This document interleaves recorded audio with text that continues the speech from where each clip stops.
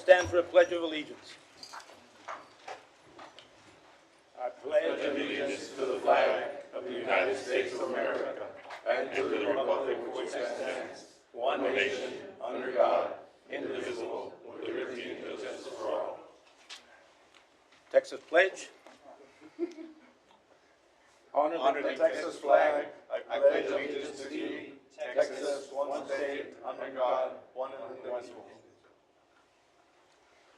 Moment of silence, please.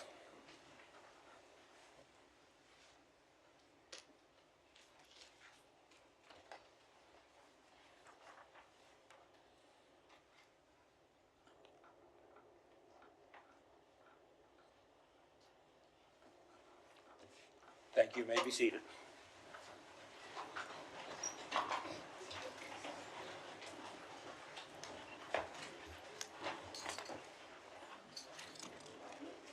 Mr. Secretary, roll call, please.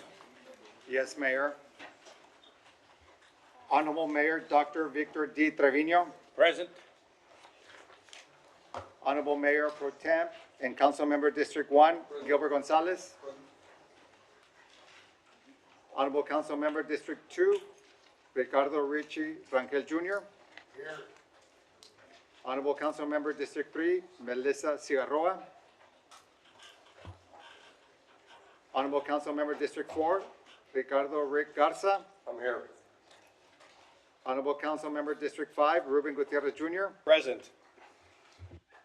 Honorable Councilmember District 6, Dr. Tyler King. Here. Honorable Councilmember District 7, Vanessa Perez. Honorable Councilmember District 8, Alisa Cigarroa. Mayor, you have a quorum. Thank you. Mayor, motion for the approval of the minutes of December 1st, 2025. Motion second. All in favor? Aye. Opposed? Motion passes. We'll go ahead and start with our recognitions before citizens' comments. Recognitions. City of Laredo Mayor and Council recognize Nora May, Parks and Recreation Department Superintendent, for her induction into the Puerto Rico Softball Hall of Fame. Nora May was also previously inducted into the Latino International Hall of Fame. Nora May is a member of the Puerto Rico Hall of Fame after playing the national team and serving as an umpire in the 2000 Olympics.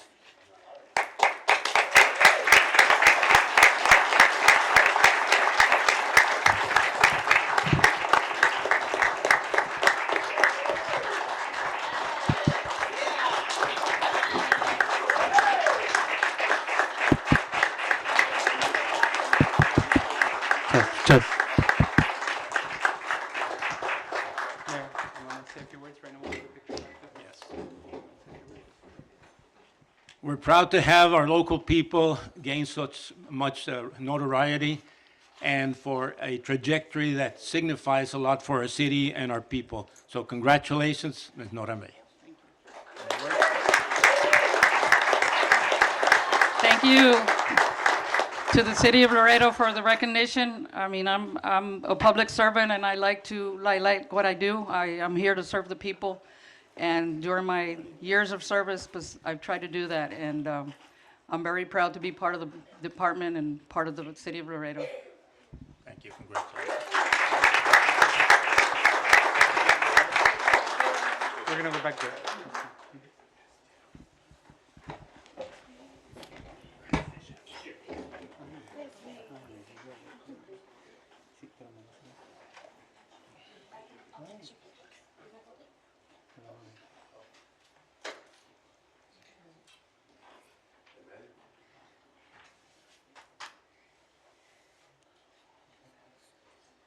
There you go.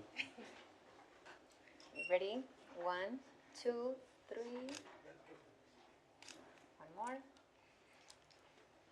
1, 2, and 3. Wait, one more. Oh, no, you go first, Andy. Ready? 1, 2, 3. Perfect. It's a little crooked, Andy. Just kidding. 1, 2, 3. Thank you. Good job.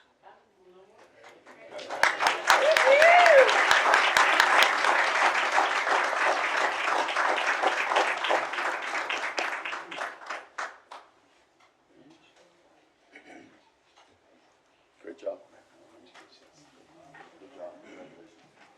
Congratulations.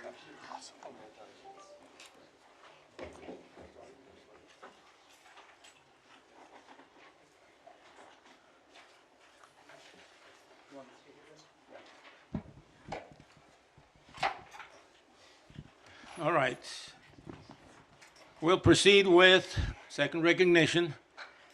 City of Laredo and City Council recognize Santo Ramos as a legendary figure in bodybuilding honored for winning the title of Mr. Mexico 7 times, including 1976, 1977, 1984, and for his achievements as a fitness entrepreneur. Santo Ramos is a person who has dedicated his life to bodybuilding. He also competed in the professional wrestling under the masked persona of El Güero Azteca, successfully blending bodybuilding and professional wrestling and distinguishing himself through his dedication and success in both disciplines. Congratulations. You want to say some words?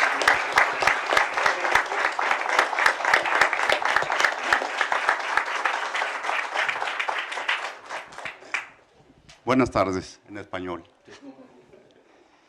Agradezco infinitivamente al alcalde de la ciudad de Laredo, doctor Víctor Treviño, por los honorables miembros del Cabildo, por este reconocimiento que recibo. Con profundo orgullo, gratitud, en esto no representa no solo un logro personal, sino también respaldo de la ciudad que valora el esfuerzo, la disciplina y la dedicación. Gracias por destacar, apoyar el trabajo, la trayectoria que han marcado mi vida dedicada al deporte del fisiculturismo.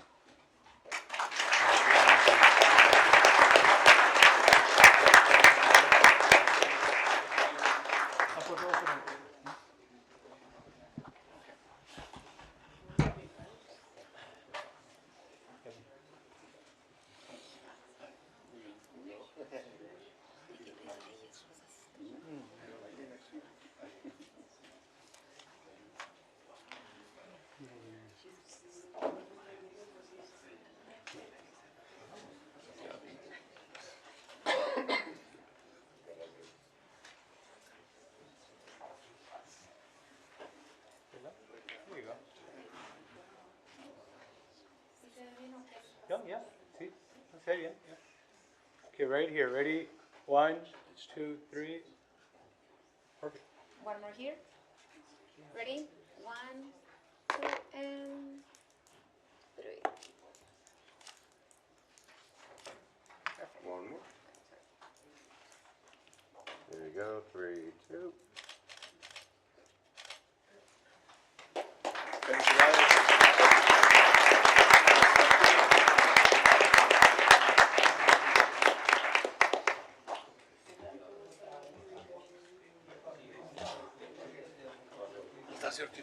Muy bien, gracias.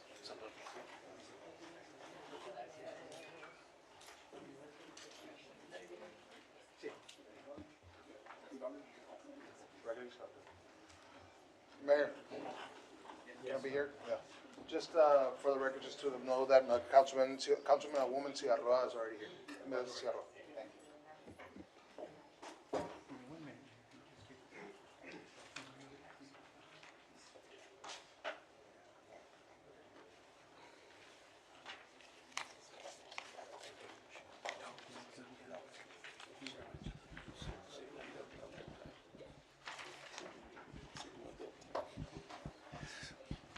All right. Next recognition. In recognition of Sigma Delta Lambda's exceptional commitment to service, completing over 10,000 service hours in this semester in support of education, at-risk youth, and community initiatives. Their work included partnership with local schools, Harmony Public Schools, and numerous community organizations supported by strong member leadership and dedication. The chapter continues to expand its impact through upcoming state level and global service efforts. Congratulations.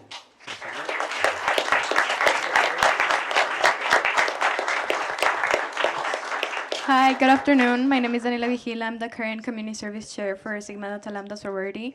We're really grateful to have this honor by the city. 10,000 hours in a semester was not an easy task to do, but thank you to the ladies here who helped us complete these hours during the semester, as well as the rest of my sisters that they weren't here today. But yes, it's always we're always happy to get back to Laredo through events, through service, and service and philanthropy is some things that we value a lot here in our chapter. So thank you so much.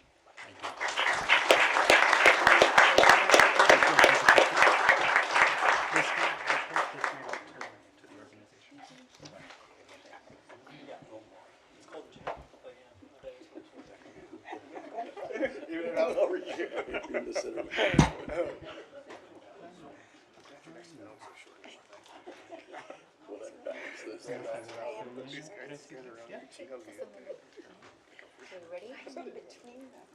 Yeah, yeah. 1, 2, and 3. One right here. Ready? 1, 2, 3. Perfect.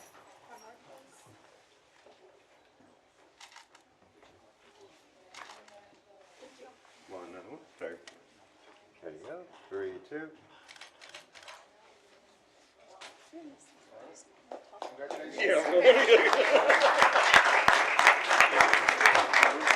Congratulations, guys. Thank you so much. Congratulations. Thank you so much.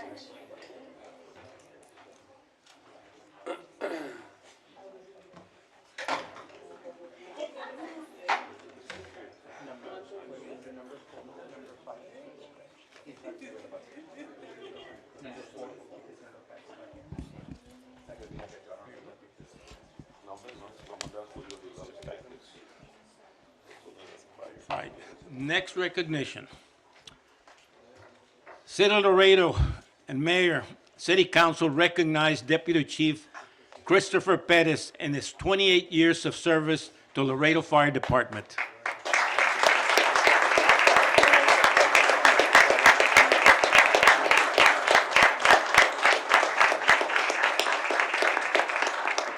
And we do want to thank him for his service at the city and people of Laredo. Thank you very much.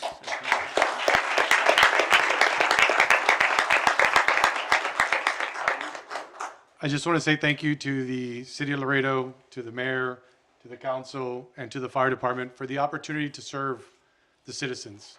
Because as a firefighter, that is what we do. We serve with pride and honor, and it was my privilege to do it for 28 years for the City of Laredo.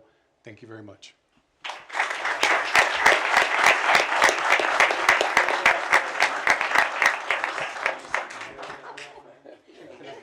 Oh, okay. Go ahead. We also wanted to present from the fire department a small token from the department for your 28 years of service. The chief helped us modernize many tasks that he did. He recently was awarded the Medal of Merit for all his accomplishments. One of the major ones was that he helped us modernize our entire fleet. We have one of the best fleets in the state of Texas, and under his leadership, we were able to do that.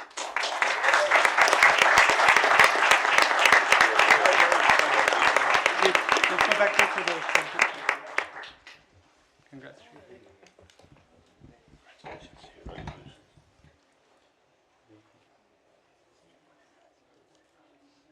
Okay, ready? 1, 2, and 3. Good job, Kathy. Perfect. Good.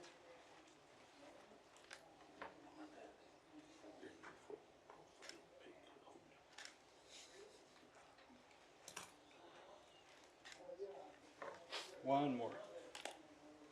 Ready? 1, 2, 3. Perfect. Thank you, Chris.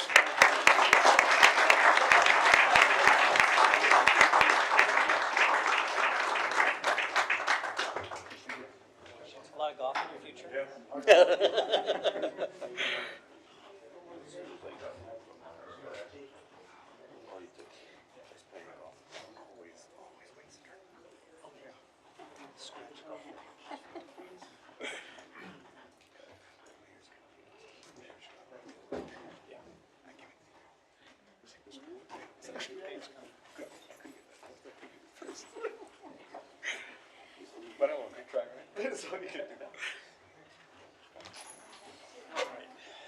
Mayor, just to acknowledge, Council Member District 7 is here, Vanessa Perez, for the record. Yes, no, thank you. Yes.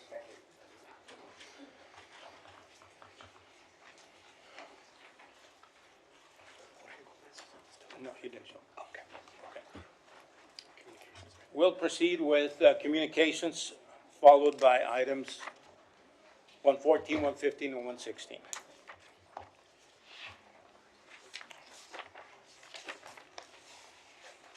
Communications.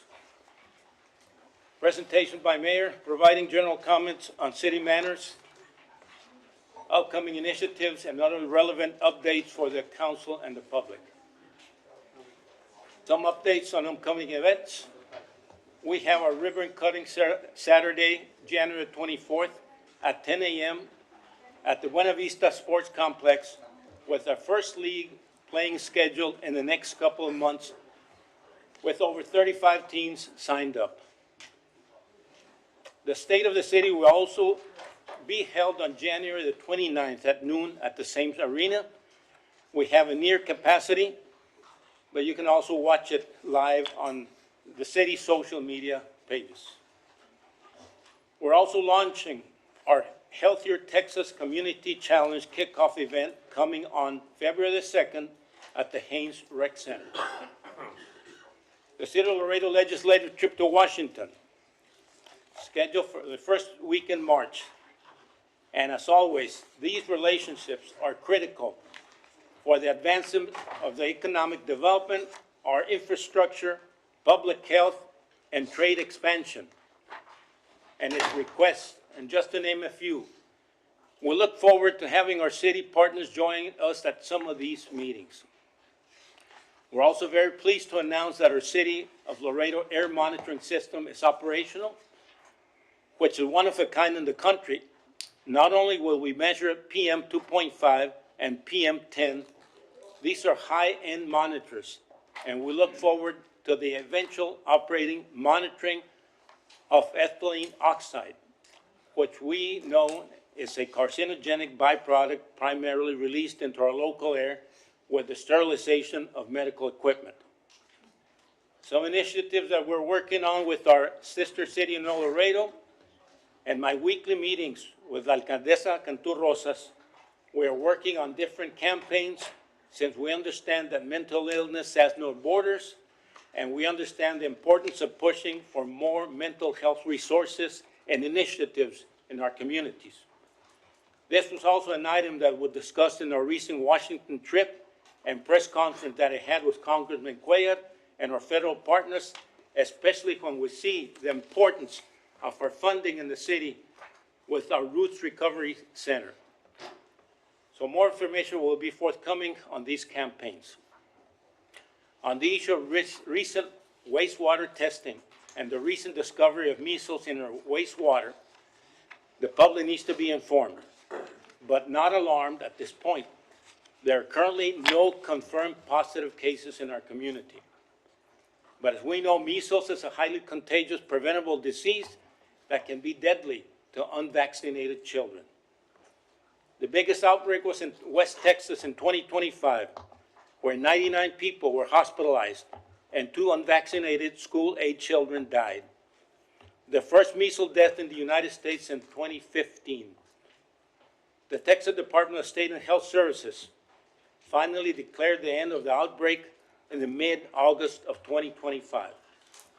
Measles symptoms begin with high fever, cough, runny nose, and red watery eyes, followed by tiny white spots in the mouth a couple of days later. Shortly after, a reddish-brown rash can be spread 3 to 5 days after the initial symptoms starts. The spread of measles can be avoided by maintaining high vaccination coverage in our community. The vaccine is known as MMR, which is the mumps, measles, and rubella vaccine. And Dr. Chamberlain, can you please come up and give us an update on some of these items if Dr. Chamberlain is present?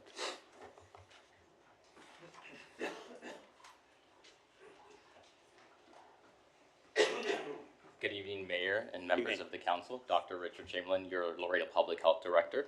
I'm going to open up a couple of slides just really quickly to emphasize what the mayor just shared. First and foremost is the Healthier Texas Challenge, which will be running from February 2nd to March 29th.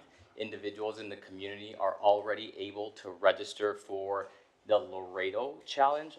Last year, we were able to come together as a community and win big, as in second place, when we had never placed before in the large city category.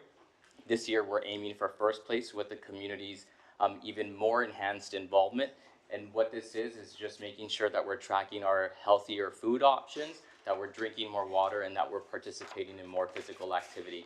And all that is tracked this year via the Wellnify app. That information you can find there at texascommunitychallenge.org. Regarding the measles identified in the wastewater surveillance, on this slide you're able to see that historically, since we started doing wastewater surveillance, we've never detected measles in our wastewater surveillance system. And this was a great opportunity for us to hypothesize about how we identified this in our wastewater surveillance activities. We were able to hypothesize that it was a transient individual, since we had never seen this in the community before. And as you can see, we haven't seen it afterwards. But this allowed us to alert the medical community, to alert the general community, and to re-emphasize the importance of choosing to be vaccinated, as we know that the MMR vaccine, the measles, mumps, and rubella vaccine, saves lives.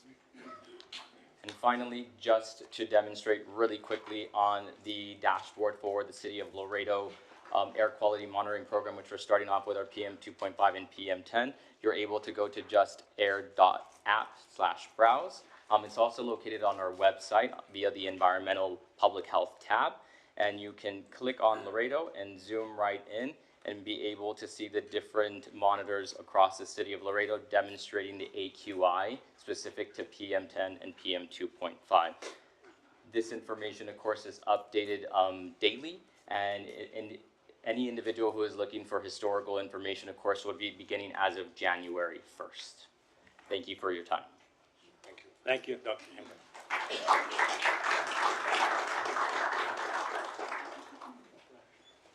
Invitation by the Washington Birthday Celebration Association to the City of Laredo, Mayor and City Council, and the citizens of Laredo and Webb County to the upcoming WBCA events, with a presentation of the 2026 WBCA commemorative artwork to the Mayor and City Council. Do we have a presentation?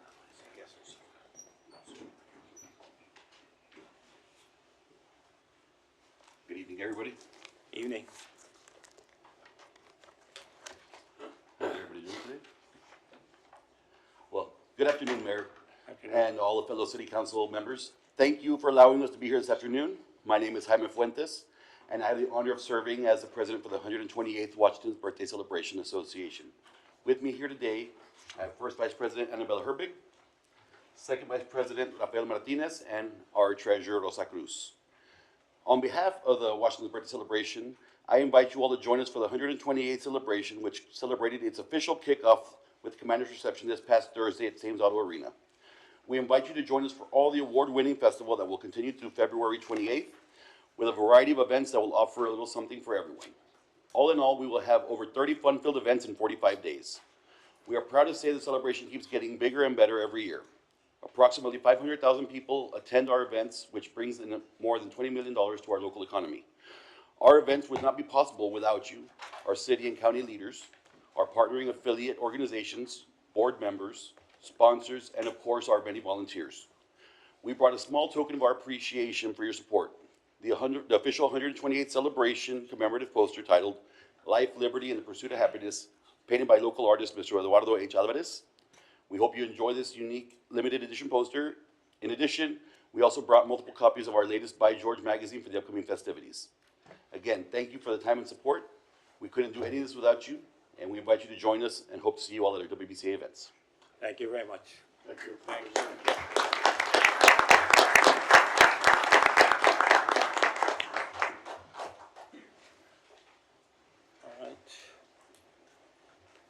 We we will proceed with, we have quite a bit of citizen comments. Pardon? You're at number 8. Presentation update on recent border security discussions. Oh, yes, we have one more presentation. And you have a comment on that. No, yes. Yeah, where is it? I think which one? Number 8. Next presentation is a presentation and update on recent border security discussions. Mayor, I'm happy to give additional presentation. I know on Friday, we actually covered our trip to DC and all of that. If you'd like some more, I'm happy to walk through some of the things that we are currently doing, but I'll Yes, if leave you it up would. to you. Okay. Summarize, please. All right. And I don't know if it might be best in my presentation still.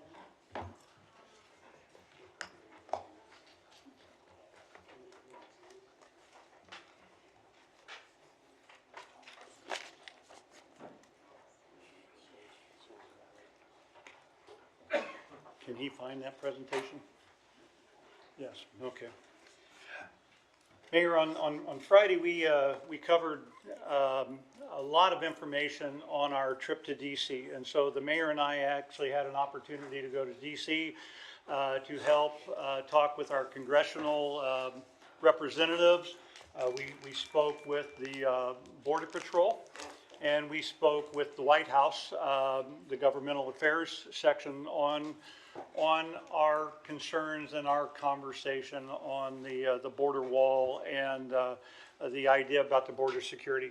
Of course, all of this goes off of our framework that was approved by the City Council back in November, December, where we are going to take the approach of negotiating and saying we're all in favor of border security. We're all in favor of reducing the effects of fentanyl on our community, the illegal crossings and such like that. So we are all in favor of that. But being the #1 port of entry, we actually believe that Laredo is unique in a certain aspect. And so when we started putting that together, thank you. We went and we talked about this with Washington D.C. because we do know that when we talk locally with all of our representatives, with the Border Patrol and with anybody that is very familiar with Laredo, they all understand the uniqueness of Laredo. Our goal is to get to those that don't understand exactly what happens here, and so that's why we went up to D.C. last week. Within that, we did discover through all of the conversation, and I know that we have some pamphlets that we put together saying this is where we collaborate and we work together. But the whole idea is that going off the framework, we wanted to make sure that the security is done through capacity and operational focus. We talked about the need to have more infrastructure, not necessarily a wall, but infrastructure along the river in order to help maintain that. So we wanted to focus security on the ports of entry. We wanted to focus it on a permanent capacity rather than any temporary surges, bringing in things like, returning a base to the city of Laredo and bringing in a presence that helps support our mission for the commerce that we have that's crossing in the bridges. We talked about inspection at scale. With the X-ray machines that the Border Patrol utilize at the border at our bridges, they're only actually inspecting about 10% of all the traffic that crosses. We actually believe that if they would increase that level, and congressionally, their goal is to bring it up to I think about 90%. If they can ever get to that level, we're happy to help with that because we actually believe that. Because most of the drug traffic is crossing at the ports of entry, that if more inspections are done, we can actually reduce that concern of what this administration believes it needs to happen. So we want to talk about the increasing of the staffing. And of course, we already know that Border Patrol is out there along with all the other agencies trying to expand the number of personnel that they have. We want them, we love the people that are coming here, shopping in Laredo, living in Laredo, making this their home, because we actually believe that makes them do their job even better. So we believe that that is a very important part of that. In our framework, we talked about the dual purpose structures. And so rather than just a Ballard style wall or something where it comes down through the property, we talked about a dual purpose type structure, and I had shown some pictures at the end of this presentation.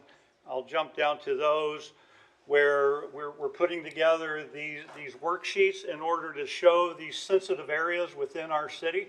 And I'll use the Max Mandel Golf Course as one of the examples. You can see it over on the right side, where we look at that area, and what I will draw your attention to are the two diagrams at the bottom, which are essentially what we call cross sections of the river. And within that cross section of the river, we show where the river, the height of the river is, and how much of that bank is within that structure.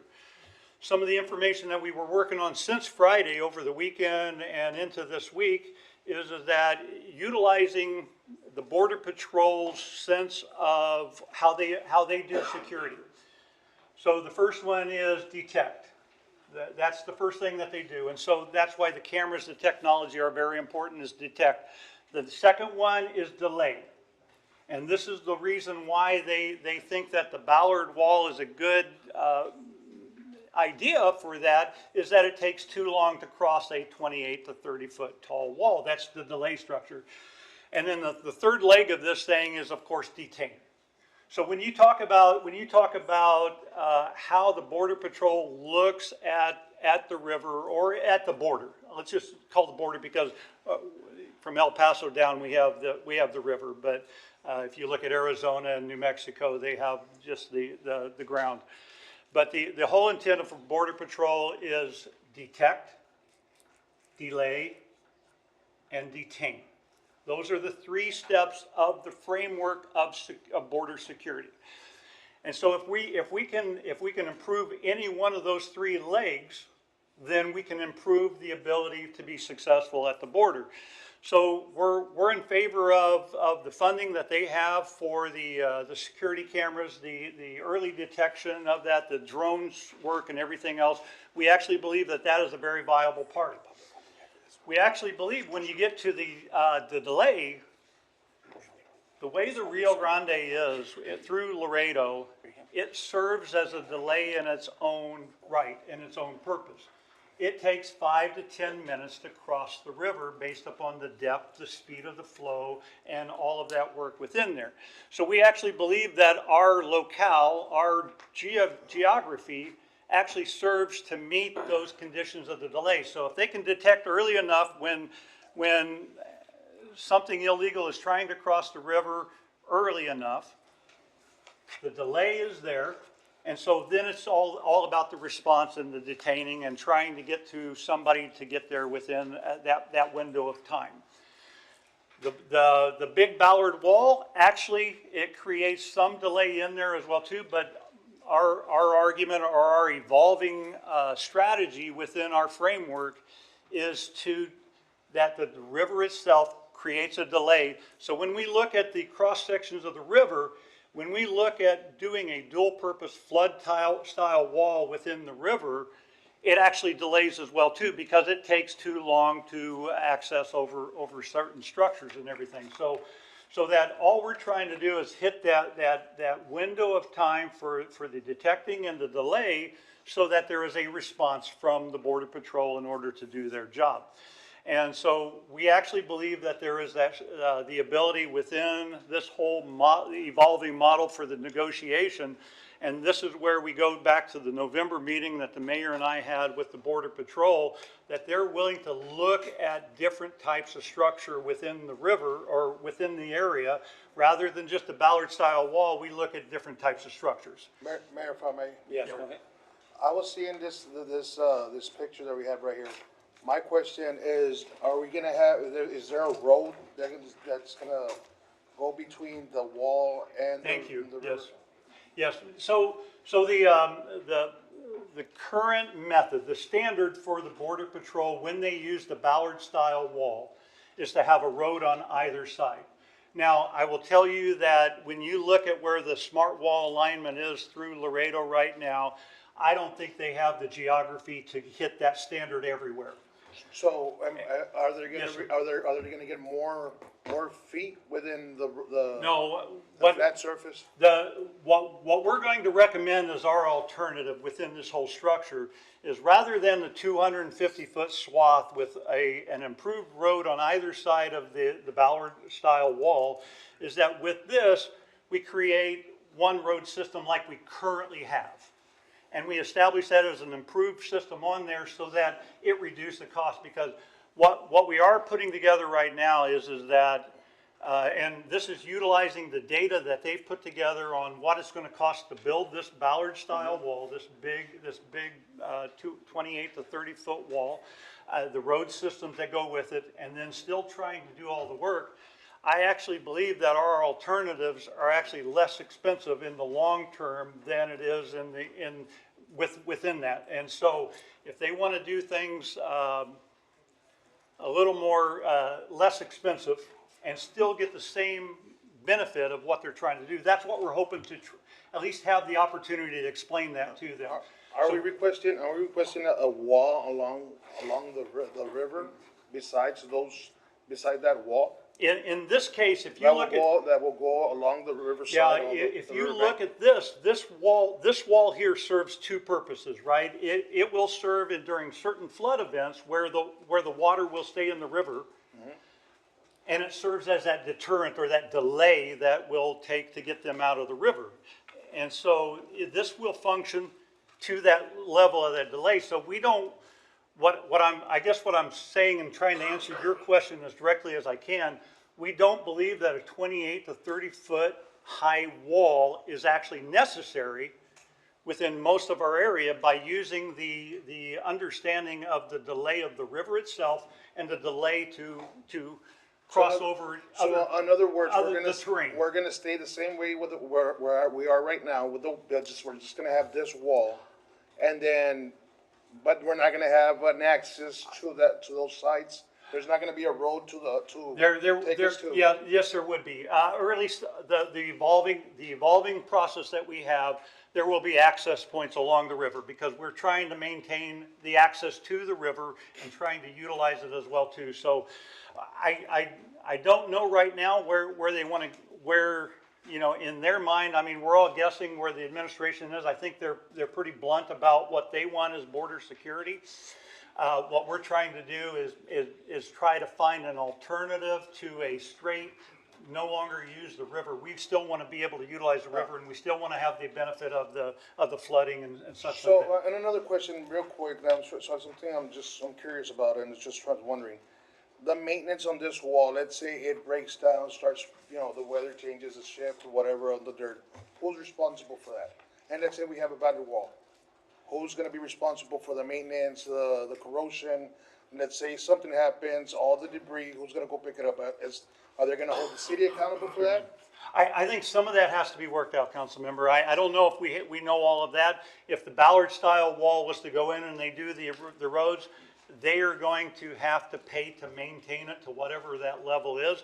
What I would hope for is that based upon the alternative serving as a border security type measure, that there would be some assistance within that where it's not all just the city's responsibility to take care of one thing or another. I hope to get to that level. Again, this is the idea about evolving out the alternatives to a Ballard-style wall. And my understanding is at least some of the estimates that I'm seeing on maintaining a mile of the Ballard-style wall is that they're trying to budget almost $800,000 a mile. And so that's the numbers that we're kind of seeing within that. I think the state of Texas with the wall that they put in, they're estimating about $500,000 a year in order to maintain that wall that they're doing as well too. And so when you're looking at the installation of the Capitol and you're looking at the regular ongoing maintenance, what I'm trying to do is show that the personnel is actually less expensive in an urbanized area like Laredo, and let's use personnel and technology rather than the barrier itself. that's the argument that we're trying to have. Mayor, may I? Yes, I think to also bring a little bit of clarity to who's responsible for the maintenance, if that smart wall, the 30-foot bollard wall in the roads goes in, they have seized public land. So they actually are the landowners of that land where Thank the you. wall is. So they're, as property owners, they would be responsible for the maintenance. Not that that's what we want, but that's just what it'll end up being. So I think that's what we're trying to accomplish within that whole structure. Let me see if there's anything else I really wanted to make sure that we touched on while we're here in this public meeting. Yeah, we covered a lot of this on Saturday as well too. The one thing I think, and I pressed this on Friday as in our workshop as well too, and I think the mayor and I heard this out of everybody up there. Border security is one of their number one goals for this. What we're hoping for is the opportunity to share what our alternative looks like, where we can get them to that. I know that on Friday we actually had a conversation about trying to look at this like the Border Patrol looks at it, rather than look at it with our eyes, because our eyes look at it as that river being our life, our part of our heritage and everything else. But if we're not looking at it the way that we're talking with these individuals from the federal government, then we're missing that communication portion. And so the idea is to really look at that. And I think we've said it more often than not, don't take that as acquiescence or looking at saying we're going to do it your way. What we have to do is we have to be able to understand where they're coming from in order to meet their needs and speak in their language in order to make sure that we're trying to get our point across. And I will tell you that Congressman Cuellar, Senator Cruz, Senator Cornyn, they are working very hard at that for our benefit as well too. I will say that the one other thing that we heard from all of our congressional people is that be very specific about what we are asking for. And I kind of call it like do half their work for them. You know, if we have to lay it out there, we have to lay it out there to that level. And that's why our engineering department and everything, we are walking through the cross sections of the river, the whole 41 miles through Laredo, so that we can kind of show where certain structures will work better than others. And we talked about it on Friday as well too, up north of Columbia. That made sense to us to work with the state in order to put a Ballard style wall up on there because it's less populated. We talked about that with our property down in Stark County where we work with the federal government. We just don't believe that in an urbanized area that this works as well. Had an opportunity for some training to go out to Chula Vista, California 2 weeks ago, and looking at in San Diego area, looking at the border there. We are one of the fewer communities that have built up the closest to the river where we're connected to it by housing and such. If you look through San Diego, it is all industrial, it is all more commercial through there. El Paso is almost the same way where there's different properties there. I think if you get in the valley, you can find a couple areas where you find a little bit of housing and such growing up to the river, but not as much as what Laredo is. We're all the way along with it, which does make us different. And so I don't think the one size fits all within that structure as to what they're asking for, but I think that we've had good responses. I think that they're all willing to hear us, but they want to know what is it going to look like, and this is where we're going down through the river and saying this is how this would work.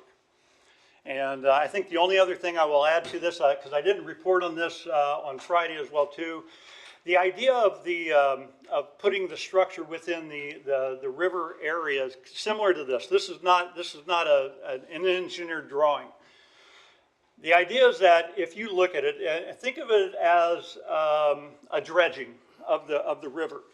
If we take out X number of pounds of soil out of the river, we've actually created more capacity in the river. What I'm saying is that you take that capacity, you create that capacity in there and you put it behind a wall. And then therefore, there is no new flood impact to Mexico. There's no new flood impact to anything else that's happening out there. What we've done is that we've just kind of moved some of the soil out of the way in order to make room for these structures. And that happens in floodplains all the time. And I think that's where I just want to make sure that everybody's aware of that with that. But you know, I appreciated the opportunity to go out to DC with the mayor. I think that the trip was very well received. And I love to stay home and do the work around here. But I think that our conversations up there with the White House, our conversations up with the Border Patrol, and always with our congressional individuals. But those conversations with those entities was very important for our success at getting our voices heard as to what we want to try to do. And so, Mayor, I'll leave it at that unless there's any other questions on this report. So. Right, thank you very much, Mr. Mayor. I do have a public comment on this item. We'll bring it up. Tricia Cortez. Thank you. And I will get out of the way.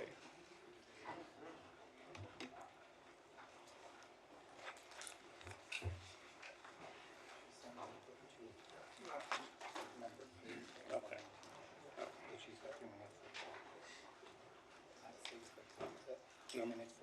Okay.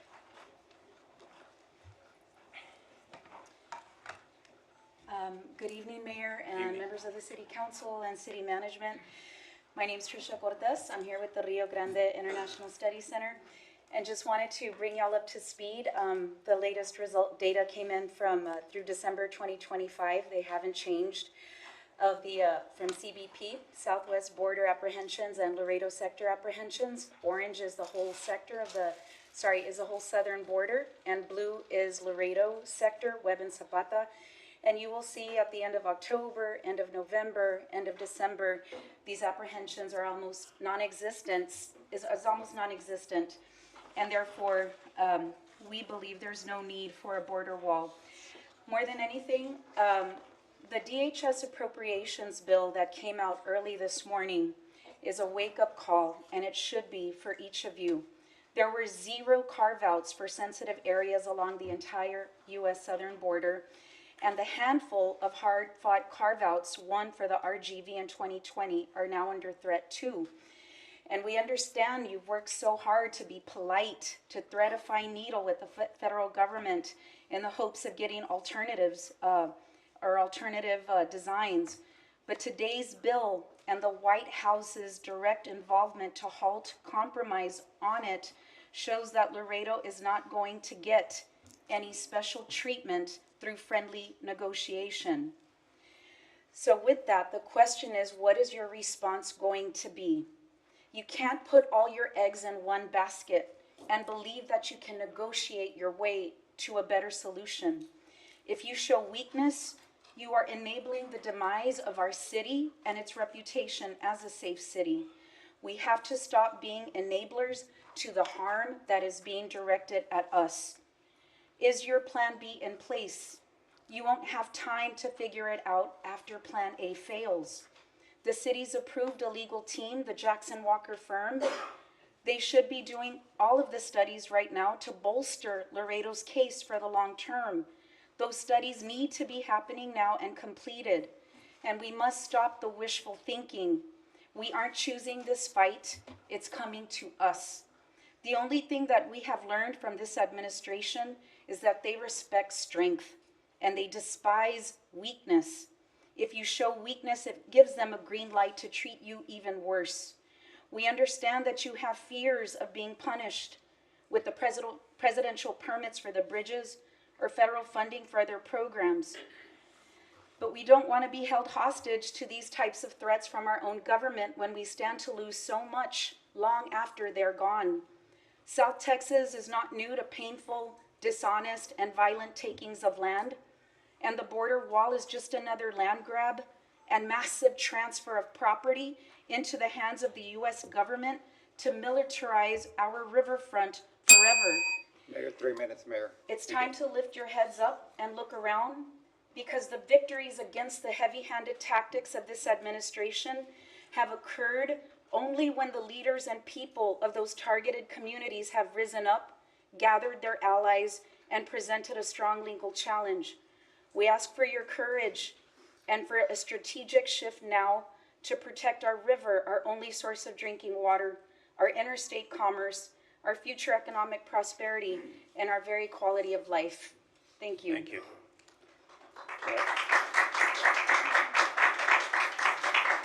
All right, we're going to continue with public comments. This is Karina, Mrs. Karina. That's all it says. All right.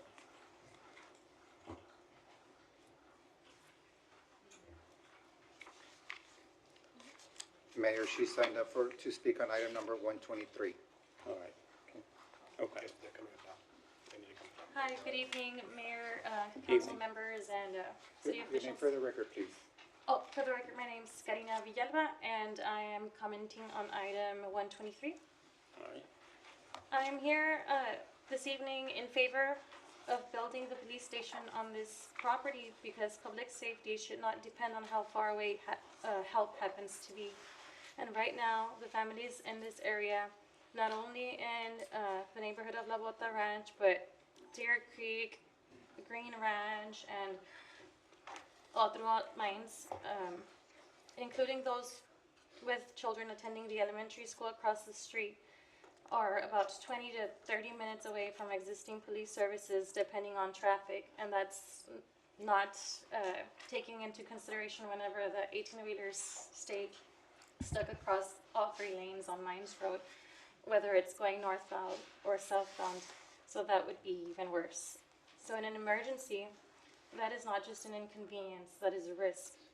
A local police station means faster response times, greater visibility, and the ability to respond immediately when something goes wrong. For parents dropping off their children, for the teachers responsible for dozens of students, and for the residents who live nearby, that presence matters. It provides reassurance and real protection.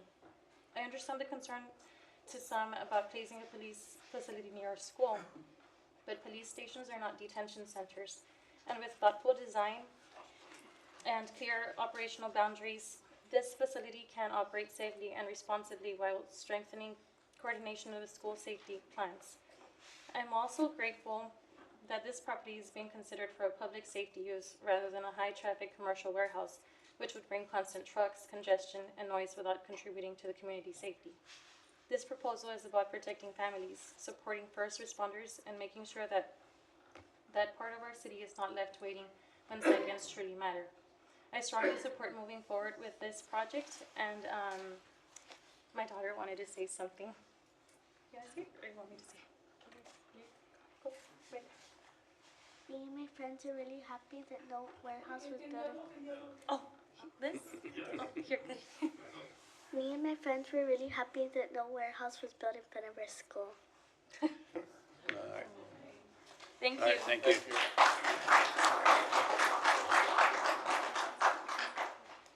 Next public comment is James Arthur on item 123. Good evening. My name is James Arthur, and I am the community manager for the Homeowner Association in La Bota. And on behalf of the board, I have a statement that I'd like to read to you as quick as possible, and it'll be entered into the record. Honorable Mayor and members of this Laredo City Council, this is in regards to the 15-acre property in front of the Moeller Elementary School, in regards to child safety, traffic concerns, and city ownership.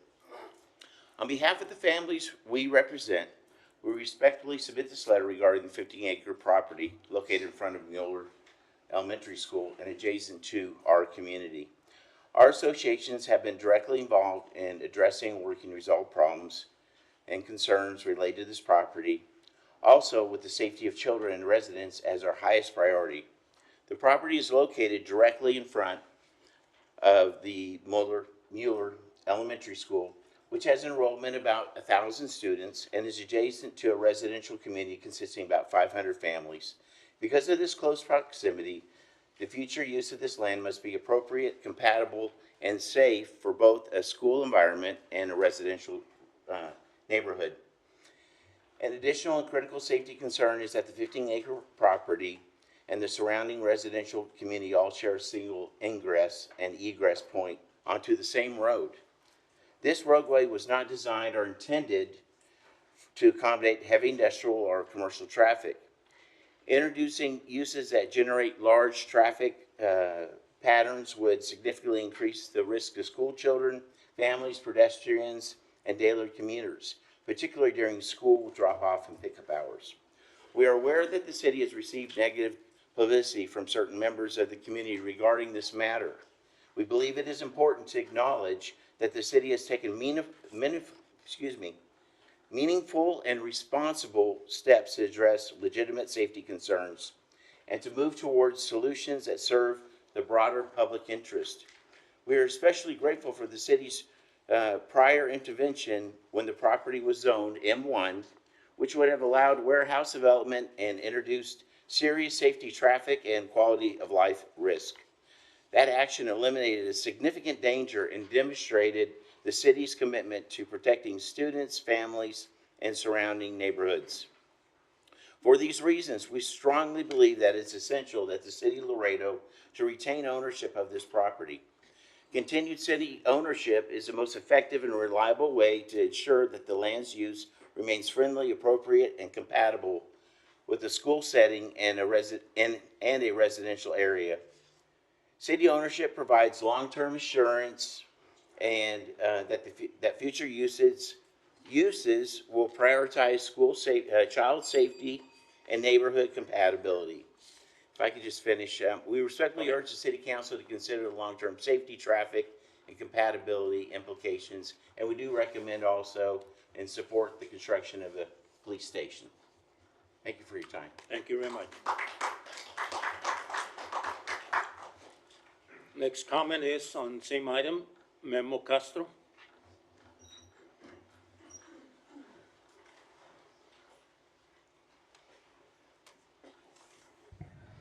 Good evening, Board.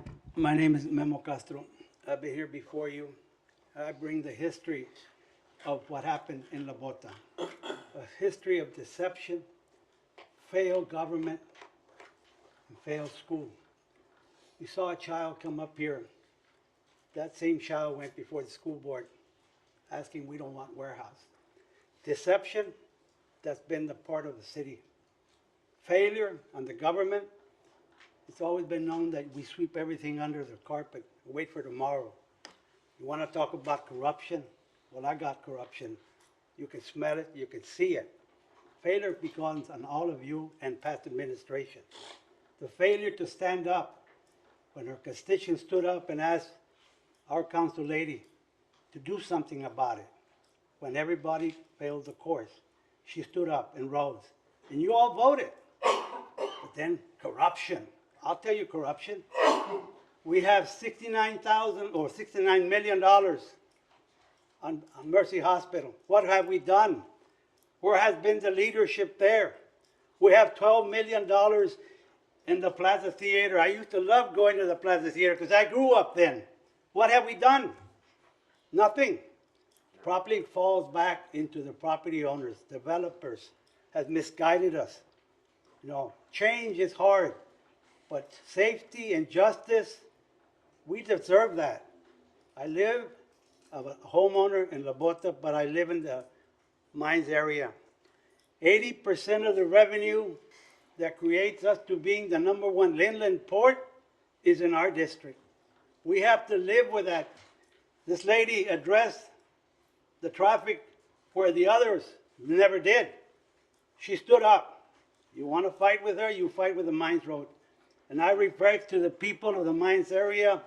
When I took the fight to fight for the injustice of La Bota, I said it in Spanish and I'll say it again.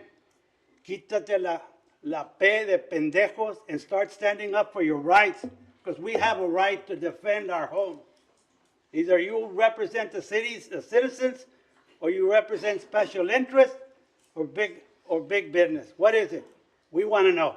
Thank you.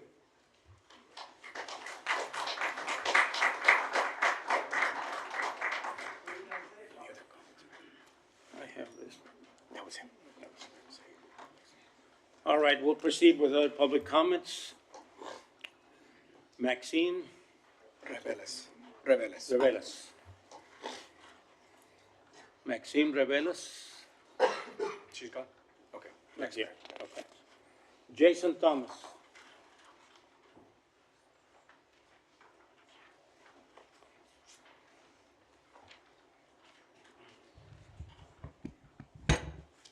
Good afternoon. My name is Jason Thomas, and I live at 9803 Sequin Court. 7 months ago, I stood here and begged for your help with dog barking in our neighborhood. 2 other neighbors had also spoken to police about this nuisance. Prior to June's city council meeting, I wrote to you and asked for your help. If you took the time to read the police reports I sent you, you would have read that in one report, the officer wrote in part, quote, "While talking with Mr. Thomas, a canine could be heard barking continuously. Another neighbor advised me he has been neighbors for almost 11 years and has always heard the barking, so much that his children at one point did not sleep in their bedrooms due to the barking all night," unquote. In another police report, the officer wrote in part, quote, "As soon as I arrived at 4:10 a.m., you could hear dogs barking," unquote. Less than 3 months ago in November, another officer wrote in their report, in part, quote, "At approximately 03:20 hours, I could hear what appeared to be several dogs barking," unquote.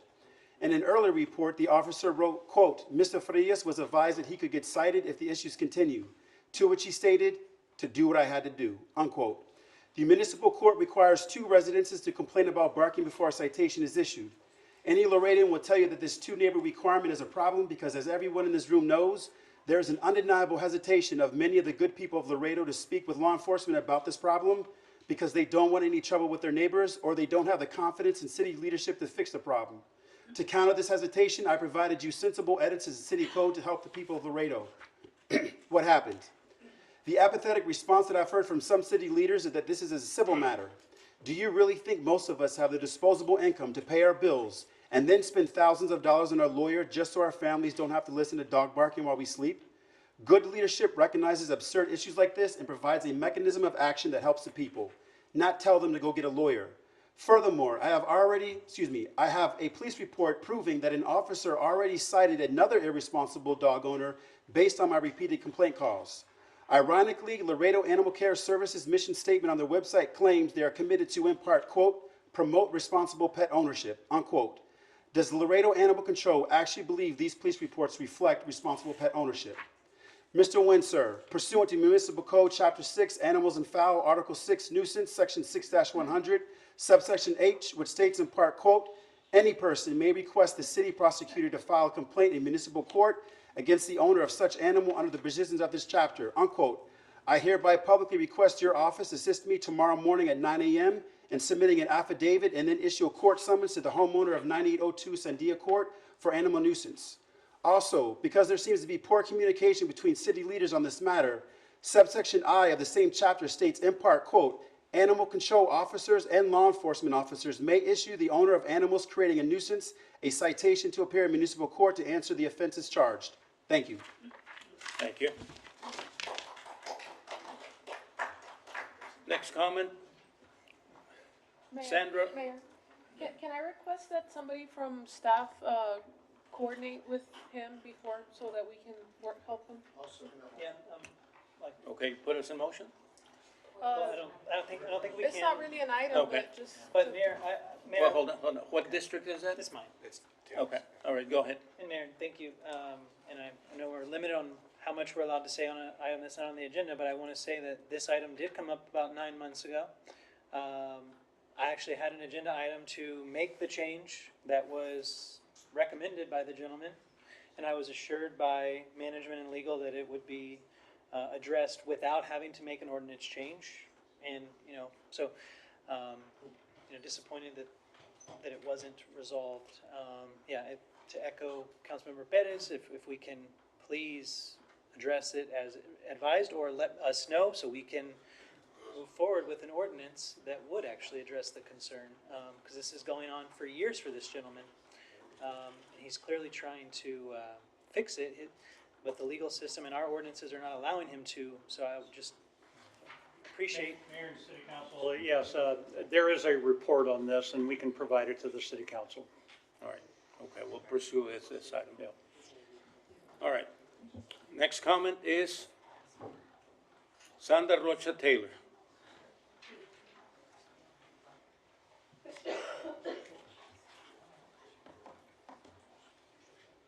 this visible?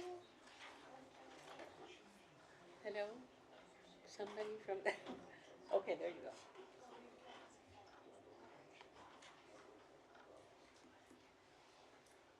Well, I don't know how to enlarge this. Here. Oh, here it is. They're gonna zoom in. Oh, okay. They'll zoom in for you. Just hold it there. Okay. Hi, Sandra Rocha Taylor. I'm here on behalf of the Montemucho Audubon Society, Laredo Birding Festival, and also the Laredo Cultural District. And just to bring to your attention, Honorable Mayor and City Council members, this video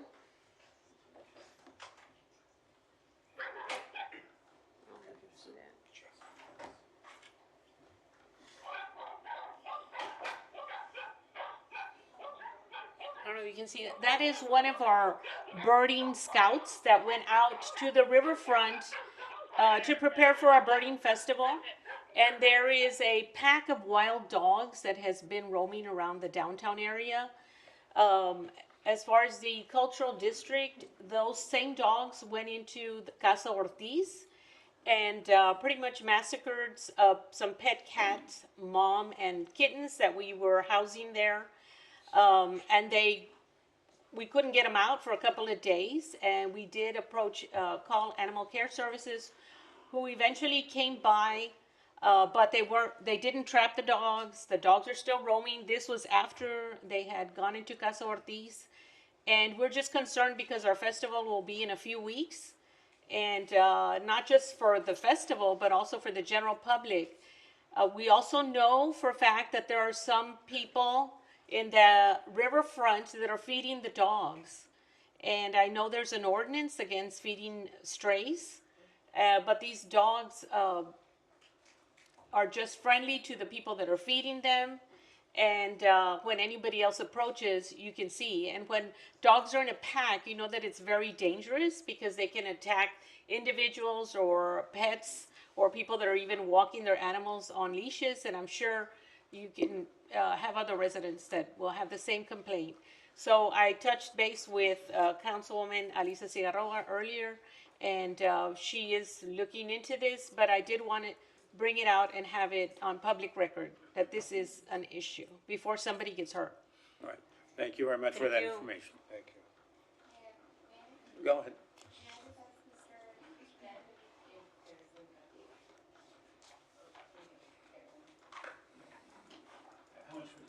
Oh, no, I'm just saying if there's an update on this issue, but. Yeah, I know that we have Ms. Bluestone here. Mayor, members of the council, Animal Control was informed. I informed Ms. Bluestone, so she's here. Yeah, we were provided the video the other night, and so, yes, and so we turned it over to Animal Control for management of that. As soon as we received the video, we did send officers out. I know that they were out prior. Dogs were gone by the time the officers got out there, but we're going to continue to kind of patrol that area. All right, just name and title for the record, please. Lauren Bluestone, Animal Services. All right. Okay, thank you. Mayor, and I would ask that if any citizens run across these animals again or anything, please give us a call directly. That way we can respond. I don't think we can keep somebody out there continuously, but if we can get out there quick enough, I think we stand a better chance of picking up this. I do believe this birder did call 311 several times. Wonderful, wonderful. Yes, I just asked for the help. Okay, thank you. Yes. Thank you. Next comment is Rodolfo de Hoyos.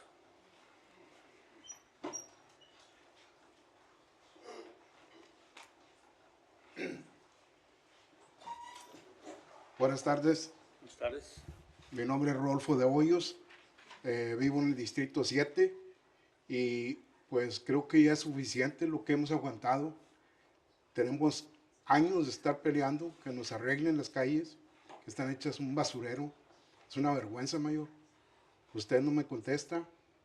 Le he dejado recados. El último recado que me dejó usted con su secretaria es que usted no tenía nada que hablar conmigo. Y eso no fue lo que prometió cuando usted salió a campaña. Usted iba hasta tirar las puertas para que tuviera puerta abierta. Igual con la concejal. Cantidad de veces, las 2 veces que se contactó conmigo fue para decirme que ella no podía hacer nada. Si no puede hacer nada, ¿qué está haciendo en ese puesto? El distrito en mi área está completamente abandonado. No la conocen, yo creo, la gente. Nunca la he visto que ande por ahí, preguntando a ver qué es la necesidad del distrito, que se supone que ese es el trabajo de ustedes. No nosotros andar buscándolos a ustedes. Estoy cansado de mencionar esto, aparte de la inseguridad. Nosotros también tenemos niños en nuestra comunidad y tenemos 2 escuelas. ¿Y qué sucede? He reportado cantidad de veces y hasta he hablado a la policía, han ido y lo que me dicen es, no podemos hacer nada. Entonces, si ellos no pueden, ustedes no pueden, pues nos armamos y nos ponemos en la calle nosotros, ¿o qué hacemos? Es una respuesta muy estúpida, perdónenme, pero ya estamos hartos. Los carros bajan por internacional a una velocidad de 40-45 millas por hora. Tenemos 2 escuelas ahí, Troutman Middle y Elementary. También tenemos niños mayor. Usted, si la concejal no puede, usted es el que tiene que salir a responder. Porque se supone que usted es el que representa a todo el pueblo. Pero no veo esa representación. Sí veo mucho reconocimiento. Yo no digo que las personas no se lo merezcan, pero nosotros nos merecemos que nos hagan caso. Pagamos impuestos, no nos lo regalan. Tengo tiempo desde el BAN, vine también. ¿Qué se hizo? No se hizo nada. ¿No hay dinero para ese distrito? ¿Nomás para la bota? Ahí tenemos también terrenos vacíos si los quieren comprar para ponernos una estación de policía. Les digo, no recibimos nada y todavía tenemos que pagar por los 5.9 millones que gastaron innecesariamente y por negligencia y prepotencia. 3 minutos no es suficiente para decir todo lo que traemos. ¿Qué van a hacer, Mike? Mr. Neb, can we look into that Mayor, if I may. situation? Mayor, if I may. Yes, go ahead. I think the issue is that the speeding on International, and it was requested that we put speed bumps, but that street does not qualify for speed bumps, and I tried communicating that, but it's very hard for us to control the drivers speeding and put speed bumps on roads ¿Para that qué do está not la qualify. policía? Entonces, ustedes no pueden, Well, that was the issue. It controlar. wasn't that we couldn't do anything. ¿No lo pueden controlar? Están diciendo lo que no pueden. Order. Nomás el señor habla. Están Can we look diciendo into that, que ma'am? no Yes, sir. pueden, ¿verdad? I'm not saying we O can't. sea, no, es lo que acaba de decir usted. The Discúlpeme. speed bump request. Mayor, we will have the police chief, or a member of his team get with you, sir, and, Sí, and porque we'll- nosotros merecemos. the chief is right in the back of the room, O que nos so, quiten las taxas y estamos conformes. so we will, we'll make sure Arreglamos. that before he gets out of here, that we at least. Arreglamos. Yes. ¿Verdad? De una u otra manera. O no pagamos ya taxas o lo arreglan. No hay otra opción ya. Gracias. Se va a ver esa situación. Thank you. Gracias por su ¿Cuándo comentario. tengo respuesta? Quiero fecha. Le informamos. No, quiero fecha, que me den Public una fecha. comment is for you to tell us, and then it's not for us to be having a back and Este no es diálogo, nosotros vamos a decir lo que vamos a hacer. Ya dirigí aquí a management. Gracias por su Si comentario. van a hacer lo mismo que han estado prometiendo que van a hacer, pues ya valimos. Gracias. No puedo decir buenas noches. Adiós. No es buenas noches. Okay. Lástima de los- Edgar Villaseñor.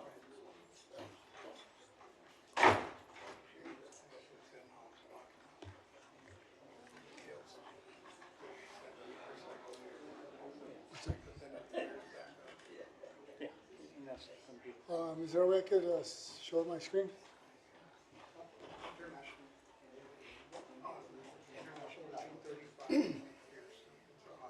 Go ahead. For the record, I'm Edgar Villaseñor, representing RISC. Good evening, Mayor, City Council, and City staff. During the last meeting, we were presented with the long-awaited results of the citywide survey on the border wall. Thank you to the City of Laredo for conducting this survey in order to help us get additional information as to where our residents stand on this critical issue. There was a lot of data, but the results are here. So, according to the survey, here we go. 51% of people said no wall versus 19% of people that said yes to the wall, according to the city survey. On the first, I didn't change that. Hold on. There we go. Somebody messing with me. On the first and primary question of whether Laredo residents are in favor of a border wall or opposed to it, the results are clear and without a dispute. A clear majority of Laredoans surveyed opposed any border wall of any kind. Given multiple options, the option of no new barrier vote earned a full 51% of respondents. That is what's called an outright majority. If that was an election, there would be no runoff. The mandate is clear. Only 19% of Laredoans expressed support for the federal government's proposed plan. Just 19%, according to the city survey. And to be clear, 51% to 19% is almost a 3-to-1 ratio. There is no gray area. The public is overwhelmingly against the wall. This thing keeps on changing on me, but 51% of people said no wall, and 30% of people voted for the alternative plan. There was an alternative plan offered on the survey as well, proposed by the city manager, the mayor, and chief of staff of the dual-purpose flood wall. Despite being presented as a middle ground, this option lost against a clear no vote, earning only 30%. Oh, shit. Okay. 81% opposed to the federal government's plans, according to the city survey results. And only 19% of people agree to the federal plans.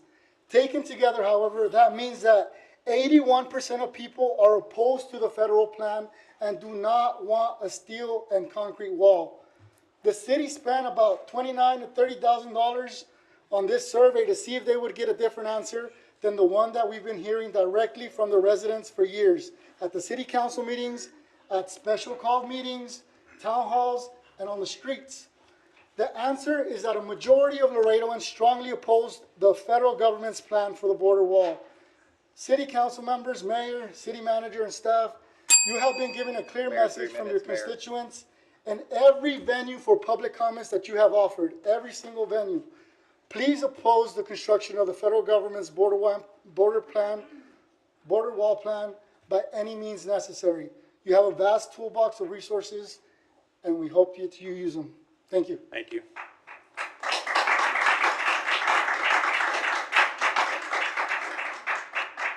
Juan Avila.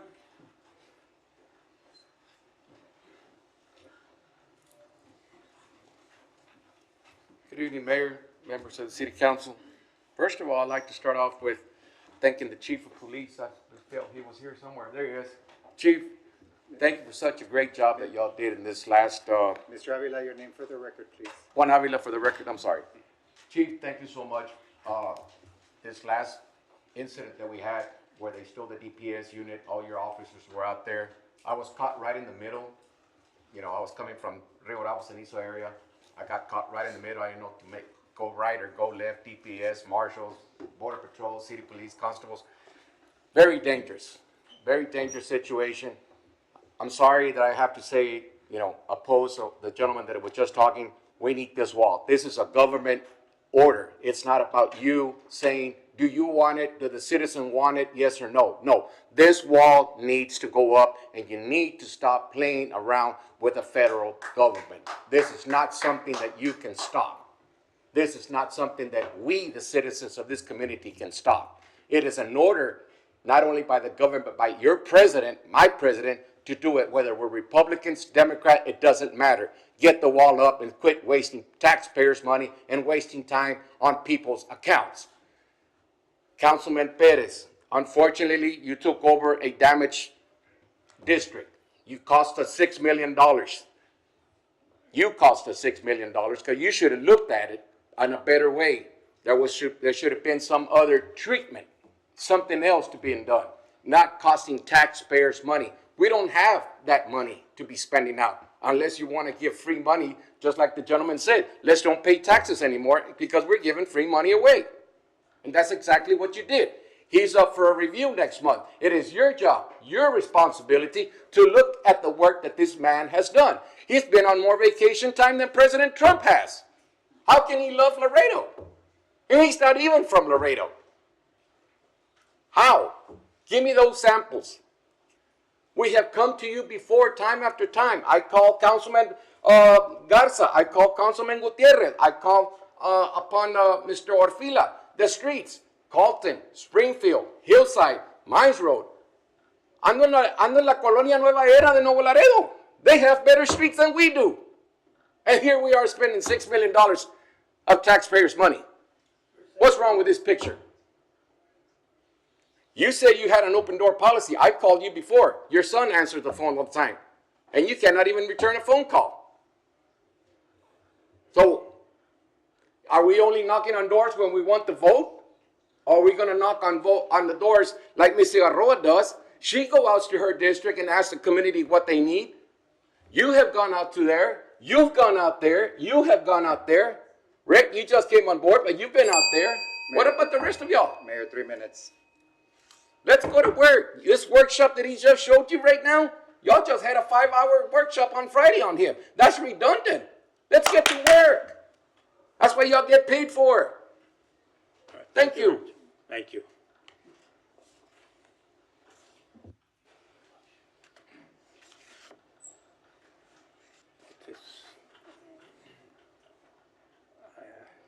I can't read that from risk.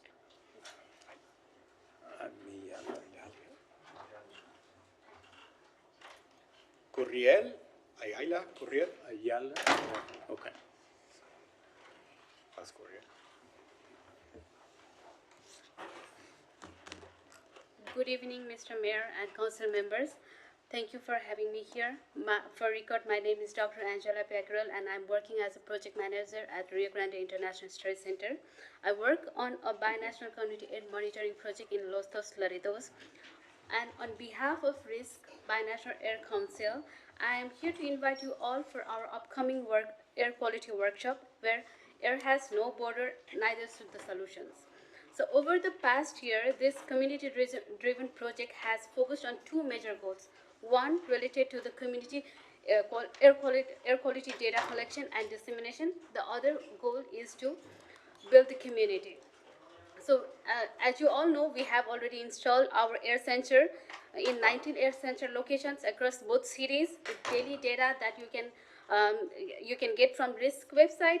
And we have also engaged with the community through workshop, webinars, monthly webinars, and like upcoming workshop like this. This will be our second in-person workshop, and we have also created a binational air council, first time in Laredo and Nuevo Laredo, who is working for the community air monitoring. So this workshop, the one coming up on January 24th, 2026, Saturday, will be at Falcon Event Center in McPherson, and this workshop marked the important milestone because this is the conclusion of our phase 1, and we are not stopped there. We are going to start our phase 2. That will be the launch of phase 2, where we are going to expand our air monitoring network with additional 35 air sensor measuring PM 2.5 and 4 high-cost air sensor measuring black carbon.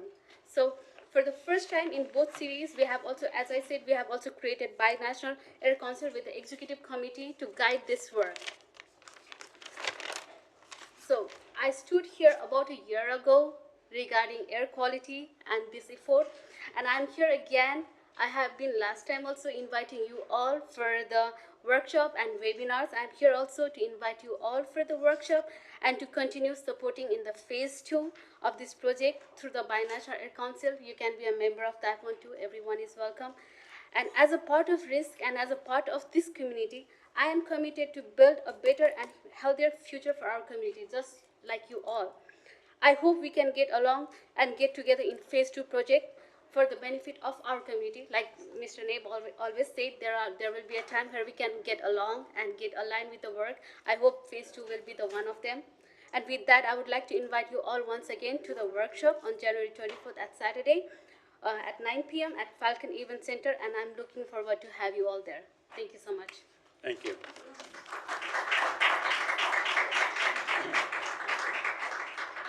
Valentin Ruiz.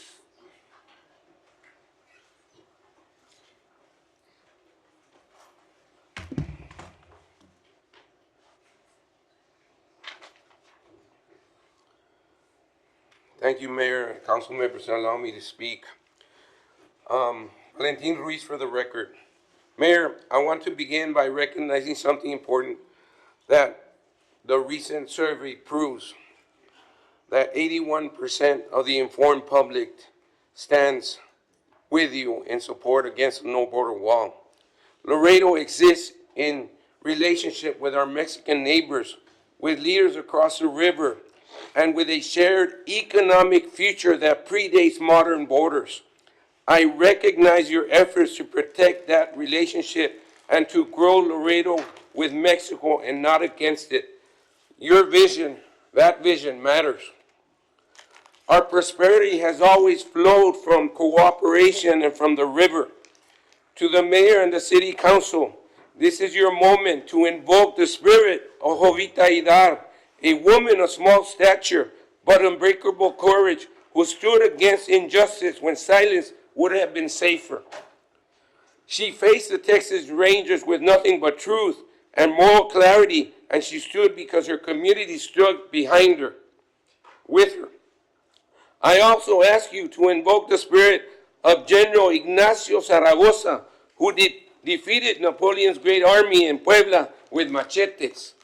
He defended sovereignty not with power, but with resolve and love of homeland and its people. The same spirit is needed now to defend our only water source and the sovereignty of our economic future. To the city manager, this is your moment to invoke the spirit of John Brown, who forced the nation to confront the injustice of slavery. John Brown's final words were, "I am now quite certain that the crimes of this guilty land will never be purged away but with blood."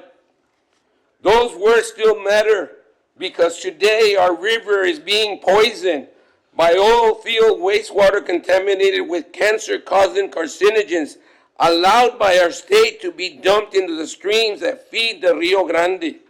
Floating barriers that leach microplastics and cancer-causing chemicals. Those buoys then break loose during floods, tearing through habitat, damaging homes, and killing people caught in their path. This is not accidental. This is a deliberate genocide of border communities along the Rio Grande. To the city attorneys, this is your opportunity to stand with the legacy of Gus Garcia, who fought for segregation in schools. He understood the equality without enforcement is a lie. Ask the hard questions. What treaties with Mexico regarding the Rio Grande are being violated? Who is accountable? If you don't mind, 30 more seconds. Who is accountable when border infrastructure endangers human life? This is your chance to stand on the right side of history.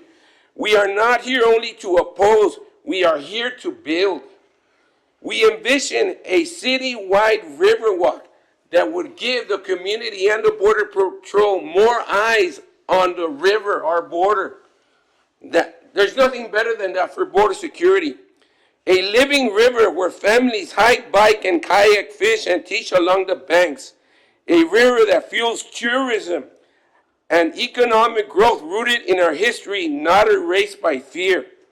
Our ancestors lived and taught along the rivers long before Laredo was founded in 1755. We are not asking for something radical. We are asking to restore what was always meant to be. Mayor, city council members, city managers, city attorneys, you are not alone. Just as Jovita Hidar stood because her community stood with her, you stand today with an informed community behind you, ready to defend our water, our health, our economic growth, and our cross-border families. Stand strong for Laredo. Stand strong for the river, because when we protect the river, we protect life itself. Plazo Camanti, thank you. Thank you.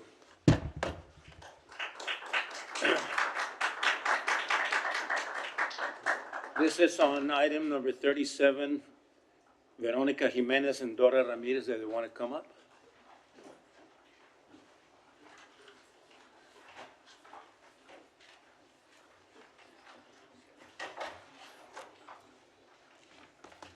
Good evening, Mayor and council members. Evening. My name is Veronica Jimenez. I am the director of the Webb County Community Coalition of Serving Children and Adults in Need, SCAN. And my name, for the record, is Dora Maria Ramirez, and I'm the Director of Prevention Services at the SCAP agency. The Webb County Community Coalition was established in 1999 and focuses on drug prevention issues in Webb, Zapata, and Starr counties. In the early 2000s, the coalition, SCAN, and the City of Laredo Health Department spearheaded the efforts to develop, implement, and a comprehensive no smoking in public places ordinance in Laredo. The main reason for implementing this ordinance was to improve public health in the community by reducing exposure to harmful secondhand smoke. Consequently, any attempts to weaken the ordinance are very concerning. Tobacco use, which is still the cause of 450,000 deaths annually, is the leading preventable cause of death in the United States.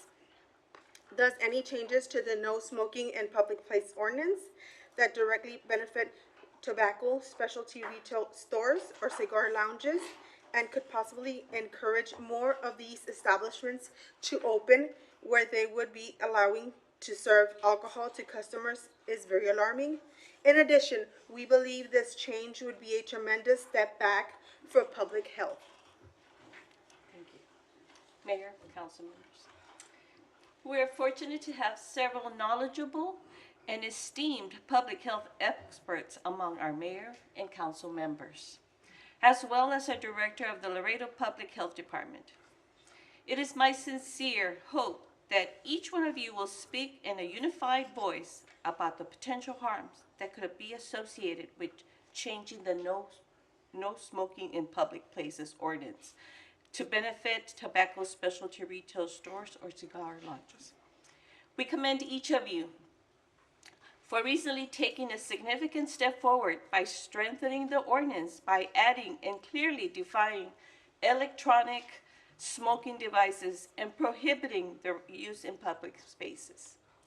Now, we ask that you please focus on continuing to promote public health and fully considering the significant harms associated with taking a step backwards by weakening the ordinance to allow alcohol consumption in tobacco specialty retail stores or cigar lounges.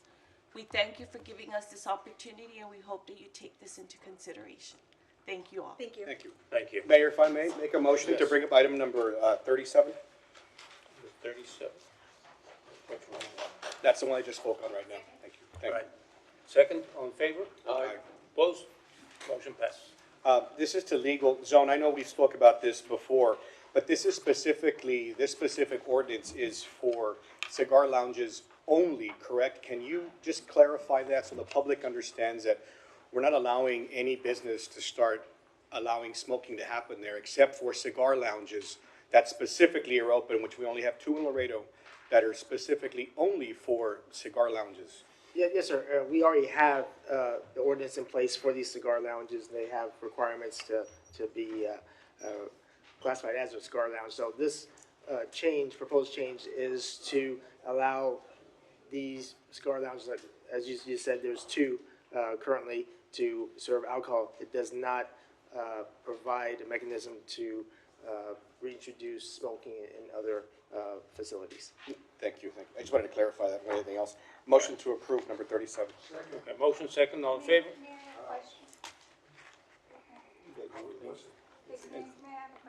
Okay, did we second and call for the question? Yes, sir.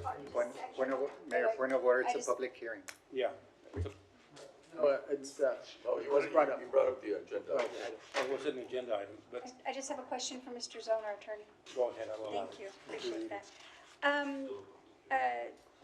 Mr. Nguyen, is there, another mechanism by where a cigar lounge, this type of cigar lounge could allow for alcohol, beverages to be served? I understand that someone floated around an idea to have it as a private club.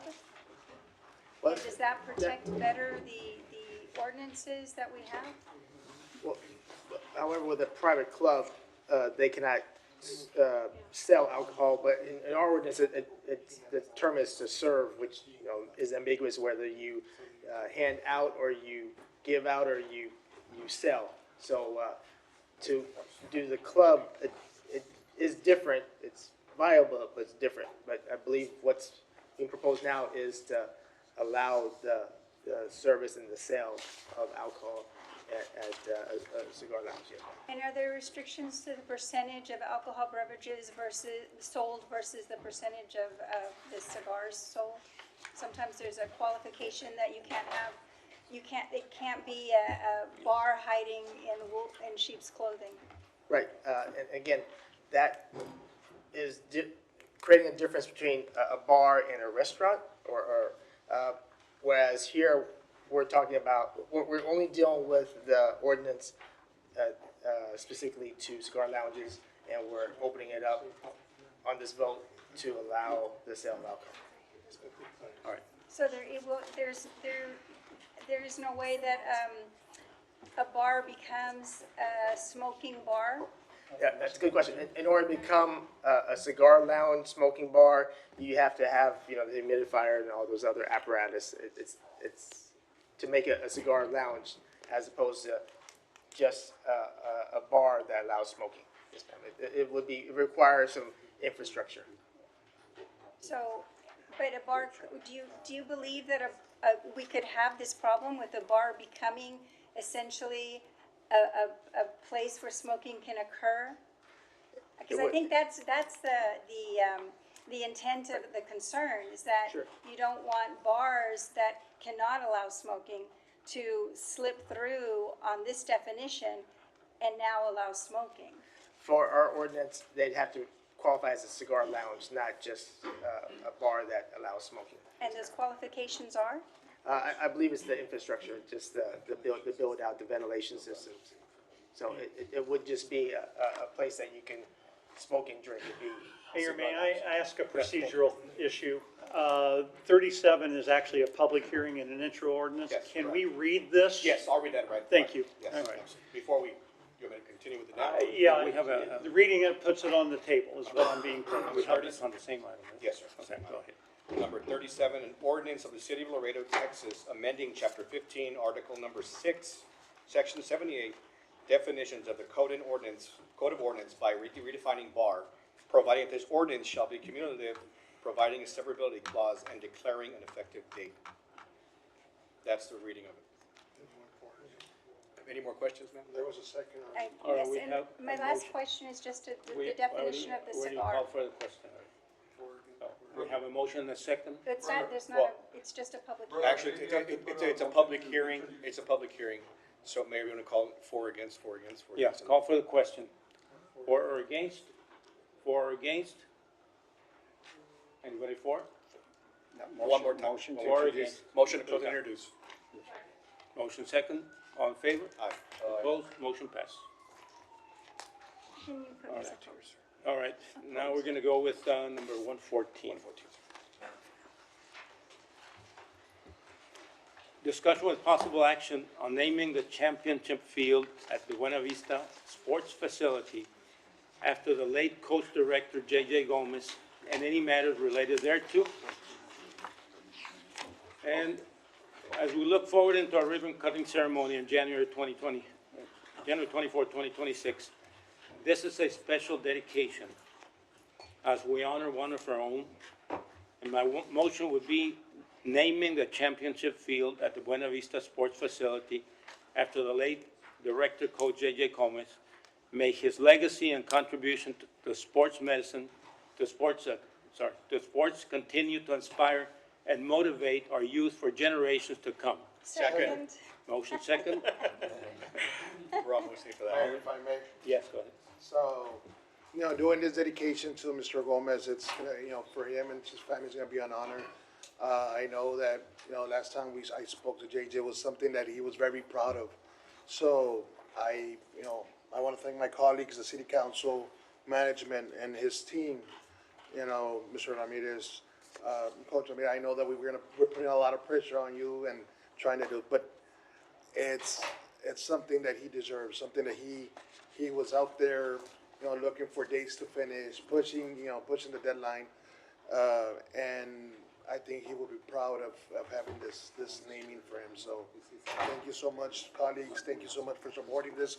Mayor, thank you so much for putting this on this item. Mayor, may I? Yes, go ahead. I hope that when we're looking at the type of plaque to put out there and the dedication that is well-deserved, justly deserved by Coach Gomez, that we'll consider an image of him so that will carry on as well. Instead of just only a plaque, that we include an image of Coach Gomez there. Thank you. All right, thank you. We got a motion, Mayor, and a second. Motion, all in favor? Aye. Opposed, motion passes.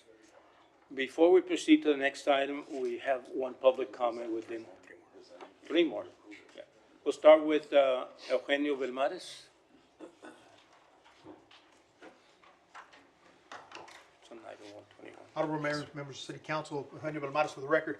If I may, I'll defer till the item that Councilman King has on there, item 123. Okay, you'll wait till then? Yes, I'll wait till Okay, then, all right. if at all possible. Wait. Okay. Absolutely. Thank you. Thank you. And we have, yeah, I'll go with, Sorry, 121, my apologies. all right. The next item will bring up Mr. Lopez also, but let me start with 115. Discussion with possible action on placement on the need of pediatric intensive care services for a public vote on the November 2026 ballot in line with previous city council approval and any matters related thereto.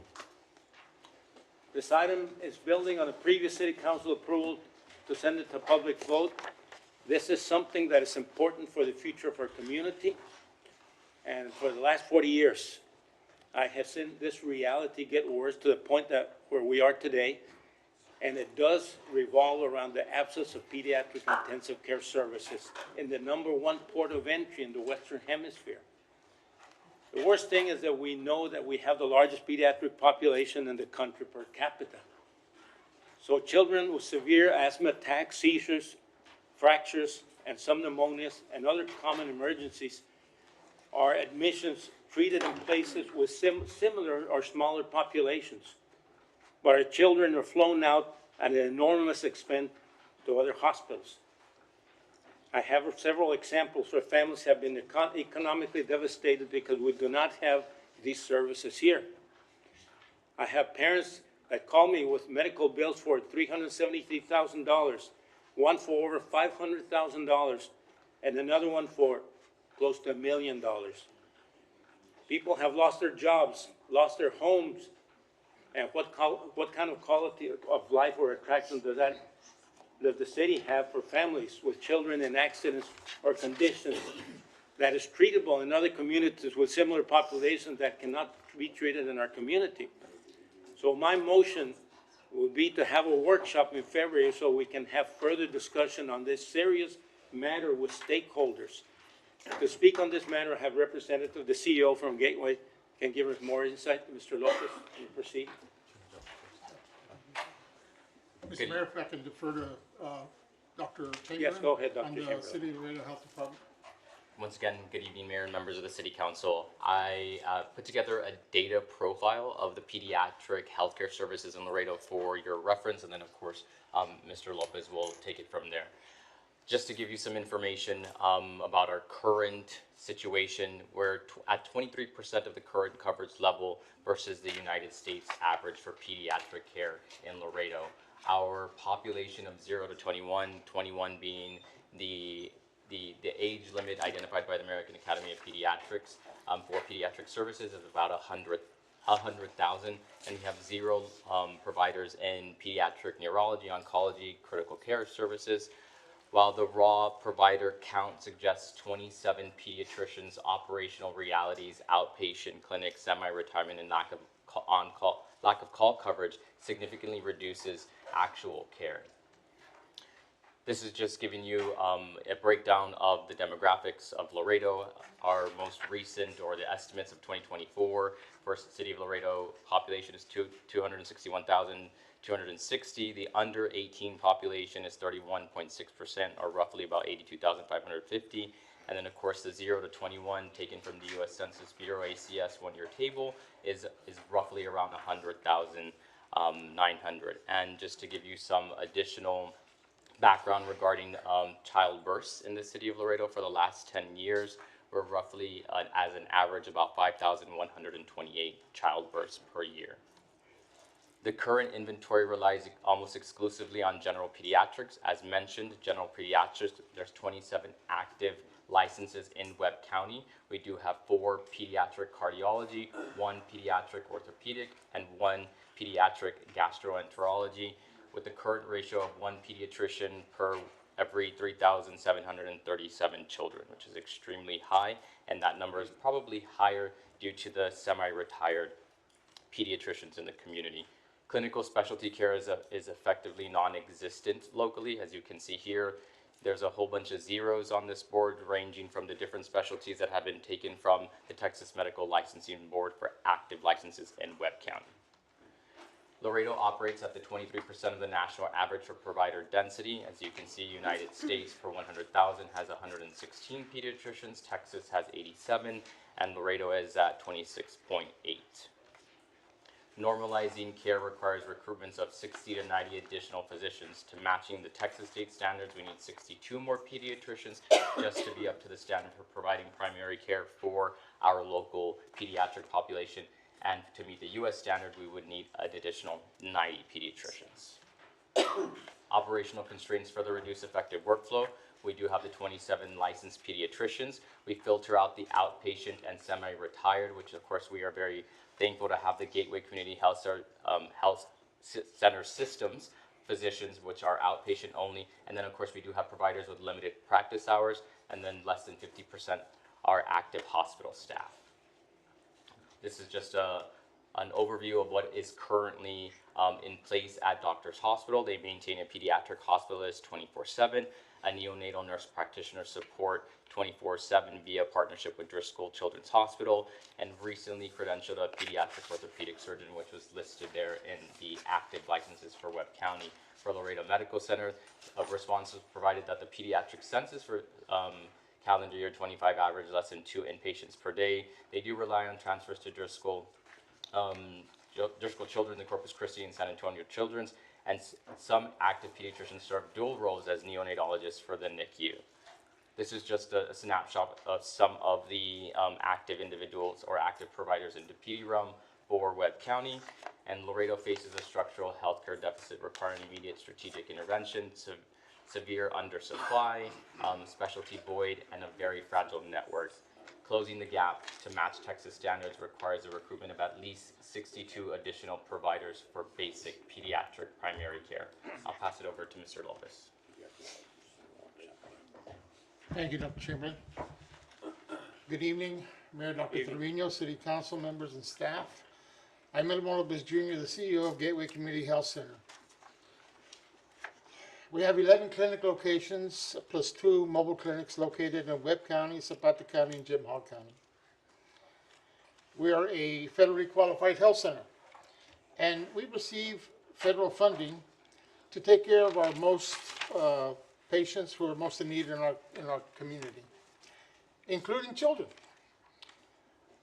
We have the largest pediatric practice in our area. We have 5 pediatricians, 4 pediatric nurse practitioners, and physician assistants, plus the residency program in family practice, plus support staff to help care on an outpatient primary care basis of over 10,000 registered pediatric patients that we care for in all our clinics. Since the pandemic, and post-pandemic time period, we have noticed at Gateway a decrease in inpatient services in our hospitals. Pediatricians who may have taken an emergency room call have retired or moved to other parts of the country. Surgeons who may have in the past performed pediatric surgeries have retired, and some have passed away. Most of our pediatric patients in our community who have an acute care need or a chronic care need now are being transported to pediatric hospitals either in San Antonio, Corpus Christi, or other areas of the state for care. This type of lack of local pediatric services is not appropriate for our growing population and is not sustainable for the long-term growth of Laredo. We recommend approval of a workshop to discuss the possibility of a pediatric hospital to be located here in Laredo in the future. Thank you very much. Thank you. Who was first? Sure, okay. ¿Cómo sabes? So my question to management, and it's something that they've always asked everywhere, you know, most of the time you see it on social media, and it's like we're building roads or we're building the complex and all that. But the question is, why haven't we, or to answer them, to say, why haven't we, you know, looked out, go out and search for to bring a pediatric hospital to Laredo? What is that has been holding us back, or what's the hurdle that's holding us back? I know we're trying to get a workshop, and I know, but it's something that we're trying to figure out because, you know, the community is always asking, when is a pediatric hospital coming to Laredo? And you might, some of my colleagues might know the answer, because they might, but, you know, right now, the public doesn't know, and they think that we're not trying to, trying to do it.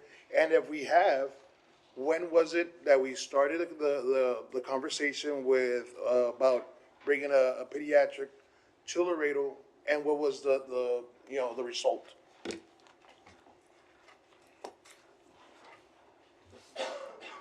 You know, and Mayor and Council, I can give a little bit of that answer, but I've only been here not as long as the city has been working on trying to get the pediatrics, trying to get healthcare in general, and more of a presence here, because this has been a top item on the council's agenda, I think, for a number of years for that. We've also identified it as an industry that we want to attract for more of, because of what we're trying to accomplish. I think one of the challenges that we've had in our interactions of trying to bring in even like the pediatrics is that all of the industry itself looks at this in the numbers, whether it be the cost advantages, the area and everything else, and for that work. And so that's made it a little bit challenging for us, because even in the medical industry, we have a hard time getting the right number of doctors, the right number of that. We have the highest uninsured rates within our city as well too. And I think all of that plays into the mechanics of trying to get it here and trying to find the incentives or the process that's going to allow it to solidify within our community and build on its own. And I don't think we've found that method yet, but I don't know if there's anybody else that's been working on this for a while that can maybe provide some additional background. But this is an industry But what I'm that asking, has been this very challenging. past 3 years, have we looked into it? Have we, researched, see if there was, if something that industry, like, do we have the infrastructure to sustain that? Yes, I will answer that one with a resounding yes. We have looked into this continuously in the last 3 years. I think with Mayor Trevino being as passionate as he is about this, we have looked at this in a number of ways. We had talked about it during the bond referendum in the early part of last year. We went after this in as many different paths as we had taken, and I think what we're now looking at is that next stage of trying to get this to be accomplished. May I add something? Yes. This mechanism that I think you all are kind of envisioning it may fall into like a hospital district in Texas. We have. I think Well, he's been waiting. I think Dr. King had that. I thought someone else was mad at me. But it's, you know, envisioned to serve low-income populations. It can create, it can levy taxes, issue bonds, you know, receive federal funds. However, it stems from the counties. You know, that's So the you're thing. saying that the city can't create it? The city can't, that's what we're trying to explain to the public. The city can't create a hospital district, only the county. Yes. And it will be another government, taxable entity, okay. Yeah, and it can That's- receive federal funds and so forth. But it sounds like that's what you are talking about. Which I don't think that the public, if it's gonna be for, you know, for a hospital, they will mind, but I'm not trying to steal, Tyler, I'm sorry. As far as the city, what we can do legally is, you know, create tax abatements and so forth to. But we can show our support. Right, incentivize. We can show the support, that's what we're trying to head, But right? there's no such thing as a city housing authority, hospital district. Yeah. To give Dr. King's opportunity, we had discussed about the hospital district,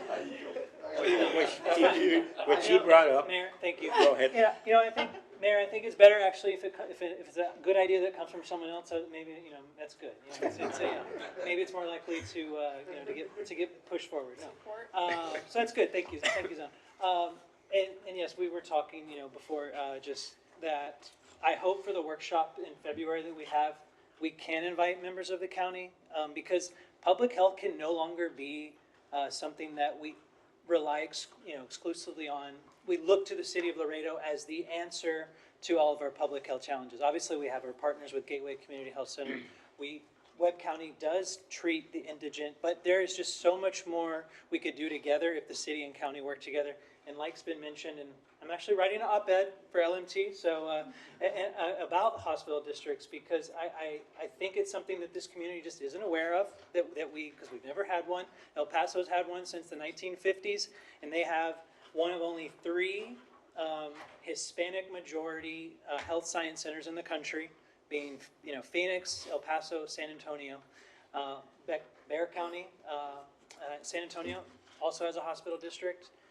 You know, it's something that I hope that we can include the county on, and we obviously can't push and dictate to the county to do that, but if we also as a city are willing to partner and do our part as well, and participate in the process, not only is it something that can finance these new projects and recruit new physicians and services, there is federal matching funding at a very high level. There's Medicaid waivers. So it unlocks all this other money that we currently don't have access to. So I hope that we can at least start the conversation with the county to start working together for them to at least study it. And guess what? There's an election going on right now for county judge. It's a good time to start asking our county judge candidates where they stand on pursuing and studying a hospital district. So clip that. And besides that, you know, from my perspective, when I came back to Laredo to practice in 1985 at the health department, I had the maternity clinic because we had a few amount of OBGYNs also. So we had to deliver the babies and look after the babies as an outpatient in our clinics. Even since then, we were underserved in pediatric services, and now more so now because some have retired or left or died. So this is a thing that it will only get worse unless we do something about it. Hospital district is a good idea, but it has to be funded by some other entity. The city cannot actually have those services. It's a county issue. And all the places that have public hospitals are county sponsored. So, but putting the idea forth is important so we can get people to know what the situation is and we can do something about it. So I think it's a good idea to start the movement and talk to our partners at the county. Great. Mayor, may I? Go ahead. Thank you. So that we have revisited this issue several times. I think we'll remember that a previous council member said, well, the county isn't interested in helping us, so the conversation's closed.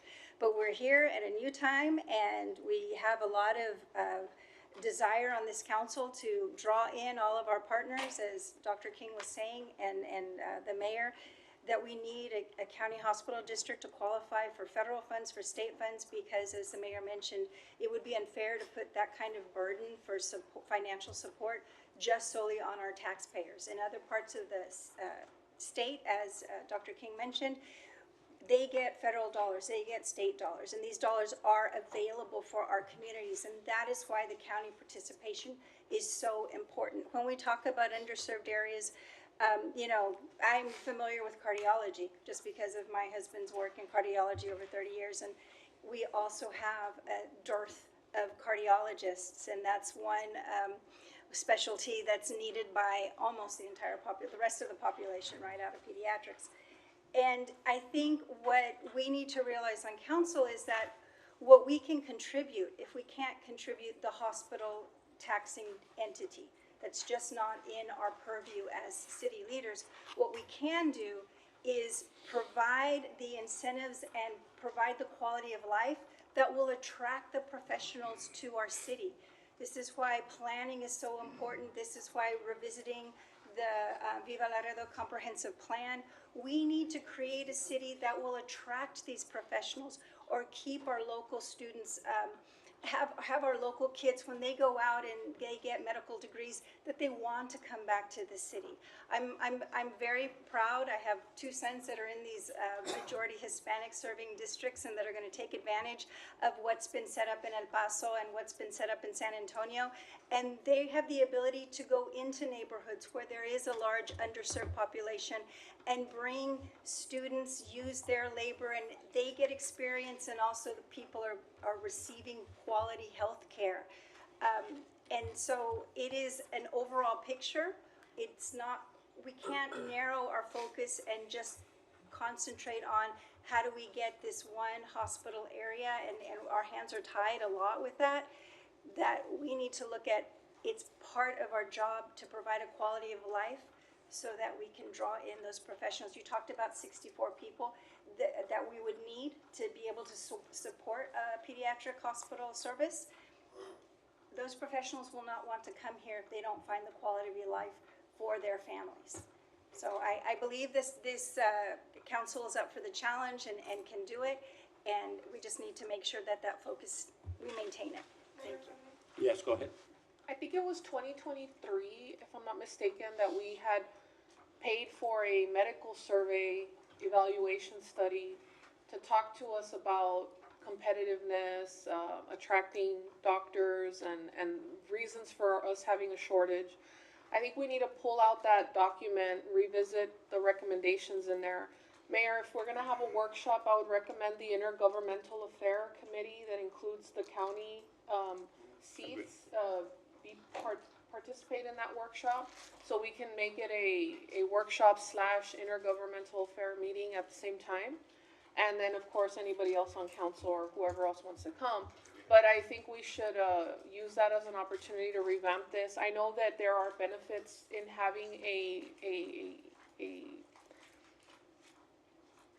community hospital or a municipal hospital or a county hospital, because when doctors are looking at loan repayment, a lot of times they don't benefit from some of these loan repayment options, and as far as getting their loans removed, because they have to work at a public hospital, not a private hospital. Laredo only has 2 private hospitals, so I think that would help attract some people over here in that regard. But I do think we should use that study that we got a couple years ago for that workshop, so we can look and talk about all these issues.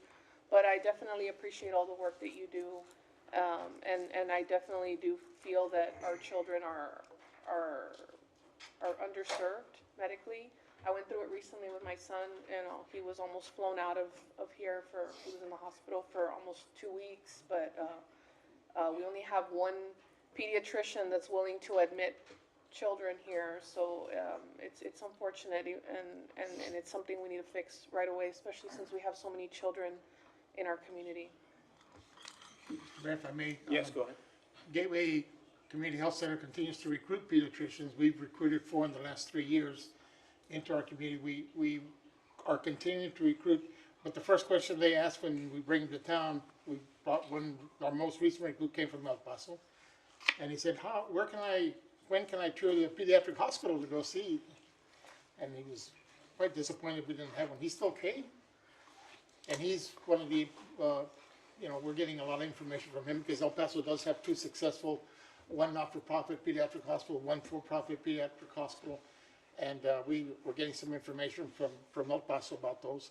But we're gonna have to think out of the box. It's going to have to be probably some kind of a public-private enterprise, because if you try to do it with a hospital district, which is fine, it just, those are hard to get done now, because it is another taxing entity. But there are several models across the country, Driscoll Hospital being one of them. It's a foundation, a private foundation that funds them. A very wealthy individual, as you may know the story, left quite a bit of assets to Driscoll Children's Hospital, and that's how they've grown. So it's not just the hospital district maybe, but that's why the workshop will be good to kind of start getting information, getting some help from staff to do some research. I don't have all the answers. All I can tell you, I'm your largest pediatric practice, and we need a pediatric hospital. And not to continue the conversation, but we also need a behavioral health inpatient hospital. That's another project we're working on. So thank you very much. Thank you. Thank you. Mr. Neb, when can we schedule a workshop like that? Mayor, we'll look at the, more than likely the mid of February.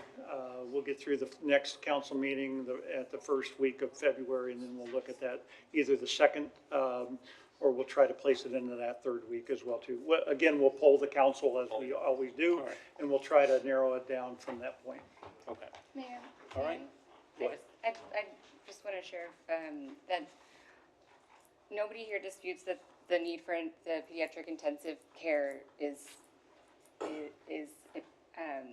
extremely important, but especially in a crisis, families should not have to leave Laredo to get life-saving care for their child. But I just want to, I'm like, what is the plan? Like, what exactly is the ballot measure that delivering in itself? Is it approving funding, construction, operations, or simply authorization to pursue a future plan? Because we all want this, but even if we had the money tomorrow, money doesn't create pediatric intensivists, specialty nurses, 24/7 coverage, and a pediatric intensive care unit cannot exist in isolation from these realities. So without that, we're left with two unacceptable options: building something that sits empty for decades, or trying to pull something together that is half ready. And when it comes to pediatric intensive care, that is extremely dangerous for children. And so what are we at? What are we discussing? What are we at? What's the plan? Right, that's the reason for the workshop, and all those scenarios that you put out there are all no's. That's the reason why the workshop will lead us on the right direction. And I also have a question for Dr. Chamberlain. I just have a question, Dr. Chamberlain. Where did you get the information for how many pediatric cardiologists we have? From the Texas Medical Board, the active licenses. Okay, there's one in Laredo. And that's also why we alluded to the 27 active licenses for pediatric care might not be correct, because there are some are retired, there's individuals who don't take call, or there are individuals who have retired and they haven't pulled their licensure as well. And I hope we do include her in this conversation, because she works directly with Driscoll and has been part of conversations about Laredo and the need for pediatric services here. Absolutely. Thank All you. right, thank you. All right. Okay. 115? We'll put, which one is it? That's all we just had right now. Yeah, that's one we had. Just discussion. Yeah, we don't need. No, we'll just do a workshop. Mayor. Yes, we'll schedule for the workshop. Go ahead. It's like you made, what Councilmember Gonzalez asked, you made a motion and. Oh, sorry. What was it? Yeah, we can work on the workshop, yeah. We'll bring this up in the workshop. Okay. All right. No action. And we'll proceed to number 116. Discussion with possible action to purchase and install gunshot detection technology and other reporting measures to prevent and detect gun-associated crime and celebratory gun discharges and any matters related thereto.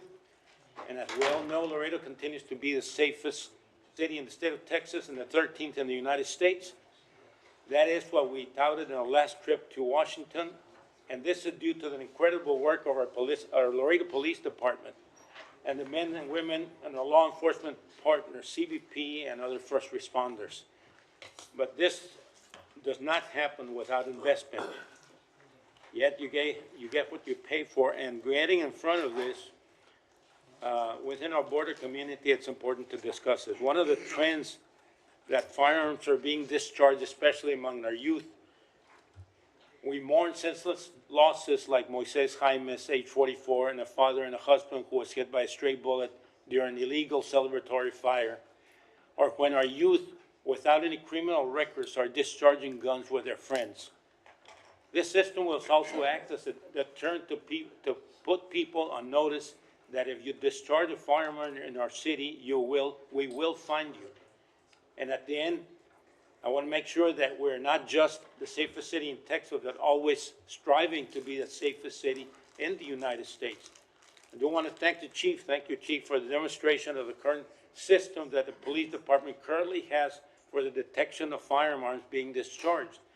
But my motion would be to expand the current system up to $300,000 if needed from my priority funds, and I do invite the council to contribute to this amount so that we can improve our coverage, triangulation, and response times in progress and active shooter events.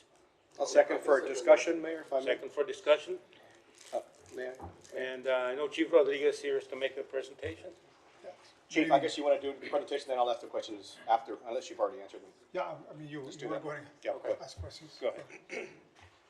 No, Want me to you proceed? go ahead with the presentation. Okay, so- My questions might be answered already with the presentation. Good evening, Mayor, ahead, Chief. City Council, Miguel Rodriguez, Chief of Police, for the record. Tonight, we're going to show you a quick presentation as to what our current systems are like. We're going to also show you how we respond to these shots fired. I know that currently we have a system that we've been testing. We're about a year and 3 months in. We've been testing this system. We were able to get a grant to support this system, and we're able to justify the system as we continue progressing with the beta test. But right now, we have this system in all the high schools in Laredo, LISD and UISD. We do want to expand that, but right now, every device is costing us about $35,000. To be able to get the coverage, we have enough coverage right now to detect some areas of the city. But right now, to be able to detect the hotspots that we're looking at, is going to cost us about $300,000 to add the additional devices that we need. Of course, if we want to cover the entire city, it's about 106 devices. And you multiply that by 35,000, that's a lot of money. But at the end of the day, what we want to do is we want to make sure that we have the coverage in the areas that we need to at this point. As we continue to expand this, we currently have the infrastructure, which is the one that costs the most.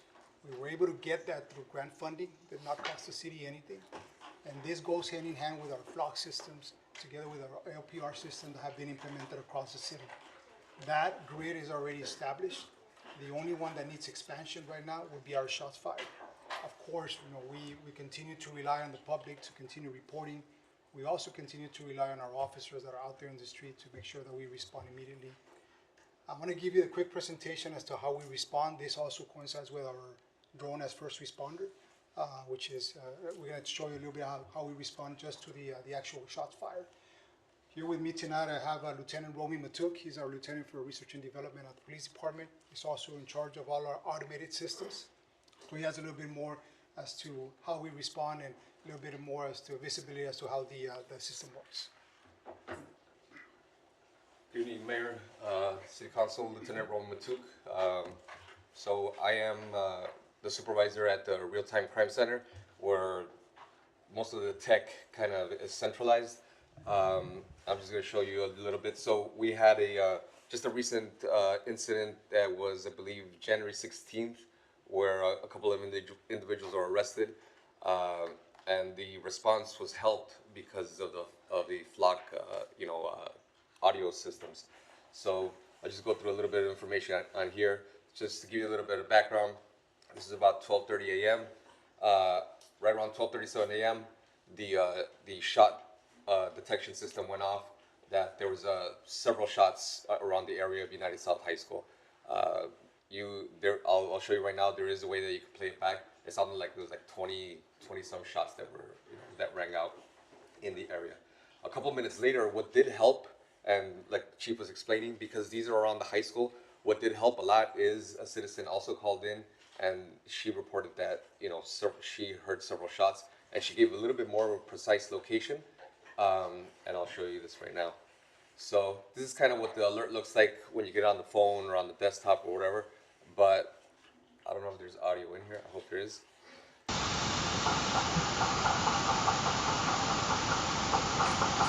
Kind of hard to hear with the background noise, but I'll do it again.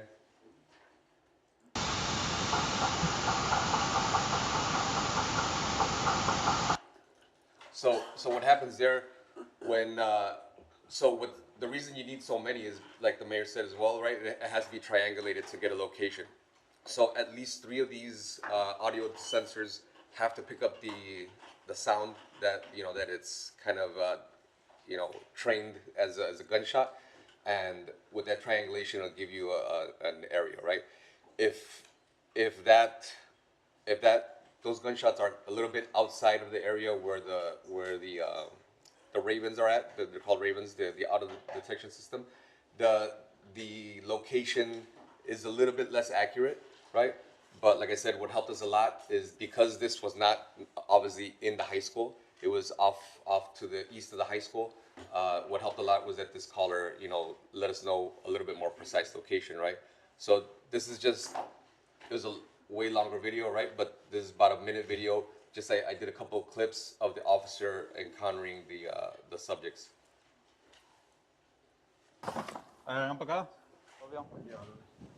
Okay, so obviously we got a call. Just kind of look at People are shooting up the in guy in the red sweater. 2009. If you hear that fell down, or that sounded like something fell on the ground, you'll see that right now again. Okay, so obviously we got a call. People are shooting up in the air. 2009. 2009. And you see him snap his head. What's that? All right, so just turn around. So, rifle magazine, about a 30 rounder or so. Yeah.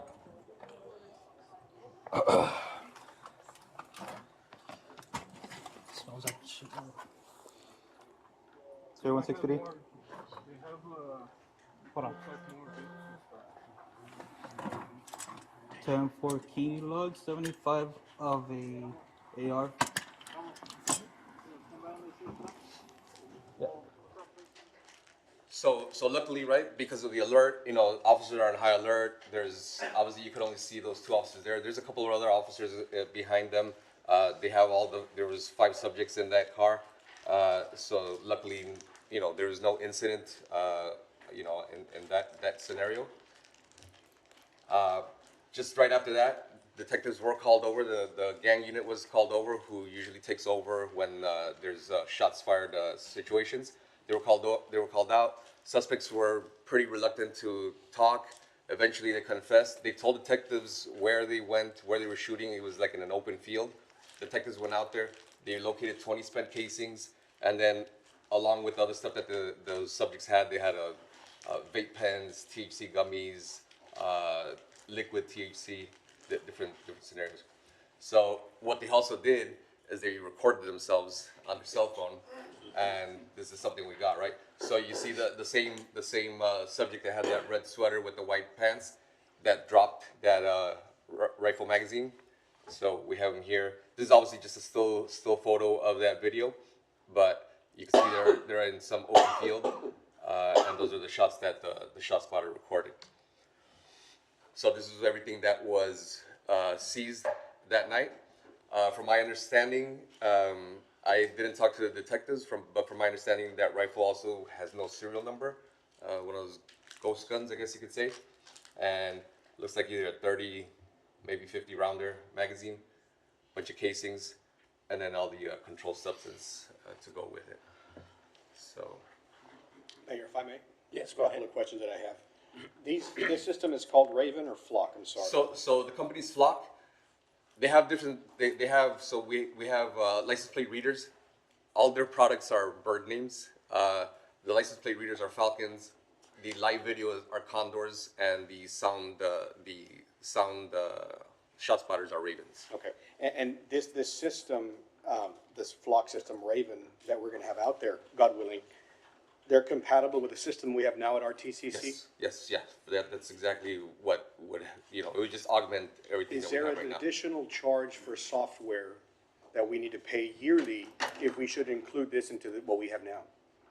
No, I A think the yearly software, software yeah, I think payment. the software already, it doesn't matter if we have, So, yeah, so let me just add to that, the software is already being paid by the auto theft grant.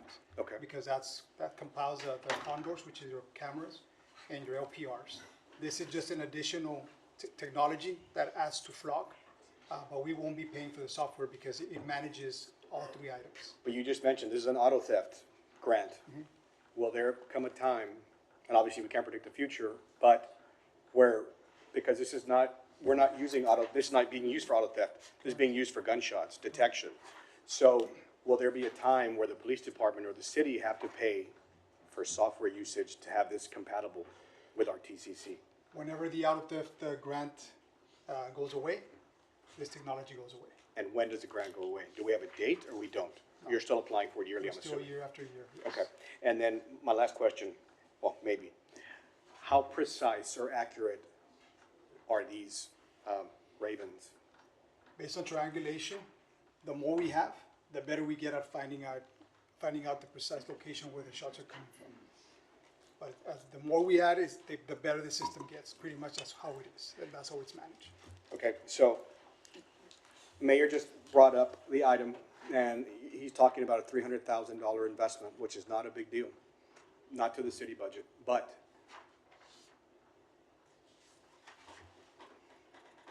you're specifying 300,000 or asking for 300, or the mayor is putting it out there. How many does this supply for us? 9, 10? It's about close to 16 devices. At 35,000 apiece? Okay, 16 devices. And About then 16 devices. you have the hotspots now with RTCC where we get these gunshots typically? Correct. Okay. Okay, thank you. And so just to give you a little bit of how this works, this was instantly, as the shots were coming in. This took us that same day. Within hours, we were able to capture these subjects. Divine Mercy, when there was shots fired there, it took us 3 weeks to get to the suspects, just by going from store to store to see where the subjects that were around the area, just by the license plate that we got, to be able to detain the suspects that were responsible in shooting up in the air behind the pickleball courts from Dr. King. Dr. King, So right. This, Mr. Archie. this works. Okay, one more follow-up. Let's go back to the instance of January 16th when this incident occurred and when you all went out there and triangulated where it came from. Let's just say you did not receive the call from the person that called LPD. How difficult would it have been if the individuals had stayed behind the backyard, not visible to the police officer, for you to identify what house it was? How accurate is this system? We go by what the system gives us, and then we. Which gives you what, a mile radius, a block radius? That's what I'm asking. About two block radius that we've seen, right? Okay. But there's other technology that we use that we don't want to Absolutely, expand I on it, understand that. we can zero in on where it's coming. Okay, great, thank you. Yes, go ahead. I think Ruben answered most of my questions now. And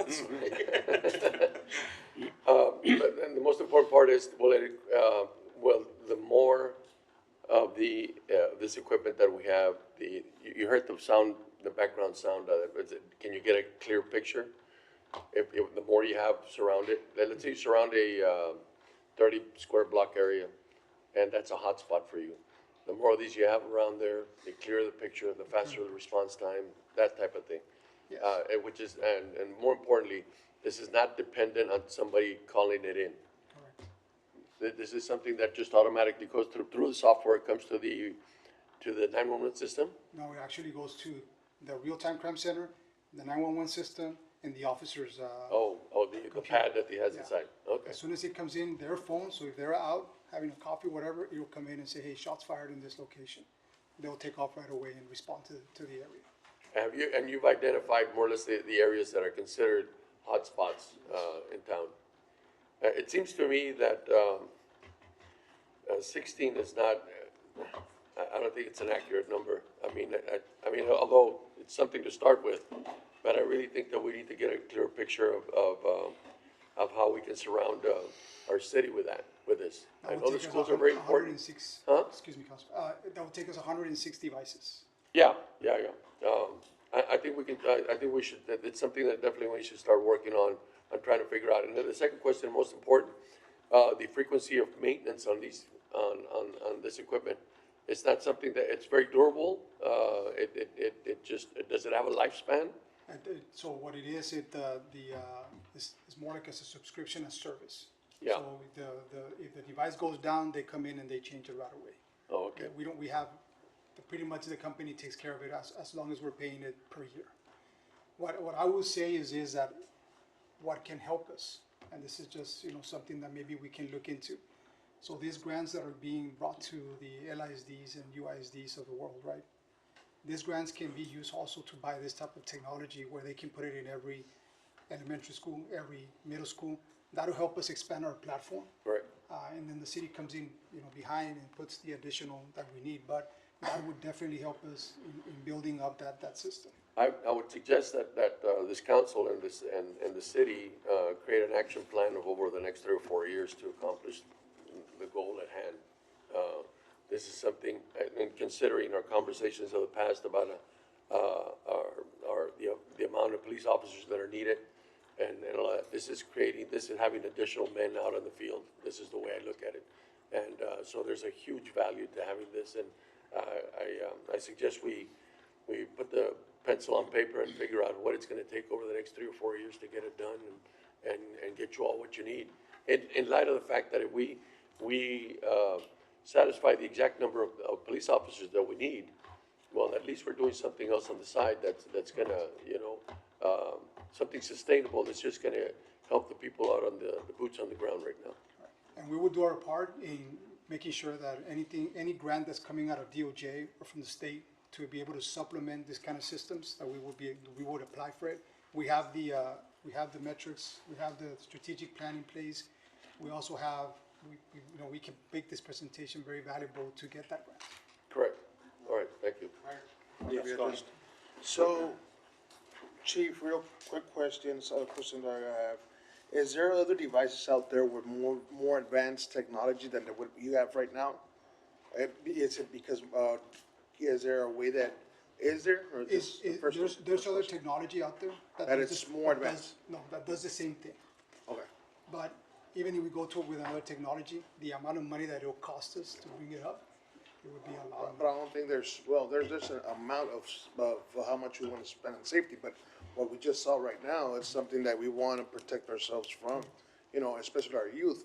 Those, I don't want to say those gentlemen, they look not more than 19 years old, less than 19 years That's what old, we covered like differences. 15 and 19 years old.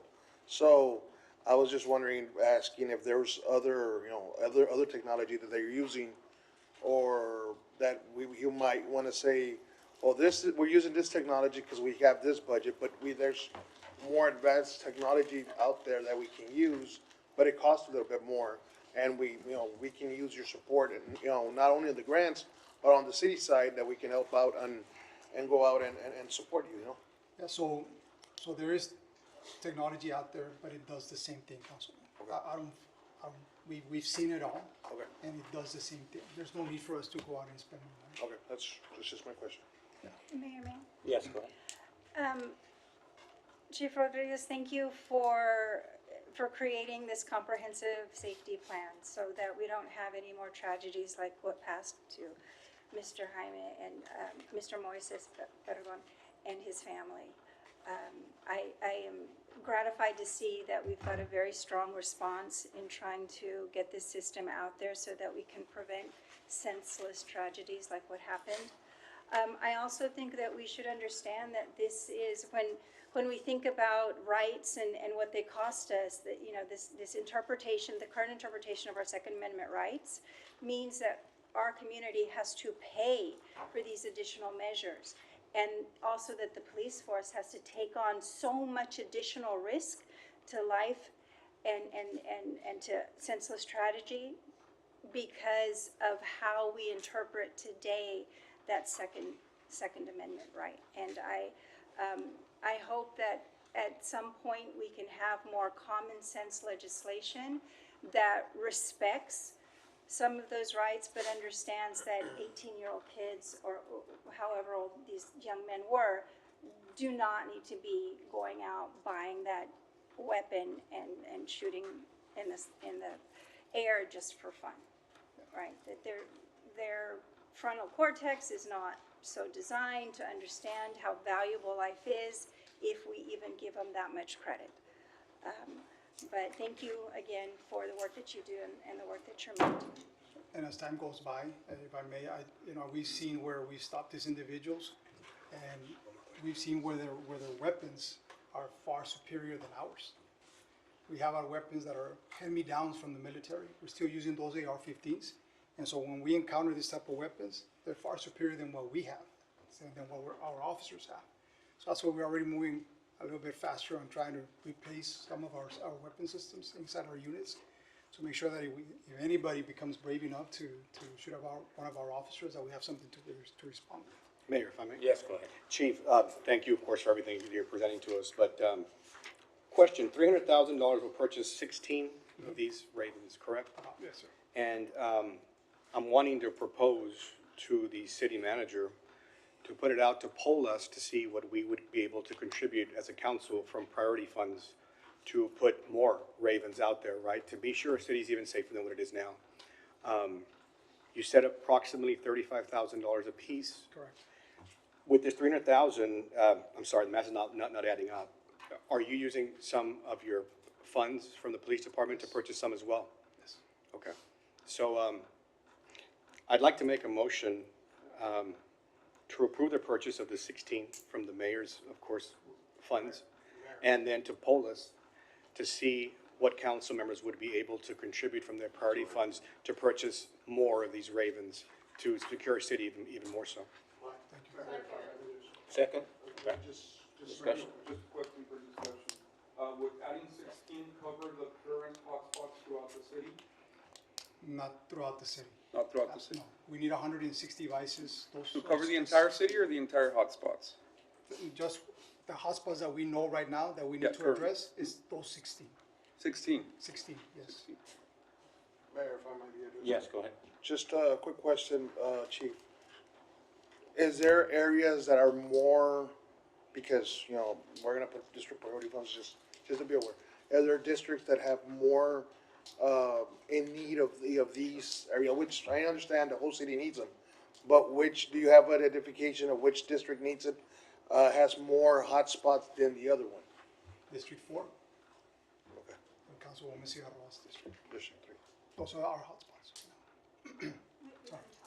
I'm missing my voice. All right. Okay. I wasn't expecting for you to answer, just to give us an answer, but you put it out there, okay. Okay. We have a motion and a second? Second. Second? All in favor? Aye. Opposed? Motion passed. Thank you very much. Thank you, Chief. Mayor, if I may? Yes, go ahead. Since we have police here, I'd like to bring up my item 123. Second. Motion second? Would you amend to 121 after? And 121 after. And I'll accept your number. All right. Motion as amended. And second? All in favor? Aye. Opposed? Motion passed. Mayor, I placed an item on the agenda here, 123. Discussion with possible action to designate 8 acres from the newly acquired property on Muller Memorial Boulevard in District 7 to the Laredo Police Department for a port of entry station and any other matters incident thereto. This property is ours now, so one of the things I want to do, it's 16 acres. I want to designate 8 acres of it to the police department. Chief Rodriguez and I had spoken a long time ago about his plans for the department. And, when this property became available, he looked at it and I'd like for you, Chief, to talk to the council and see what your thoughts on this idea is. Absolutely. Good evening again. Miguel Rodriguez for the record, Chief of Police. We've had this conversation multiple times, not only with the Mines Road area, but also in Central Laredo, about giving us more space for our current situation at the headquarters. Just recently, we moved our South Sector station to the headquarters because of the break-ins that were happening. We're not CJIS compliant there at the annex because it's not fenced in. Our computer systems and all that have to be protected. And so we just moved them into headquarters, make sure that everybody, and we're in compliance with CJIS, right? The other bigger thing that we're having right now in the issue is just space. We've been trying to remodel what we can, but we were made aware, for example, the Sanchez building that most of you have already seen. We were looking into it and we were told that the building is sinking. So there's no way there's no reason for us to put money into it because it's sinking. So we put a hold on that. We've been trying to figure out ways to put people in locations that we can. So we're putting everybody as a satellite. We have our Parks Division in District 12, which is the substation next to the fire station on 359. We have our Ordnance Division in Beat 17, which is over there in Cielito Lindo. We have our Port Police working out of the District 14 substation. So we have a whole division working in the Mines Road area, which is our Port District, trying to figure out ways to just make sure that we continue operating with what we currently have. I know this conversation came up when we said the Mines Road, and it didn't necessarily was for this piece of land, but it was just Mines Road area. So when this piece of land became available, we were thinking of adding a sector station there. And the reason for that is we definitely need our space for our Port Police. Our Warehouse Port District, as you can see, we've been working very hard to make sure that we provide the service that we're supposed to provide to the public with our current personnel. Right now, we're about 480 officers. We're supposed to be at 575. So what we did, we're doing away with the beat system, which would put approximately about 2 officers per beat, and we're going into districts. The reason for that is because we saw that some beats, it was very slow. There was sometimes that officers would just take maybe 1 or 2 reports, and when other districts and other beats, officers were taking 13 or 15 reports a day. So and that's including both officers in that area, right? So what we did, we ended up assessing the entire city and finding out what was the need. And one of the things that we currently that is happening in our city is the Mines Road area is just exploding, right? It's just growing and growing. And so when we're talking about going all the way to Columbia Bridge, in that area where there's new warehouses being built, Mile Marker 13, all that area is just huge expansion into what we always say, right, that is what makes the city the #1 inland port in the nation, right? And so looking at that, looking at the cost for service, just, can I have the numbers for the cost for service?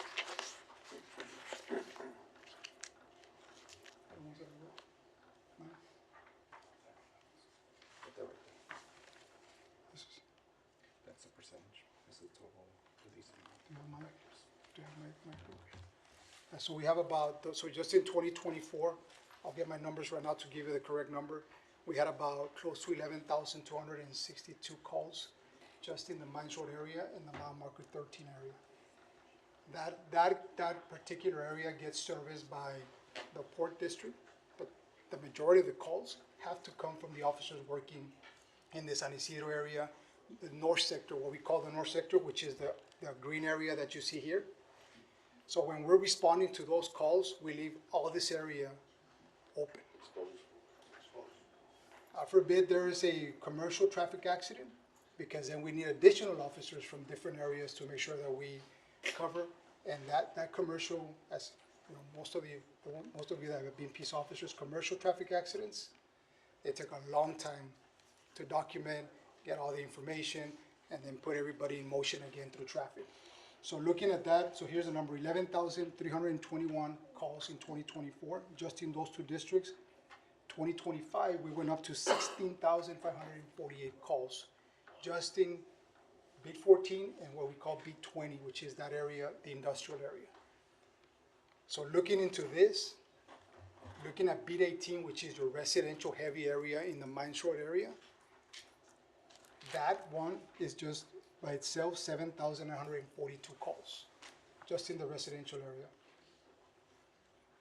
Which is,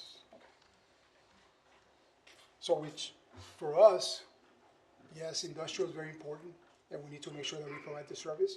But it is very different when we're responding to a properly parked vehicle, a traffic accident, just traffic on its own, versus a domestic violence, a stabbing, and things like that. So when we're looking at our response times, every time that we're deploying our officers, because remember, Port Police only responds to the area of anything involving the bridge, anything involving that area of the port. Sometimes it is very difficult to dispatch them to an actual call for service, where it's a 911 call, because they're out of the area. They don't respond to those calls unless absolutely necessary, which is an officer asking for assistance, or the fire department asking for immediate assistance, then we send them because they need to respond. But looking at all this data, we decided, we used to be 3 sectors. Well, we used to be 2. We became 3 sectors. Now we're gonna be 4 sectors. We're gonna have the south, which is your red, your central, which is your orange, your north sector, which is your green, and then we now created the warehouse port district, which is your blue. We have to create this because of the growth that we're experiencing. There's no way that our officers from the north sector can get to mile marker 13 in less than 4 minutes with the traffic that we're seeing right now. We've already calculated it. It takes us about 7 minutes and 58 seconds to get through traffic there. So we need to consistently have our officers in that area and not be able to deploy back into the area of the north sector. And so the other bigger thing is that every single officer is deploying from headquarters right now, which creates, for us, inefficiencies. A lot of inefficiencies because we're reporting from the base, and they're briefing there, and then they're deploying. There's a lot of inefficiencies there. So building the South Sector Station, huge relief, huge. For us, that's gold for us, because now you have a whole command there, reporting from there, and just taking care of that South Sector Station. Now if you create the Mines Road, which is your warehouse port district, and you put your officers there, another huge relief for our officers and us as command to be able to deploy them from there.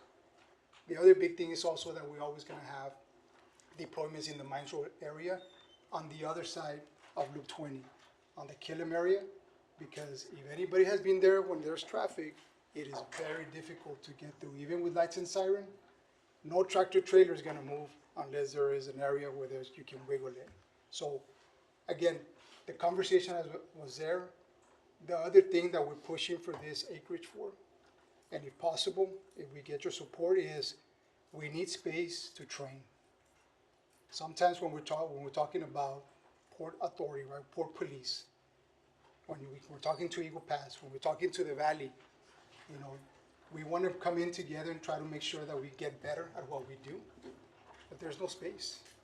There's no space to bring him in. So sometimes when we're trying to make this happen, there's absolutely no areas where we say, hey, everybody come in, we're gonna train, we're gonna do this, we're gonna do that. We're gonna talk about everything, all the gaps that are happening in our cities that have industrial and have that port. There are no areas. As it is right now, and most of you already know, we have no space to train our own officers to continue education. So we're not only gonna include a sector station, we're also gonna include some space to make sure that we have an area to train not only with our other partners in the border, but also with CBP, very important. We need to train with customs. And the other one, the bigger one, is also that we're now looking, and we took this to the Public Safety Committee, where we're gonna have to do our own shooting range. And the only land available to do our shooting range is Pinto Valle, which is gonna be closer to this area. And even though I completely opposed it, because again, we're reporting from headquarters, by the time they get to Pinto Valle, it takes them about 45 minutes to an hour to get there, right? By the time they set up and all that, so very inefficient. And right now, we have to be, everything has to be for being efficient. we're hurting right now for officers. So technology is gonna help us, better access to facilities is gonna help us, and more than anything, the deployment part. If we continue to deploy from PD at the base, it makes it very difficult, not only for us as administrators, but also for the command. So we were trying to get the concept ready so that we can show you what we're envisioning there in this area. Just how we're gonna give a date that we're gonna break ground in South Sector already, because we already have drawings. So it's already, construction documents are being completed already. But this one, we wanted to get it done, but we couldn't get it done. The architect could not get it on time. But that's what we're envisioning. Mayor, if I may, Yeah, go ahead. Are we gonna have commercial motor vehicle inspectors in that area? If right now we decide, we want to use that area, is it gonna be more convenient for them to be traveling around? Those inspectors, how many inspectors do you have right now? So right now, there's 2 inspectors right now for CMV. We're in motion to certify an additional 4. We actually had requested the mobile trailer that was left there at the bridge. I mean, I know it's old, but I told the guys, I said, look, anything right now helps, guys. If we can get it, we can operate from there, we can start doing commercial. Is there state funds that we get for having those CMVs that you can utilize? We don't get state funds, but whenever there's a citation given on commercial motor vehicle, as you know, they're very hefty fines. Those are the things that we. So why haven't we used more CMVs and to provide? We don't have personnel, bottom line. That's the what it problem, is. but, okay. Do you have a comment? oh, I'll wait. All right. Go ahead. Chief, I know we each get a district to represent, and I know District 7 is a good, it's part of the city. And if you can bring us back a proposal where you can pave in-house, and maybe get a temporary built-in structure with technology, so we can start, I mean, if the governing body approves and this passes today, so it won't be waiting there 5 to 10 years to put it to use for the residents in that area also. So if you can bring us back a plan, a temporary plan, such as a mobile home, even the feds do it, with built-in technology, so we can get that district going there for the commercial area. We'll do. Yeah, go ahead. My question, Chief Rodriguez, is this budgeted? Is this expansion to the Mines Road budgeted? Because even if we're talking, a temporary facility, you would want it budget-wise to make sense. And if we're talking about opening the South Central Station, is that completely budgeted in order to move forward with an additional station? So South Sector Station is already budgeted. That's already moving forward. It's already done. This one, we're in motion if it gets approved. That's why we haven't run numbers as it is. We just want to create concept. But if it does get approved, we'll move as fast as possible to get numbers in play as soon as possible. Okay, thank you. Go ahead. So, Chief, I thank you for your presentation, and I just want to remind council and everyone that we did try to go out and help the police department get a facility that would be up to standards for capacity purposes and for compliance purposes, and unfortunately, that did not pass, but the need did not go away. And so we've made efforts in the South Sector station, and we've made other efforts to try to accommodate and provide you all the resources that you need. And so I think it's up to us to fund the needs of the officers as far as having space, because you all have outgrown the facilities that you have. Unfortunately, the police department doesn't own the location that their building is at. So they're renting it from the airport, and they have their facilities there, but we had talked about moving, and we had talked about, now this other office, the space that you all were renting in the Sanchez building is now falling apart. And when you all got it, it was falling apart, and you've been trying to do with it with tape and everything else, but it's just not gonna work anymore. I think you mentioned a little bit about the need, but, you talked about, now that you've absorbed the community service, enforcement, code enforcement officers, you talked about bringing them together also. This all started, our conversation all started because the guys are outgrown the space that they have over there, because they have a little substation that they work out of, and they were eyeing the mobile unit that the bridge was using for their renovations, and they were like, when they're done with it, can we have it? Like, they were willing to move into a portable type structure because they don't have space, right? And then that's how the conversation started, and you were like, we don't have anywhere to put it, and we don't, it doesn't fit there in the space that we have, and that's how this whole land thing came up as a possibility, and then we ended up acquiring the property, and so, it's a good use, I believe, for the police department to actually own a piece of property in a prime location, because Vallecillo Road is gonna be coming online soon, which will give them direct access from there to I-35. My understanding is you're not gonna be putting a booking station there because of the school.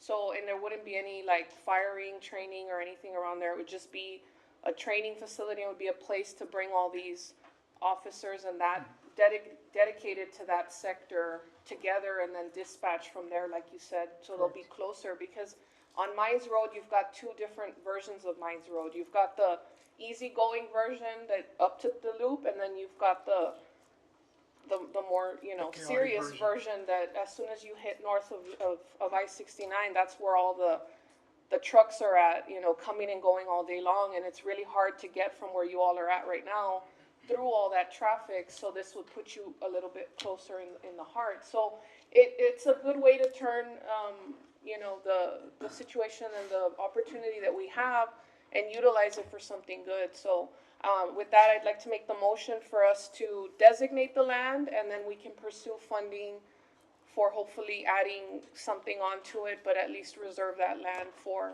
the police department so you all can use it for your needs. Second. There's a motion and a second. I believe there's still discussion over here. Yeah, Councilmember- discussion. No, and I'm just gonna add, Chief, right now, I know you're thinking about moving, I think, we can go with a buy board. There's portable buildings that we can use, I think part of used, that buy board, get those portable building, which, are very nice buildings, they're very good construction. But I think that's to start off, so we can start off, in that area. If the government body does decide to go that way, so it was just my 2 cents in there. Thank you. So I think, Councilmember Perez brings up, the concerning point. If, the headquarters, it was envisioned to be a new facility, and that was not able to go through, but you were very intent on having that be centrally located. So now you're looking at headquarters that needs improvement, and the Sanchez building that sat next to it that absorbs some of those headquarters duties, that building now is not gonna, you can't invest any more money into it. Correct. And so my fear is that if this becomes, this project is if I understand correctly, it's a satellite station, not that there's not a need, but it is located in an area that's high trafficked. It's not close to, although I understand community and residential neighborhoods are sort of moving out there, but mostly it's warehouses, so the population center is not there. So dedicating a huge amount of money when we know that the police headquarters will most likely be dedicated closer to central Laredo, we just need to caution ourselves about finding that funding. And finding out the prioritization, because I think headquarters, this station we're talking about on the Mines Road will not replace headquarters. Geographically, it's not in a good position for that, and the duties that need to be assumed by headquarters need to fall more centrally located. I don't want this to be two projects that are competing against each other because of this opportunity. I mean, yes, the land is great there for those needs in the future, but is the headquarters, the need for a new headquarters and the investment on that going to rise to be prioritized over this satellite station? Well, the headquarters right now, it just needs relief, right, from the amount of people that report there. And so this in itself, and I'll give you an example as to what we're trying to do. We talked about the old Perry's at District 4. That building is huge, right? And we're thinking we make that the central sector station, because we also need a central sector station. And that's the way to get away from heavily investing in a headquarters, because it's very costly, right? To invest in a brand new headquarters. And we understand that. We've got that from the bond, that there was no way we were gonna get that amount of money. And so for us and when I told command, right, guys, we're going into chapter 11, right? We're gonna go into bankruptcy, we're gonna have to find ways to get this done without the need of additional money. That's what I told command. And this is what we did when we strategized to say, what can we do that is not gonna cost the city a ton of money? And so getting the relief for personnel, like for example, Sanchez Building, we have our current captain from Port Police there. We have a lieutenant from Port Police there. We have our CSOs report there. We took him out now because the area that they were using is our detectives for crimes against property. Now that we promoted detectives, we need that space for the detectives. So now what we told them is like, hold on guys, report outside, get your briefing notes from the conference room inside the Sanchez Building, and then you can take off, right? That is not efficient. That is not the way we should operate. And so what we're doing is we're trying to make sure that we send all these individuals, especially the guys that we have in Beat 17 in Cielito Lindo, on 359. Those officers should be reporting to their command, which is Port in Municipal Services. That's what we call that command, Port Municipal Services. And so they're all over the radar. And so when you don't have somebody looking at them, reporting, getting briefed, so we have to constantly be reminding the sergeants, did you get your reportings from the sector, from the substations? And what did you guys deploy today? Give us a report. You know, we're supposed to be reporting to the command, but right now we're all over the place. So with this is not to replace headquarters. Headquarters right now, the need we have right now, we already put a Band-Aid to it. It's a lot of work, but we know it's gonna take some money. And so this is just to be able to give the tools to the soldiers that are doing the work. Like I've always told everybody, administrators, we can work in an office. We've already made closets office. We can work with that. But the officers that are out there doing the work, they need the space to report, make the reports, and then put their equipment. So you're reconfiguring how the system works because of the failed bond? Correct. That in many other cities, these bonds passed? Correct. Can I ask Mr. Neb, does this conform with the reassessment on how the police operations need to be? Because the fact that we didn't get the money to have a new headquarters for our police officers? Yeah, and Mayor and City Council, yeah, we'll look through all of that. I think it still matches exactly what we were trying to do within our police department. We do have to look at what the bond referendum, the challenges we'll have going through that, but that doesn't change our ability to plan and to prepare. And so that, in my mind, I think we're fine to move forward with this process. I would, and I think the motion was effective enough for that. I want to make sure that we take the vision and create a conceptual plan with cost estimates as to what we want to do.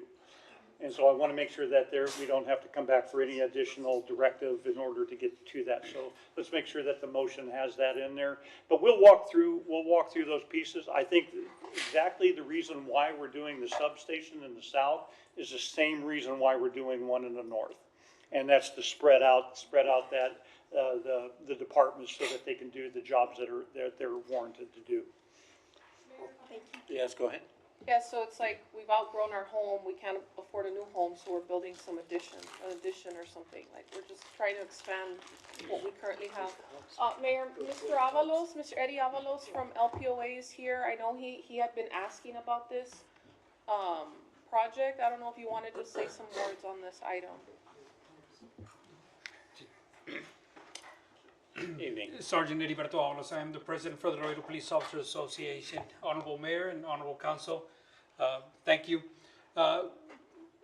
When it is no secret that the department is growing, and one of the concerns that the union has, and we bring it up through labor relations with the chief, is, Chief, where are we going to fit all these officers and all these other employees that we're getting? Because I know the chief mentioned 480 sworn personnel, but we still have the non-sworn personnel that we also have to house. So it is a concern. And so when the topic came up of pretty much incorporating another piece of land and issuing it out to the police department, I mean, we said it's a win-win situation for us, and I think it's a win-win situation for the police department and its officers. Thank you. Thank you. Any questions? No? Okay, thank you. Thank you. All right. Yes, go ahead. One question. Well, I understand that members of council have been having conversations with yourself and perhaps management. I just feel like this item is coming out of the blue, and at least for myself, and I'm not comfortable voting on this item because I would appreciate if, especially from management, that there's a more strategic approach and information prepared, because we are working within the context of the just broader, and I support the police department, and I know that the need is there, but it is living within the context of other items that came before for this past year as well, and so just really understanding those priorities and where this falls within that. So I'm not comfortable with this. Thank you. Mayor, if I may? Yes, go ahead. Yeah, the needs of the police department have been no secret. We've been talking about them for 4 years now or more. The bond was kind of like an effort to try to get you guys everything you needed in one shot. And it was, we need a new facility, right? And, well, it didn't pass, right? There was people on council that were actively opposed to it, and of course they didn't support us. And there was a lot of people in the community that didn't support, you know, all the things that come along with the passing a bond and all of that. So it's understandable, but here we are, the needs haven't gone away, and as we evolve in this process and we find ourselves in these situations and we have these opportunities, I figured this is an opportunity. We've got a piece of land. There's been a push by some people to sell the property. There was a need there already by police, identified from years ago, conversations that we had before this even came up. And so I had the idea that if we have these acres available, you said you needed about 8. I said, well, then we'll designate 8. It's the ideal location. You looked at it, it met your needs. From my understanding, we've talked with PD. And then, so I'm offering that we secure this property, and that way you have a school, you have a police station, if this is a good location, which it was. And it checks off all the boxes in terms of what we needed as a city, in terms of property and location. I had asked for a list of all of our vacant properties lists, and there isn't that much land in the port area.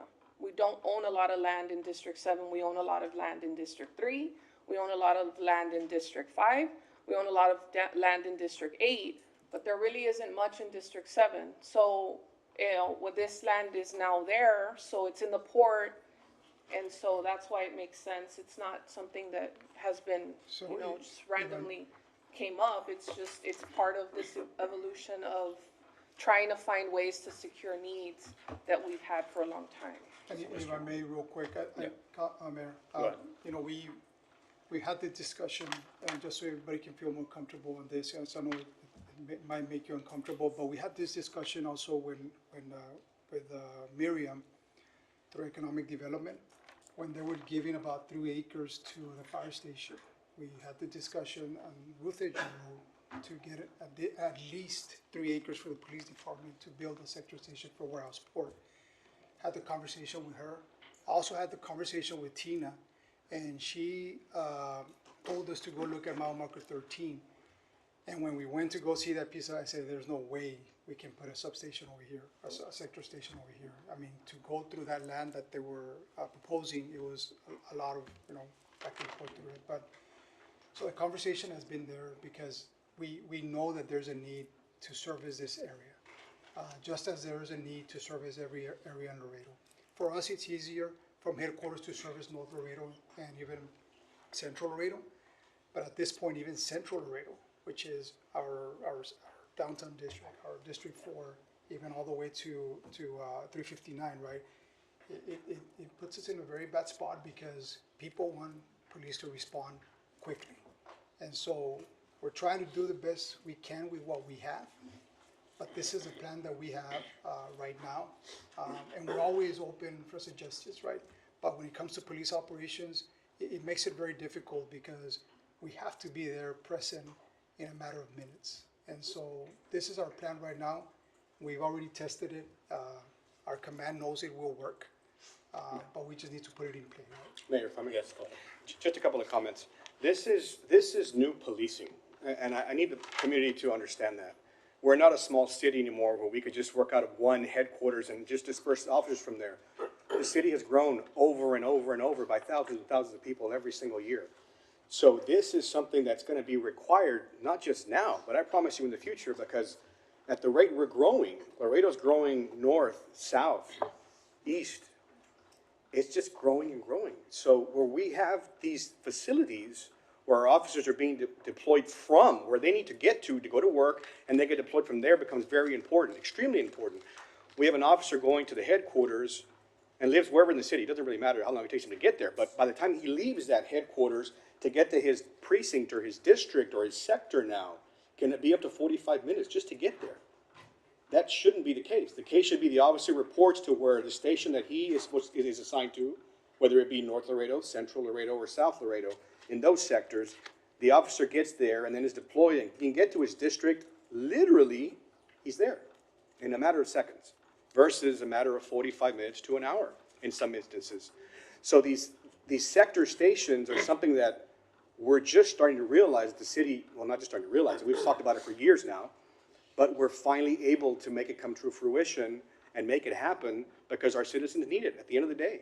Safety is our #1 priority. You can read it right there, right in front of you guys. We're the safest city, and we want to continue that. And this is what it's going to take. This is what we're evolving to. The city is just growing and growing, and I don't want to sound redundant, but it's growing at a pace that we simply can't keep up with one headquarters. We can't do it. This is what we're moving to, and this is something that we're going to continue to do. Thank you. Yeah, Mr. Ned, you have Yeah, Mayor, I was just gonna share that I had shared an email with the entire city council on January 5th about this property and about the options that we were going to look at. And one of the options in there was public safety facility and some parkland near the school district there. We also talked about down zoning the property and reselling it out. Those were options out there. I had a conversation with the chief once this item was being prepared for the council agenda, and I said, Chief, what are our challenges out there? The challenge we have is that the property in that Mines Road area is very expensive. And so when the police department goes out and tries to find a parcel on their own, they're going to pay a premium for that land. And so now we have this property in our hands for that. And so when I spoke with Chief Rodriguez about this, and so we bought this acreage at the going rate of about $390,000 an acre. And any property out there in that area is going to be right around those prices unless we get some type of donations and everything. But the point of my January 5th email was to prepare for these conversations. And this was one of the options that we had discussed. So I don't know if it's truly a far cry away from exactly putting a lot of intent scrutiny into this process. We know that we have the need up there. We know that we have the growth struggles. I mean, every conversation we've had on the bond referendum and all of this all the way up through there. But I think that when I talked with Chief Rodriguez just recently, that the price of that land is going to be at a higher rate because they can get that land for almost everything that they're selling out there. And so, I think that this is not a bad use for this property. Mayor, I'll stay at that. I'd like to call for the question Yes. unless anybody has any questions. All right. Call for the question. We have a motion and a second. All in favor? Aye. Opposed? One opposed. Motion passes. Thank you, Mayor. All right? Thank you, Thank you, Council. Chief. Thank you. 121. Thank you, Mayor. Go ahead. Thank you. Just bringing back item 121 from a few months ago, as it relates to a property near North Central Park in McPherson that we discussed. There's been some new information about what it could be used for, such as additional parking at North Central Park, which we know is critical during larger events, in addition to extra restroom areas and a part that is far away from where any of the other restrooms on the facilities are.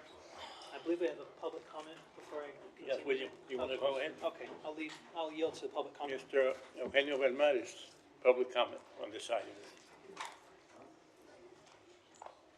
Good evening, Honorable Mayor, members of the City Council. This particular piece of property was something that we had looked at back in 2002 as I started to acquire property for North Central Park. Unfortunately, as you all are experiencing right now with the budgets, we didn't have the money to acquire that property. So we negotiated with some folks further up, a couple of places around there, and we just couldn't make that happen. But what this does, as far as our overall global plan for the park, was to give access from McPherson to North Central Park East. We've always wanted to have North Central Park West, which is where the bike trails are, Springfield, and Divine Mercy. But this is the only piece of property that you will have that is yours for either a trailhead facility, additional parking, and bathrooms. What you have right now, you have to borrow property from San Isidro. You borrow property from Golondrina and the Wing Daddy. And then there is a small piece of property behind Concentrix, or Converge, what used to be Converges, that was deeded over to the city as an easement, that you have some parking up there for North Central Park at the furthest northern point by Chase Bank and Walmart in that area. So it's very difficult to find property in North Laredo, as you all are experiencing, especially in District 6. It is as expensive, if not more expensive, in District 6 as it is in District 7. This may be the last opportunity you have to buy property along the creek that buffers the creek, that protects the river, and also gives you access to the trails. And as you expand North Central Park West, the bike trails, through McPherson, back to Divine Mercy, this may be the best place to be able to connect all of those trails together.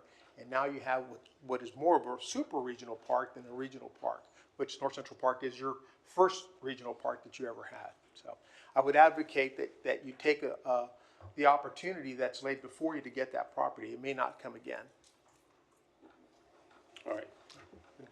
Thank you, Mr. Belmontes, and thank you for your work in helping create North Central Park over the years. We wouldn't have it without the work that you did in the 2000s, so thank you for laying the groundwork. I know we went to executive session a few months ago about this. At the time, engineering didn't have information on whether or not something useful such as parking, restrooms, etc., trailhead could be placed. My understanding, that there's been some more studying of the land, that not the entire section of it, some of it will be walking trails and whatnot, but there's a decent size of it. And I don't know if there's any point we have to go to executive session. I don't think tonight we're going to decide to purchase it today, but Mayor, if I could get involved in this. Yes, We are in an active negotiation on this property. So we are in negotiations with the property owners currently. And so I'd ask that we kind of allow us to finish that negotiation. All right. So Yeah, we can go ahead and do and Councilmember, I'll share with you exactly where we're at. But I think for the sake of being in the public meeting, because we are under an active negotiation, there's been back and forth. I would like to finish that. Yes. yeah, sure. All right. Just ask that management bring us recommendation soon. Yeah. May I? Go ahead. Why did nobody reach out to Councilmember King to let him know? Like, why are we here at a public meeting and he didn't even know? And we're like, what is? What is wrong with the communication at the city? And anyway, no, you don't even need to answer that, but it's just that, why? This is ridiculous. Mayor, I'll just. Go ahead, finish I- up. You know, because we did meet in executive, you know, we agreed that there would be a negotiation, and I did bring it back up, and there was new information that came from engineering that I just wanted to get out there, and for me, you know, just knowing that we have budgeted, for example, some money in our CIP for this year for these types of land purchases. So to Councilmember Figueroa's point, yes, please reach out to me directly, you know, because this has been on the agenda for 2 weeks, so yes. But nonetheless, I'm glad we were able to have a public comment on it, and, you know, the community knows that we are pursuing it, but yes, Mr. Neff, please let me know if I should shut my mouth. You have a question, Let me know. All right, okay. All right, we're ready. I think we're Okay. done, Mayor. Are we Next ready item. for, No action needed. No action needed. no action, okay. Motion to approve appointments to commissions, boards, and committees, number 9 through 22. Mayor, before we approve appointments, we need to approve item number 53. Number 53. 53. One second. 53. Motion to approve number 53 on the consent agenda. Okay, motion second. All in favor? Aye. Opposed? Motion passes. Now, motion to approve appointments to commissions, boards, and committees, number 9 through 22. Motion? Mayor, a point of order, just Yes. real quick clarification. Is that including the mayor's, the one that we're doing for the mayor, and the community member for the Yes, mayor? 9 through 22, yes, sir. Yes, that's correct. Okay, so I just wanna, one second, I just wanna, can I withdraw the committee member that I added? Table. That one table my, Which table, which, Table 18. which 18, just, I did, just don't with the know exception of tabling number 18. And Am I 18? Mayor, I have another exception. Okay, go ahead. On, Yeah. number 21, Mr. Maldonado, if you could, I'll vote as a group, but that one I'll be voting no on 21. I don't know if we can do that, just to, so unless we pull it out separately. Pull it out, yes. Okay, then I'd like to pull out number 21, please. Motion, let me just go ahead and amend my motion. All right. Motion to approve appointments to commissions, boards, and committees, number 9 through 17. 9 to 17. That's all? That's it, for now. Okay. Well, I need the motion, the second. Second. Okay, motion second. Approved. All in favor? Aye. Opposed? Motion passes. Table number 18. Motion, Second. table number 18. Second. Motion second. All in favor? Aye. Opposed? Motion to approve number 19 and 20, Second. Motion. And 22? and 22. Second. Okay, motion second. All in favor? Aye. Opposed? Motion passes. Motion to approve number 21. Motion second. All in favor? Aye. Opposed? Motion I'll passes. do opposing. Yes. One opposed. Motion to open up planning and zoning public hearings and introductory ordinance number 23 through 30. Second. Motion second, 23 to 30.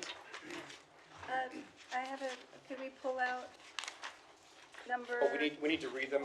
They're there. Yeah, We're gonna okay. combine. Oh, okay, We'll read them one by one. and then Oh, we'll read them. I appreciate it, thank you.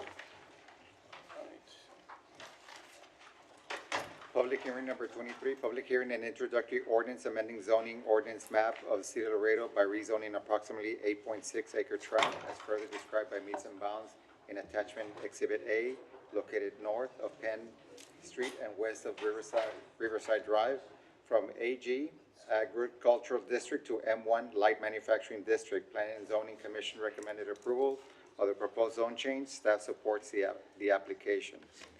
Number 24, public hearing and introductory ordinance amending the zoning ordinance map of the City of Laredo by amending ordinance 2015-039, which authorized a conditional use permit for a kiosk food stand and meat market in the grocery store on Lot 12, Block 446, Eastern Division, located at 202 West San Carlos Street, in order to remove Denaria Villarreal and Ralph A. Haas and replace the Sergio Briones and Yesenia Briones as the parties to whom the permit is issued. Planning and Zoning Commission recommended approval of the proposed conditional use permit amendment. Staff supports application. Number 25, public hearing and introductory ordinance amending the zoning ordinance map of the City of Laredo by authorizing the issuance of a special use permit for a restaurant serving alcohol on lots 1 and 2, Block 1, Vitron/Ramos subdivision located 7101 and 7105 McPherson Road. Planning and Zoning Commission recommended approval of the proposed special use permit. Staff supports the application. Number 26, public hearing and introductory ordinance amending the zoning ordinance map of the City of Laredo by rezoning approximately 31.64 acres as further described by meets and bounds in attached Exhibit A located south of Falcatat Boulevard and West US Highway 83 from R1 AMH, Single Family Manufactured Housing District to R1B, Single Family High Density District. The Planning and Zoning Commission recommended approval of the proposed change. Staff supports the application.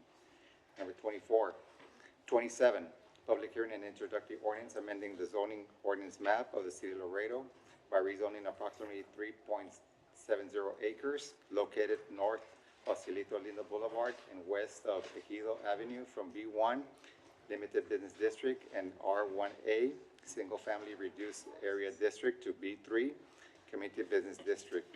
The Planning and Zoning Commission recommended approval of the proposed change and staff supports the application. All right. Number 28, public hearing and introductory ordinance amending the zoning ordinance map of the City of Laredo by rezoning approximately 1.3 acres as further described by meets and bounds in attached Exhibit A located south of Avenida Los Presidentes and west of Lone Star Loop from R1 Single Family Residential District to B1 Limited Business District. The Planning and Zoning Commission recommended approval of the proposed change and staff supports the application. Number 29, public hearing and introductory ordinance amending zoning ordinance map of the City of Laredo by rezoning Lot 2. I'm sorry, do we need to be 5? Did you have a question, Councilwoman? Okay, I'm sorry, just point of order, okay. All right. Okay. Number 29, public hearing and introductory ordinance amending the zoning ordinance map of the City of Laredo by rezoning Lot 2, Block 624, Western Division, located at 2416 Ventura Street from R2 Multifamily Residential District to R3 Mixed Residential District. The Planning and Zoning Commission recommended approval of the proposed change and staff supports the application. Number 30, public hearing and introductory ordinance amending the zoning ordinance map of the City of Laredo by rezoning Lot 1, Block 1, Fire Station Number 11, located at 11015 McPherson Road from AG Agricultural District to M1 Light Manufacturing District. The Planning and Zoning Commission recommended approval of the proposed change and staff supports the application. All right. Is that for or against? All right, on number 23, for or against, for or against, for or against. Motion? Second, all in favor? Opposed, motion passes. 24, for or against, for or against, for or against. Motion? Second. Second, all in favor? Opposed, motion passes. 25, for or against, for or against, for or against. Motion? Second. Did you have a question over there? No sé si sea momento de hablar con el 25. Yeah, come on down. That's on number 25, Mayor. 25. Disculpa, es que andaba un poco perdido de donde. Buenas tardes a todos ustedes. Mi nombre es Adrián González. Actualmente tenemos un restaurante en Las Minas, se llama Remolinos. Me permito primero saludarles a todos los miembros del Consejo Mayor y a todos los miembros de la ciudad. Gracias por su trabajo. Estamos desarrollando un nuevo proyectito que tenemos aquí en McPherson. Simplemente es para complementar la información o la aplicación que pusimos. Lo que buscamos es tener un permiso especial para alcohol. No va enfocado nuestro negocio a lo que es el bar ni nada de eso, simplemente lo queremos como un complemento. Va a ser un restaurante familiar, va a haber zona de niños. El proyecto va a tratarse de todo simplemente familiar.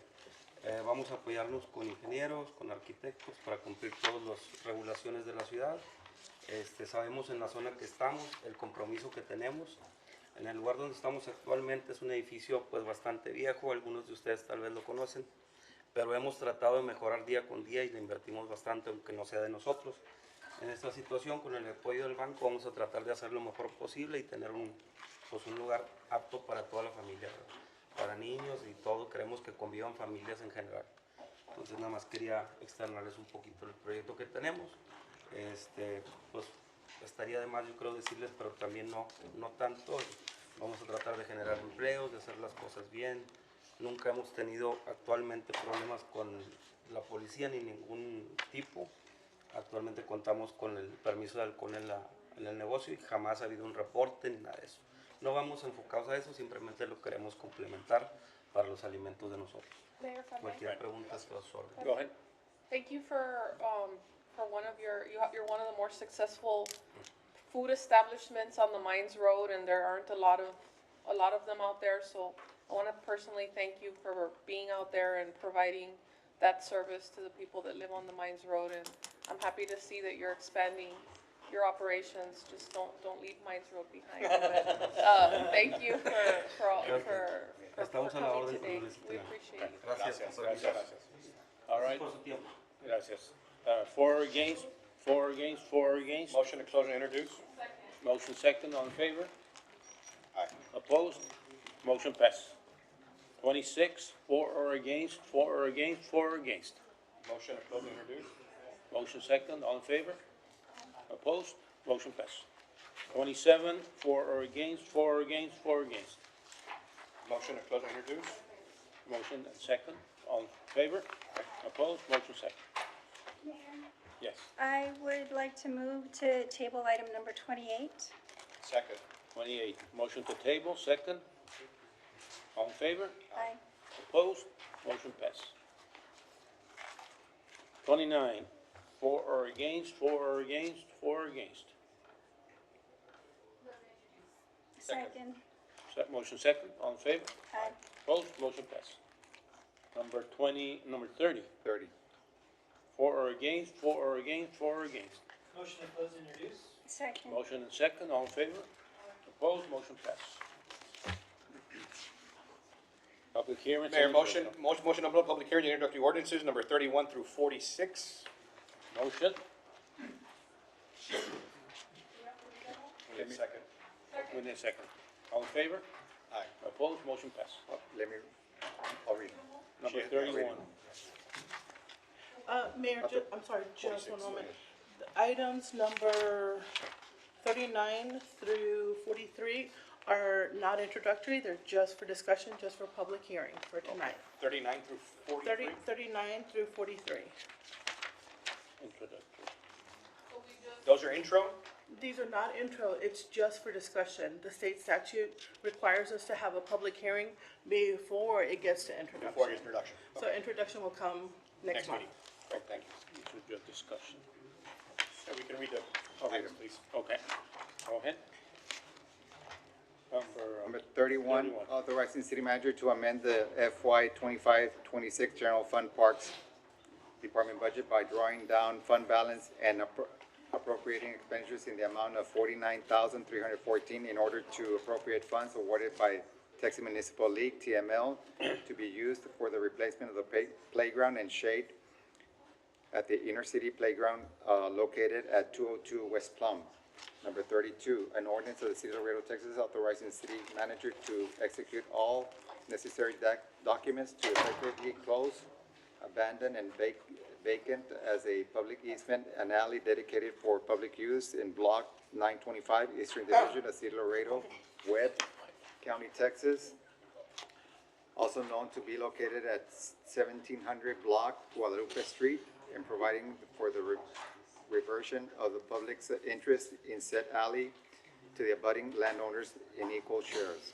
and providing for an effective date. Public hearing and introductory ordinance authorizing city manager to amend FY 25-26 solid waste budget by appropriating a drawdown in the amount of $818,089.77 to appropriate funds to replace burn rental garbage truck and equipment purchase. Number 34, public hearing and introductory ordinance authorizing the city manager to accept and enter into contract from the University Health for the Gilead Focus Grant, amending the fiscal year 2025-2026 budget by appropriating revenues and expenditures in the amount of $50,397 with no match for the City of Laredo Public Health Department for the term January 1, 2026 through December 31, 2026.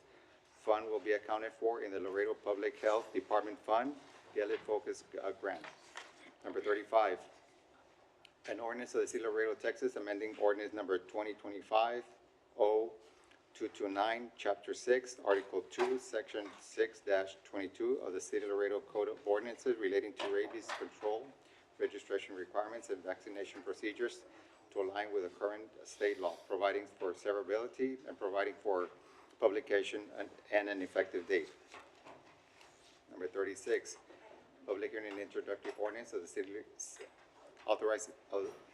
public hearing and introductory ordinance authorizing the city manager to accept and enter into contract from the Alzheimer's Association for the 2026 Healthy Brain Initiative HB1 Roadmap Strategies Program Grant, amending the fiscal year 2025-2026 budget by appropriating revenues and expenditures in the amount of $50,000 with no match for the City of Laredo Public Health Department for the term January 1, 2026 through September 30th, 2026. Funds will be accounted for in the Laredo Public Health Department Fund 2026 Health Brain Initiative HB1 Roadmap Strategist Grant Program.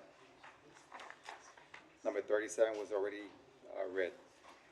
Number 38, public hearing and introductory ordinance establishing standard bylaws for all boards and committees for the City of Laredo, providing for the purpose, membership requirements, officers' quorum requirements, attendance expectations, term limits, recording and live streaming for the meetings and reports, providing for severability, and providing for an effective date. Number 39, public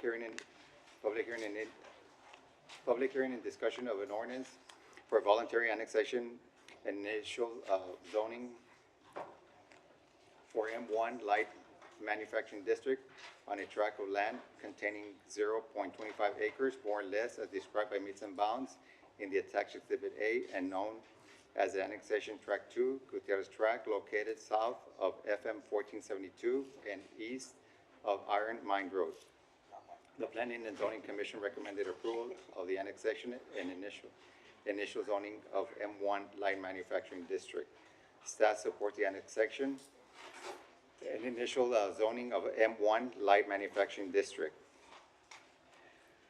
Number 40, public hearing and discussion of an ordinance for the voluntary annexation and initial zoning of B3 Community Business District and R1A Single Family Reduced Area District on a tract of land containing 59.89 acres, more or less, as described by meets and bounds in the attached Exhibit A and known as Annexation Tract 3, Las Islitas Tract, located northeast of FM 1472 and Max Mandel Municipal Golf Course. The Planning and Zoning Commission recommended approval of the annexation and initial zoning of B3 Community Business District and R1A Single Family Reduced Area District. Staff supports the annexation and initial zoning of B3 Community Business District and R1A Single Family Reduced Area District. Number 41, public hearing and discussion of an ordinance for the voluntary annexation and initial zoning of M1 Light Manufacturing District on a tract of land containing 13.735 acres, more or less, as described in meets and bounds in the attached Exhibit A and known as Annexation Tract 4, Ben Bell Tract, located on north of FM 1472 and Ben Hur Ranch Road. The Planning and Zoning Commission recommended approval of the annexation and denial of the proposed initial zoning of M1 Light Manufacturing District, recommending B1 Limited Business District zoning designation instead. Staff support the annexation and does not support the initial zoning M1 light manufacturing district. However, staff supports the recommended B1 limited business district zoning designation. Number 42, public hearing and discussion of an ordinance for the voluntary annexation of initial zoning of M1 light manufacturing district on a tract of land containing 275.67 acres, more or less as described in meets and bounds in the attached Exhibit A and known as Annexation Tract 5, North Laredo Industrial Park Tract, located west of IH-35, north of Beltway Parkway, and south of Ruthinger Parkway. The Planning and Zoning Commission recommended approval of the annexation and initial zoning of M1 Light Manufacturing District. Staff supports the annexation and initial zoning of M1 Light Manufacturing District. Number 43, public hearing and discussion of an ordinance for the voluntary annexation and initial zoning of M1 Light Manufacturing District on a tract of land containing 562.7735 acres, more or less as described by meets and bounds in the attached Exhibit A and known as Annexation Tract 6, Ruthinger Point Tract, located northwest of FM 1472 and FM 3338 intersection. The Planning and Zoning Commission recommended approval of the annexation and initial zoning of M1 Light Manufacturing District. Staff supports the annexation and does not support the initial zoning M1 Light Manufacturing District for the entire tract. Instead, staff supports the initial zoning of M1 Light Manufacturing District for an area approximately 2,200 feet in width, along with the adjacent of the existing M1 zoning in the west and B3 Community Business District for the remainder of the tract.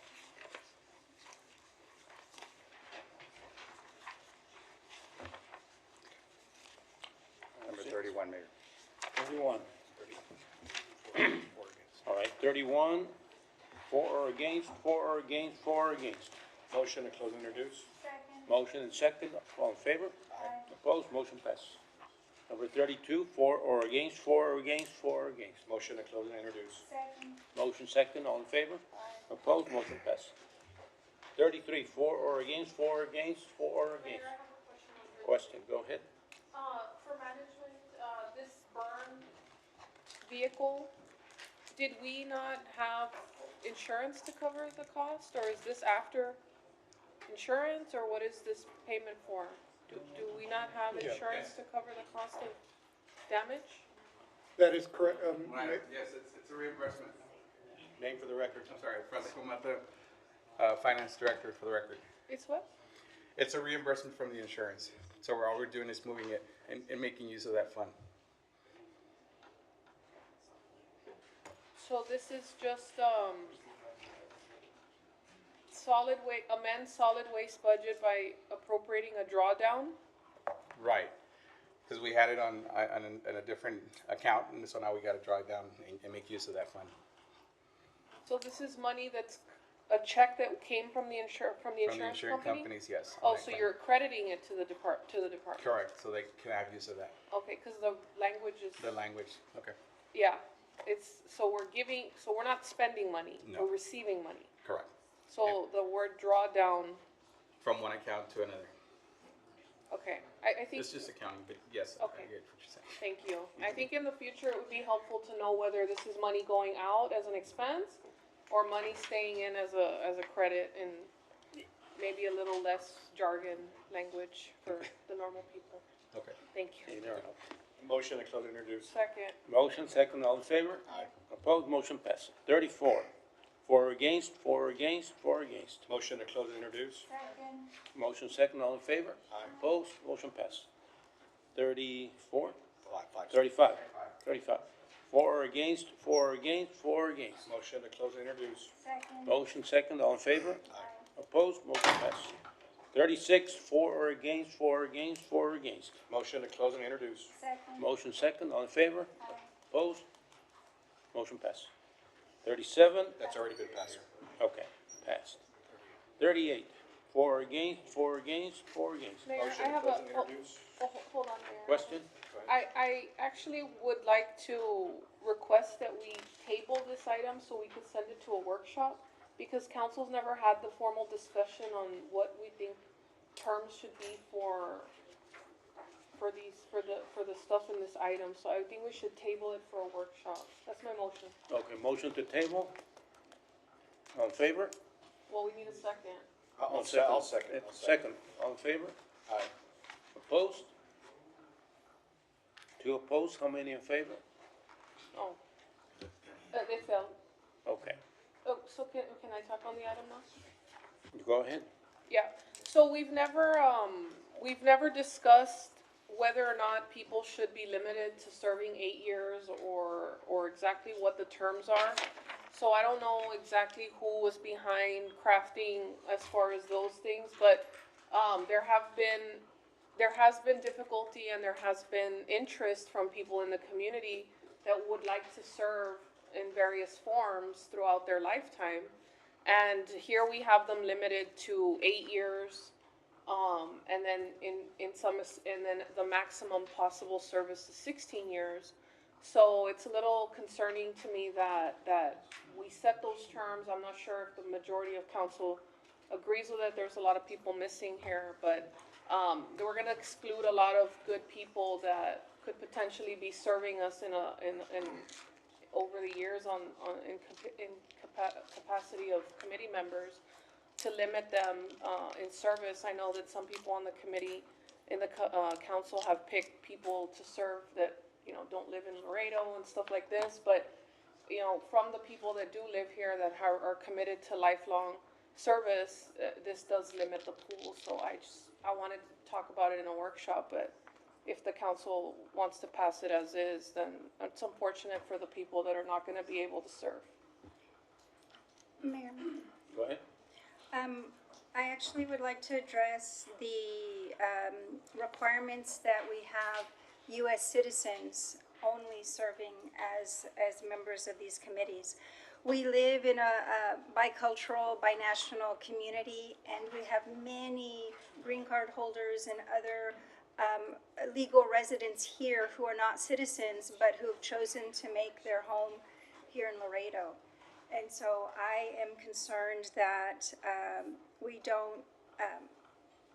we do not allow them to participate in civic society, or what to serve civically, simply because of their origin of birth. And so I would like to see, if we're gonna pass this, I'd like to make an amendment to it and suggest that we do not restrict committee membership to solely U.S. citizens, that we allow residents here of Laredo to serve on these committees. Your motion? That's an amendment to passing this. Zone, would you please clarify how we amend this item? The amendment's been proposed, we need a second, and then you can vote on whether the amendment is going to attach to the original motion. All right. So we need a second for it. Mayor, if I have a question. Go ahead. So people born anywhere would be able to serve on this, but is this specific for people that can vote here, registered voters? So the item, the way it reads is that it requires U.S. citizenship. Correct. And voting registration. So it would just add, There's a residential requirement, and then there's a requirement to be a U.S. citizen, and there's a requirement to have voting registration. The U.S. citizen with voting registration, I think, limits the ability of people who live in Laredo to serve on these committees, because we have a big population of people who are not U.S. citizens, so obviously they cannot vote, but they still live here and they participate in our civic life. And I think they're business owners, and I believe that if they want to choose to serve in the city that they live and that they've chosen, that they should be allowed to. So my amendment would be to not have that restriction on committee membership, the U.S. citizenship. And we do need a second, yes. The motion already died for like a second, but I do want to point something out, Mayor, that I literally called for a workshop so we can hash these little things out, and you denied the tabling for a workshop, and then you proceeded to make an amendment, which is kind of like why not send it to a workshop so we can hash all this out? And then you propose an amendment, it's ridiculous. Like, we should have just sent it to a workshop. It's crazy. Okay, so without a second, then, there's no. Okay, We already done it. All right, Okay. so you have the original motion. The original motion. To whether we close and introduce it? If that's what you want. All right, do we have a second on that? No. No. There's no. All right, so, All right, guys. all right. Number 39, for or against, for or against, We have for to have discussion, Mayor, with the. discussion, yes.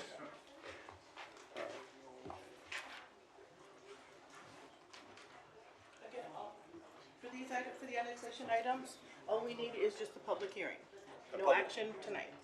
You don't need to explain anything to us or anything like that? Yes, I'll be happy to. No, I'm asking if you need to, I mean, okay, obviously, but because you said we needed to talk about or discuss something. No, it's on Just a for public hearing. discussion, it's just a public hearing. Okay, So that's all public- we need to do. The to- public's to- allowed to come in and discuss, and that's it, no action. so we still need the for or against, and then the approval? not Or we don't really. need that at this point, because it's not a We first just need reading. to open it up for public hearing. Right, so we already did that, Okay. right? Yeah, yes, we're good, okay. If anyone's interested in speaking on the items, then they can Anyone come up. wish to speak on 39? No action. 43? Any comments on number 39 from the public? 40, No? 42, and 43? All right. So, no action. Correct. Number 40, Same, Mayor, anybody want to speak on its behalf or against? for or against, for or against, for or against on number 40, right? No action, just public hearing, Mayor. Public hearing, Yeah, okay. yeah. And 41, 42, and 43, if anybody wants to speak on its behalf Right. No comments? or not. Any Okay, comments? We're good to go. Yes, sir. Oh, okay. Next is what? Motion to approve introductory ordinances. I'm sorry, no motion necessary. Council to introduce number 44, 45, 46, no motion necessary. Motion to approve final readings of ordinances 47 through 51. Motion, any second? 47 to 51?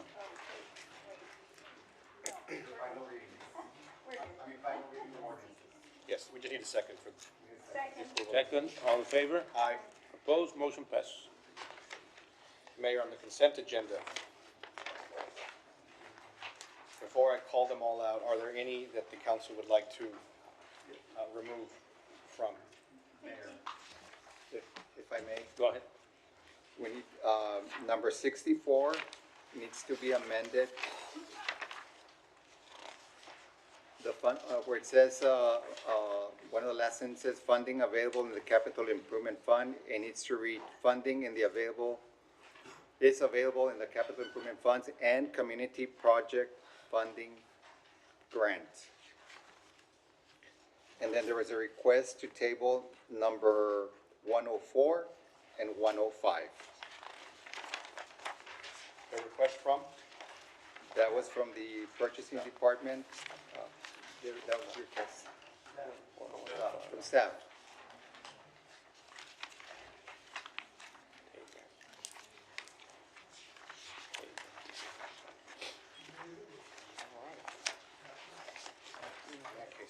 Motion to approve the consent agenda 52 minus 52 through 108, with the exception of tabling number 104, 105, Second. and with the amendment of number 64. I think it was. 64. Correction. Second. Motion second, all in favor? Aye. Opposed, motion passes. 52? Yes. 52 on the consent agenda. Resolution amending City of Laredo Federal Legislative Agenda for the 119th Congress. The amendments build on priorities advanced during the first year of the session and incorporate additional priorities informed by council direction and emerging policy themes. The agenda provides general policy direction to guide the city's federal advocacy efforts. And I read the agenda and I agree with the direction. My concern or my suggestion is to add a component for downtown development with a focus on historic preservation. that's been a theme in the past. I don't know if it wasn't included because this administration doesn't seem to be providing many funds for those areas. But I don't want us to lose that focus because we know downtown redevelopment is a years-long process. So Karen Covarrubias, for the record, we did update some of the language, like you said, based on the administration, based on what we were able to kind of do last year as well. So that's why some of the language was tweaked. But in our meeting request, that is kind of something that is still encompassed, not just different language. So that is still part of what we're trying to schedule while we're in DC.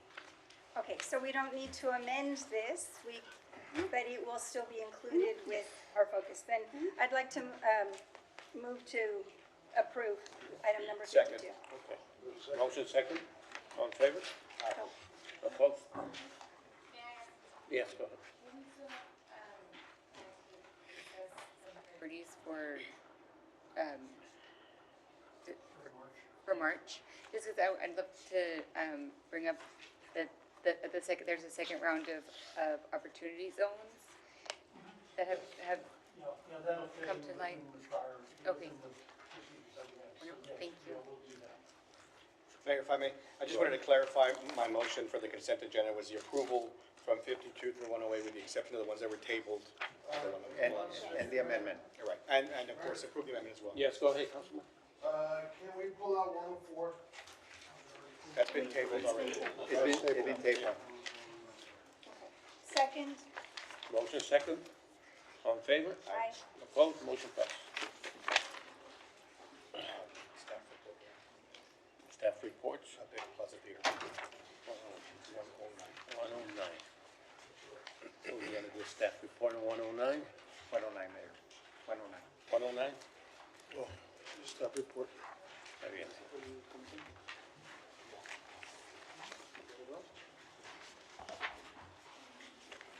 Good evening, Mayor. Evening. Council, Elio de los Santos, City Engineer for the record. I have a quick presentation on the Plaza Theater project, if I may.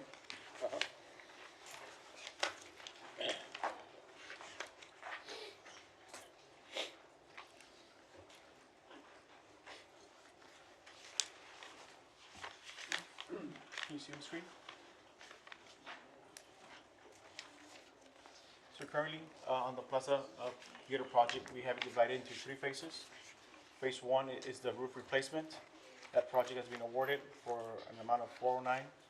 It's scheduled to be completed in June 2026. And then phase two, which is the envelope facade enhancement project, was one of the item 64 that was in the consent agenda. That's already been approved. That's in the construction amount of $1.7 million. And that's scheduled to be completed on October 2026. Phase three is the renovation and expansion of the interior of the theater into a multi-purpose center.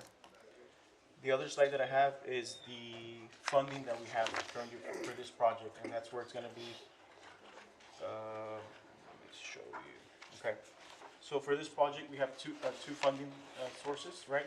We have the capital improvement fund, which was at 10 million, and then we have the HUD funding, which was 750,000. So for the phase one, which is the roof replacement, that was fully covered through the HUD funding. Phase two, which is the envelope and facade enhancements, was covered 371 through the HUD funding, and then the rest of phase two was covered, the 1.3 million through the capital improvement funds. So on the top, you see the total for both phases. The HUD funding, we're gonna expend all the money that we received. And then on the capital improvement fund, the remaining money that we have for that is $8.7 million. Mayor, ma'am? Are you finished? I have a Yeah, question. go ahead. Thank you. The HUD funding, is this the money that Congressman Cuellar was able to help us obtain? Yes, that's correct, Councilman. Okay, I just wanted to clarify that. Thank you. So, our estimate for this project, if I may, it's around, to complete the phase three, which is a full renovation of the Plaza Theater, it's around $17 million, our engineer's estimate at this moment, right? So,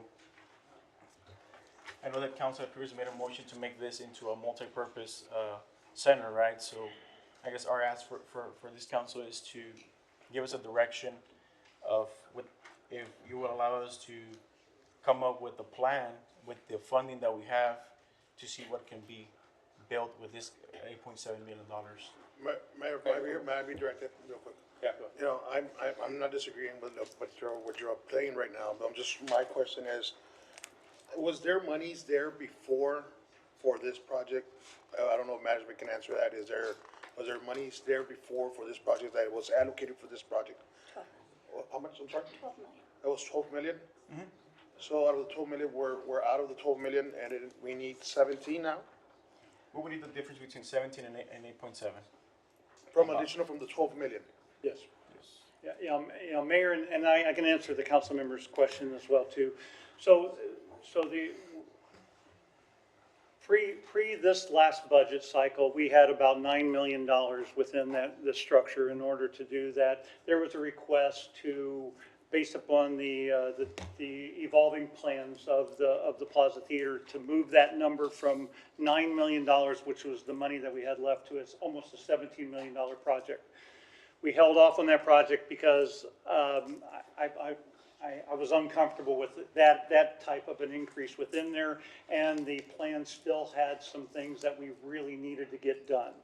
And so out of the 12 million, we actually bought about $4 million worth of property around the Plaza Theater, and this was the money that was from the sale of the Civic Center, and within that process. My request, and with what Eliud is asking for from direction from the city council, is I would like to create the Plaza Theater as a restoration project only and salvage it as a historic entity and utilize only the 8.4, whatever that number was. Yeah, my face is on the screen. So it's like, but I would rather just utilize that money and get this job done. We have the phase 1 going with the roof. We have the facade for phase 2, and that's on the agenda for tonight. And I would rather, based upon all of our conversation on efficiencies and everything, I truly believe that salvaging the Plaza Theater as a historic building is more important than trying to evolve it into this bigger multi-purpose type center. And because it still had pieces that it was lacking in, and it was still going to cost a little bit more money if we put in storage and everything else. And I'm just recommending that we try to hold it to this number. All right, go ahead. Thank you, sorry. My question is, with the $8.7 million, are we able to bring it back to what it was prior to, back in the day, to make it historic? We'll be able to bring it to a certain extent to the way it was. There's another story in the top right, but we'll work with the consultants to maximize this dollar amount to get as much done as we can on Because the this. consultant is saying $17 million, but that's as a multi-use facility, correct? Yes, sir. And then with the 8.7, you just said a word right now that I don't like. We could possibly get there, or you said Not the all word the you way. used, not all the way. Not all the way. What Probably is going to be lacking? How probably much would be lacking to make it? Second floor, so it's on second floor, some of the restrooms, additional restrooms. The more capacity we have, the more need for restrooms. There was talks about parking, adding additional parking on one of the sites that we have in the back. Okay. Well, parking, if we're going to bring it back to what it was, right? Make it classic, of course, and nostalgic. Then what would it? Have we gone out to RFP to see what the entire project, the interior, would cost us? Because the exterior, the facade will be done, the roof will be done. So, is there a way we can do it for the $8.7 million and go out for RFPs, or has that already been done? We have a consultant on board, but we would need to go out for request for bids. Okay, so we'd go back out for bids, And correct? see what So will it's come. possible to get all the interior done for $8.7 million, although we just put that number out there, so let's see what they're gonna do with that now. But, okay, thank you. Yes, go ahead. So the $8.7 million are just gonna give us to get us to where it used to be? But it's gonna be functional, usable for public, and we can start, utilizing that building? That is the intent. That is the Yes. intent of it. And do you have a time frame for that? Obviously, we're gonna have to, look at the plans, make sure that we're bid it out and prepared for this kind of funding. We anticipate maybe a month to redesign, make sure the plans accommodate what the council wants to move forward with. Maybe a month to get the plans, and then maybe another month to go through the bid process and see what type of response we get from bidders. Maybe begin the fall of this year, maybe? It's very Probably possible. fall of this year, It's or very fourth possible. quarter, It's very more or possible less, to do that, yeah. around there. I anticipate Well, April, we're May. just, we're throwing it at the fourth quarter, but it can be earlier or whatever, or it can be later than there, but it's at least around the fourth quarter of the year. Mayor, if I may? Yes, go ahead. Well, on this proposal, it states October 26th for just the facade, just the exterior. So how are we expecting them to do everything But inside just of to be out for bids within this quarter, within But April. not completed? No, not But, completed. okay, I just want to make sure that's clarified. Oh, so that's that's what what he was I'm asking. sorry So I about wanted to that. clarify Maybe that. yes, The thank you so much. construction will probably take, because of the way the building is, probably like a year after we come to council with the selection of a. So how long have we been working on this project? I know you just started, you took over, how long have we been working on this project? I think it started maybe 4 years ago. I think. Money was located 4 years ago? Or what just? Been allocated for years. Allocated. Since the sale of the Civic Center. 20, what? Long time ago. Okay, go ahead. Mayor, if I Yes, may? go ahead. So just to answer his question, in 2021, Councilmember Cigarroa made a motion to scrap the Children's Museum project, that we had allocated the funding for that, and there were already plans, and it was already in the works to renovate Bruni Plaza into a children's museum.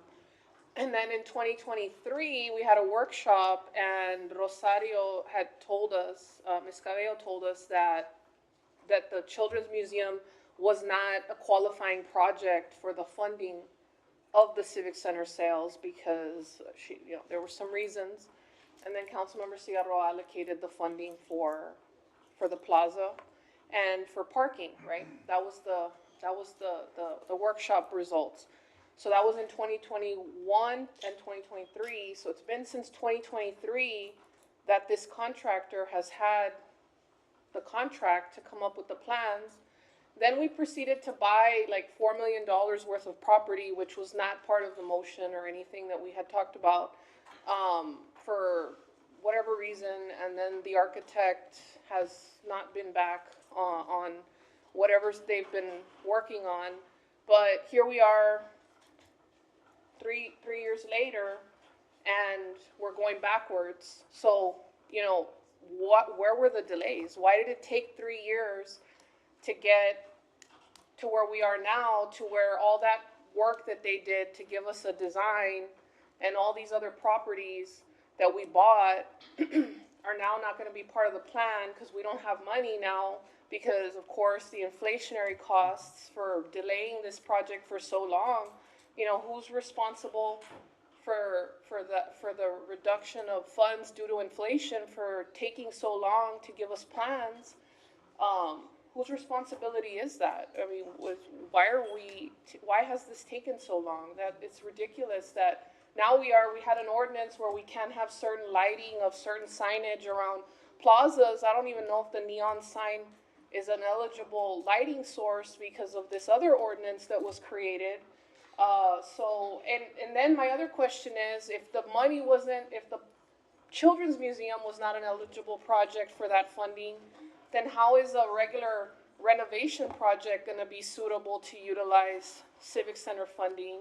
I mean, if that's the case and we need a Civic Center, then we might as well just take this money and put it into a real Civic Center, because this project has just deteriorated into nothing.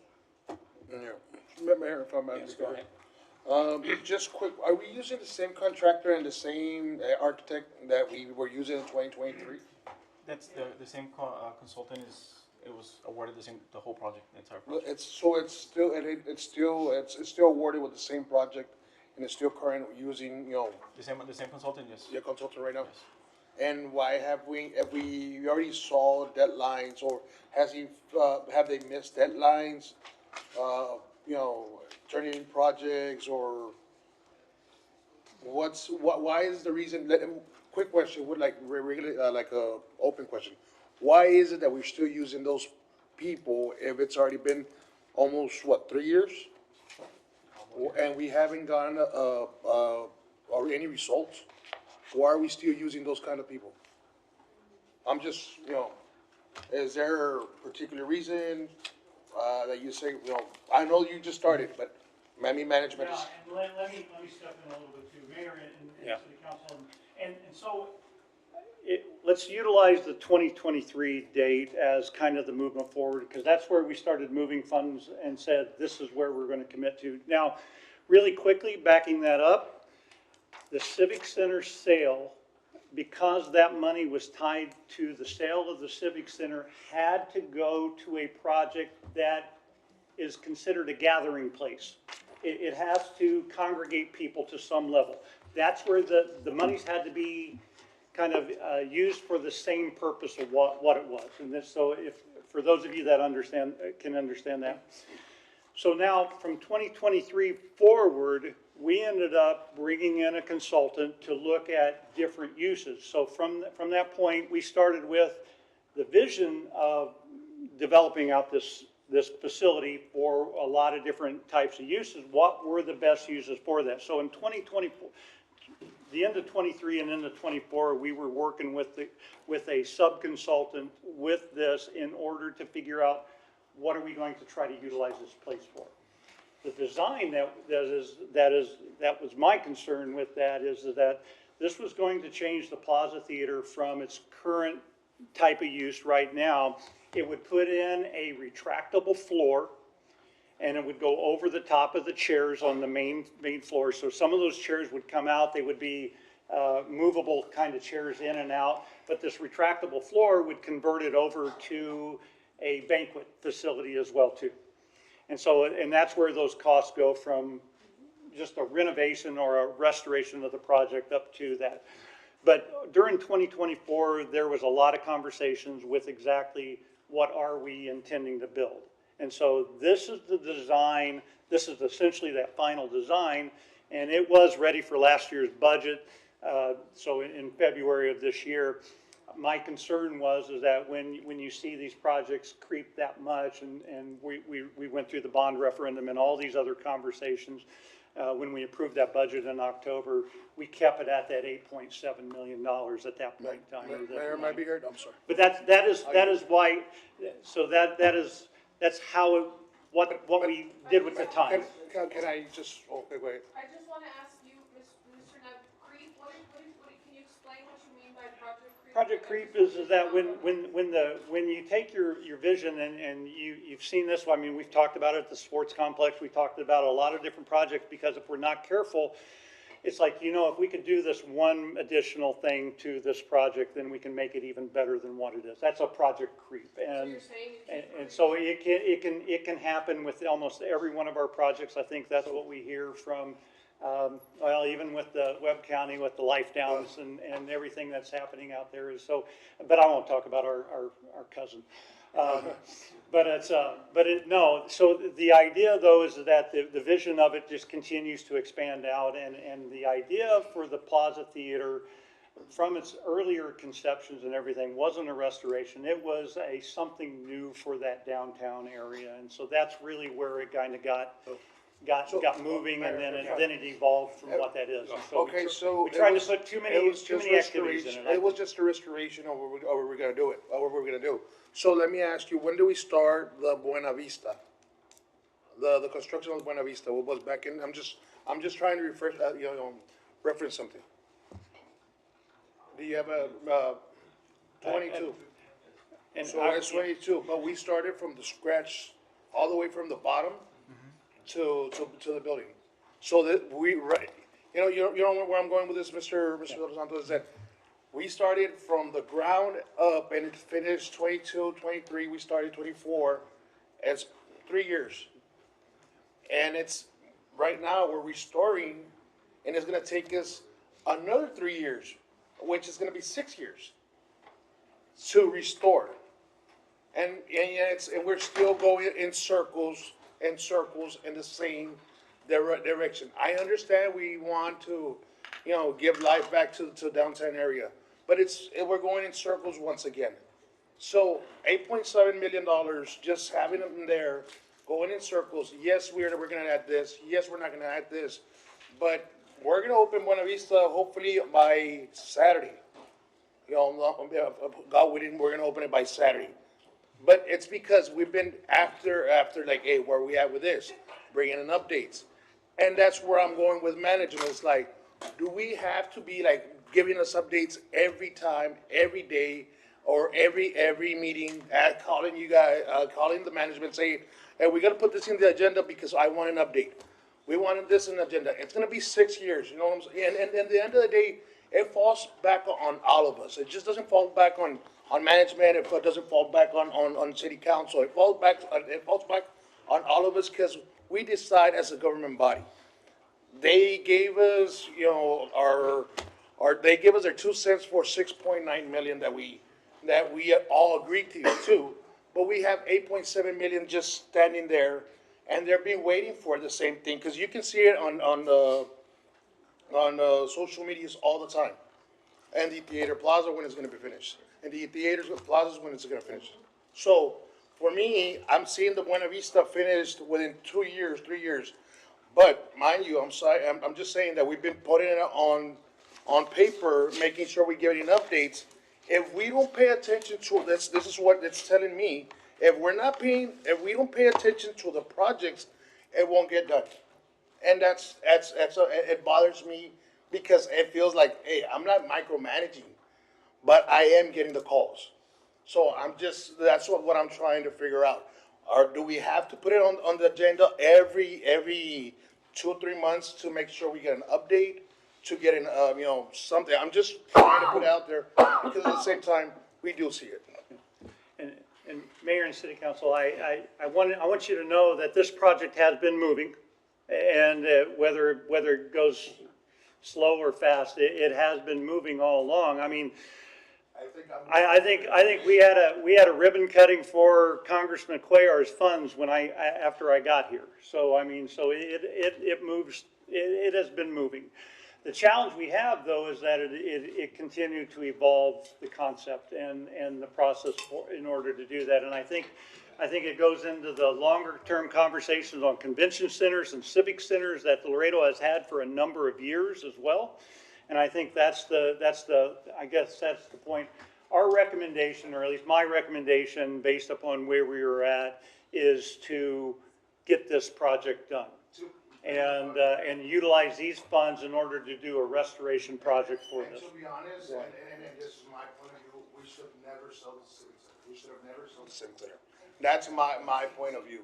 Maybe they had different views, they have a different opinion back then, but right now, the way we are right now, we should have never sold the civic center. That's my opinion. Yeah. You know, but to each his own, right? Maybe where everybody had, Thank you. you know.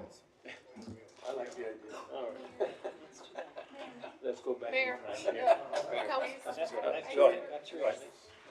quick mention going back to Council Member Bettis's point about, we were informed at the time that, again, that the funds had to have a specific use, which is why we couldn't fund the Children's Museum. And from my understanding and recollection is that is why it was going to be a multi-purpose space. So it just, I hope we can find resolutions and confirmations that funds can still. I don't agree with. I'm not in favor of the. I mean the doubling of the cost was made clear at this past budget, which again we need to live within the funding that we have, but I just hope we're not speaking out of turn either. Mayor, I wanted to go ahead and make the motion, as suggested, that we let our engineering department come up with a plan on what type of restoration could occur within the budgeted funds that exist now, and bring that back to council. Second. Motion second? Mayor, I have a comment. Yes, go ahead. Okay, so this takes me back to the Faskin Treehouse. We now are having our in-house engineering department supplementing work that we had contracted Now we have to come up with a modified plan because the architects that we hired went off the rails or something and creeped the project, as Mr. Neff said, and it kept adding and adding and adding. I mean, retractable floor to me just sounds expensive. Is there a way to do this without a retractable floor and, I mean, the gadgets galore or whatever? There has to be a way for us to move forward, but again, the question still stands. If we're gonna restore it into a theater, then how does that make it eligible for Civic Center funding? Because then that's not a gathering space, that's not a meeting space. We're back to the Children's Museum. We should have just built the Children's Museum and incorporated a building or like a display floor type setting, like a convention area within that building, and we would already have a usable space for the Bruni Plaza area. But we had plans, now here we are. We should have never sold the Civic Center, I agree. Here we are, but it still doesn't take away from the fact that we had a contract for plans, and now we're making a motion for you to come up with plans in-house. How does that make any sense? Well, when we doing, Mayor, if I may, Go ahead. when we do the plans, we're gonna work with the consultant that we have on board so we can get those plans as directed by council. So we won't necessarily be making the plans, but we working with the consultant to make sure we get the plans as directed by this council. Yeah. Go ahead. No, it just still feels that we're just making things up as we go along, and we're 6 years in, but I just hope that we can prioritize this and have management at the table because, I mean, you've been here for 3 years, and to just be coming to this realization now as well about use of space, and just, it's quite frustrating. Yeah, go ahead. Mr. Los Santos, just quick question. Are we gonna use the same, we're just gonna use the same consultant? They're still on How the much has the contract. consultant been, do you have the amount more or I don't less? have I can get you that amount on top of my Can head. you I get us don't have- the amount, please? I can get you the amount that the consultant was awarded. Mayor, if I may? Sorry, go ahead. Well, my question Yeah. is simple, it's regarding the funding. If we do the restoration, does this money qualify, because we can give you the motion to do whatever the plans, but then we're gonna come back later and we're gonna say the funding's not eligible for this type of project. So is that funding, is what you all are proposing, is that money eligible to be used for that? Yes or no? Yeah, Mayor and City Council, and the quick answer is yes. I truly believe it still is based upon being a gathering place, whether it be a civic center, a theater, the area with a stage. The challenge with the library is the different type of uses that come out of a library. So, I mean, if you're gonna have classes or courses within the library, those actually constitute a gathering piece of it. But if you're there reading a book or sitting at a table, that doesn't quantify in the same manner. So this space, and I can get that confirmed through our bond counsel and everything, but it is my understanding that those are equivalent type uses for this. And so I don't think there's gonna be the concern of that within that process. Mayor, if I may? Yes, go ahead. The problem is with this concept or the revitalization or rebuilding of the Plaza Theater is that this council and previous council kept changing it over and over again. Let's do this now, let's do this now, let's do this now. You know, it's really easy to point fingers, right? It always is. It's easy to money that quarterback all the time. But the fact of the matter is, we kept doing it. We kept doing it. 2 or 3 months down the line, okay, let's try this now, let's try this now. 3 months down the line, let's try this now. And then budgets keep going higher and higher, and we know that.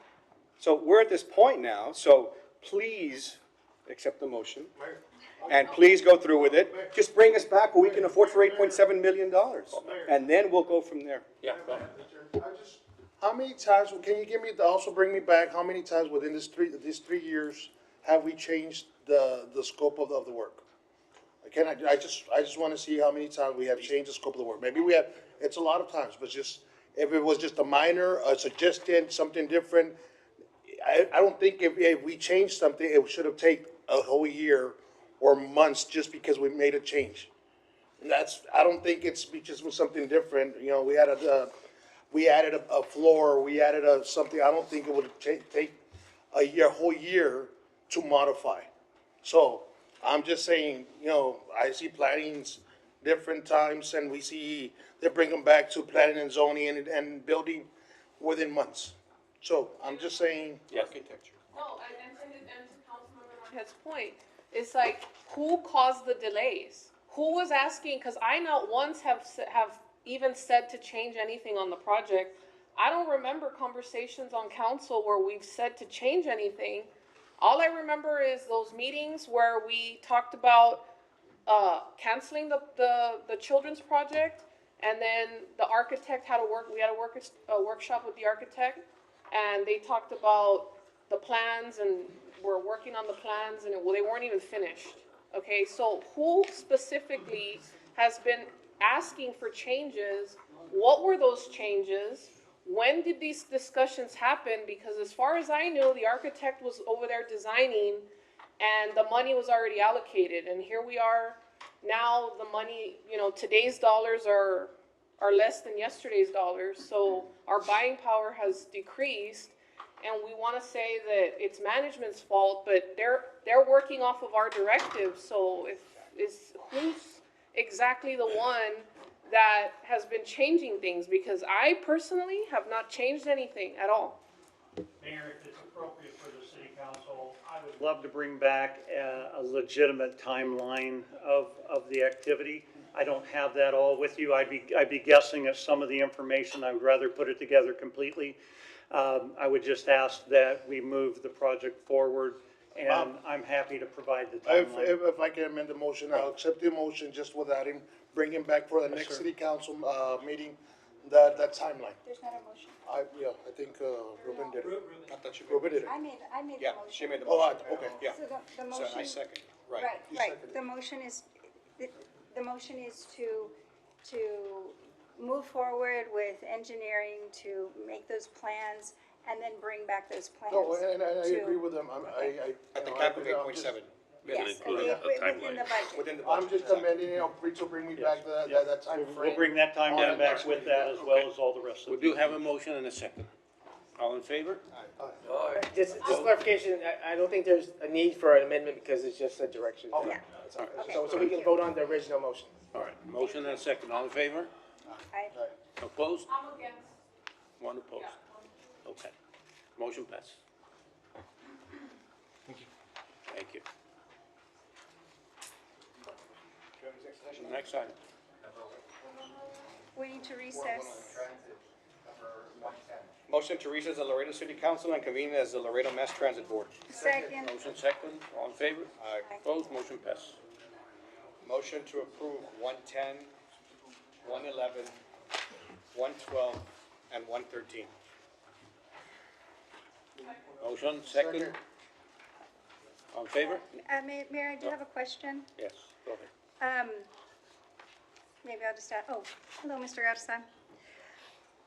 The 82,000, item number 113, on the total contract amount of 82,000 to provide occupational medical services for the Laredo Transit Management, does that impact the city's insurance plan, or is that completely separate and this is all being taken care of by the company? RJ Garza, for the record, Transit Director for Metro. No, ma'am, it does not. This is all separate from the city side. We use federal funding for this, and we're required to have a medical facility do all the testing and physicals and things like that. It's all part of it. And it exists separately? It's separate. Okay, I thank you for Good that. Thank question. you for that clarification. All right, thank you. All right, We have a motion and a second. All in favor? Aye. Opposed? Motion passed. Motion to adjourn as the Laredo Mass Transit Board and reconvene as the Laredo City Council. Second. Motion second. All in favor? Aye. Opposed? Motion passed. Number 117, Mayor. 117. Mr. Gilbert. Here. Mr. Murphy, both hands. Let's go get it. Where's he at? I don't know. Well, if you don't mind, can I go? Yeah, let's go and have 118, Can I we'll go come back to do- 117. Or 118, we'll come back to 118, 117. okay. Go ahead. So, all right, Mayor, can I have the floor?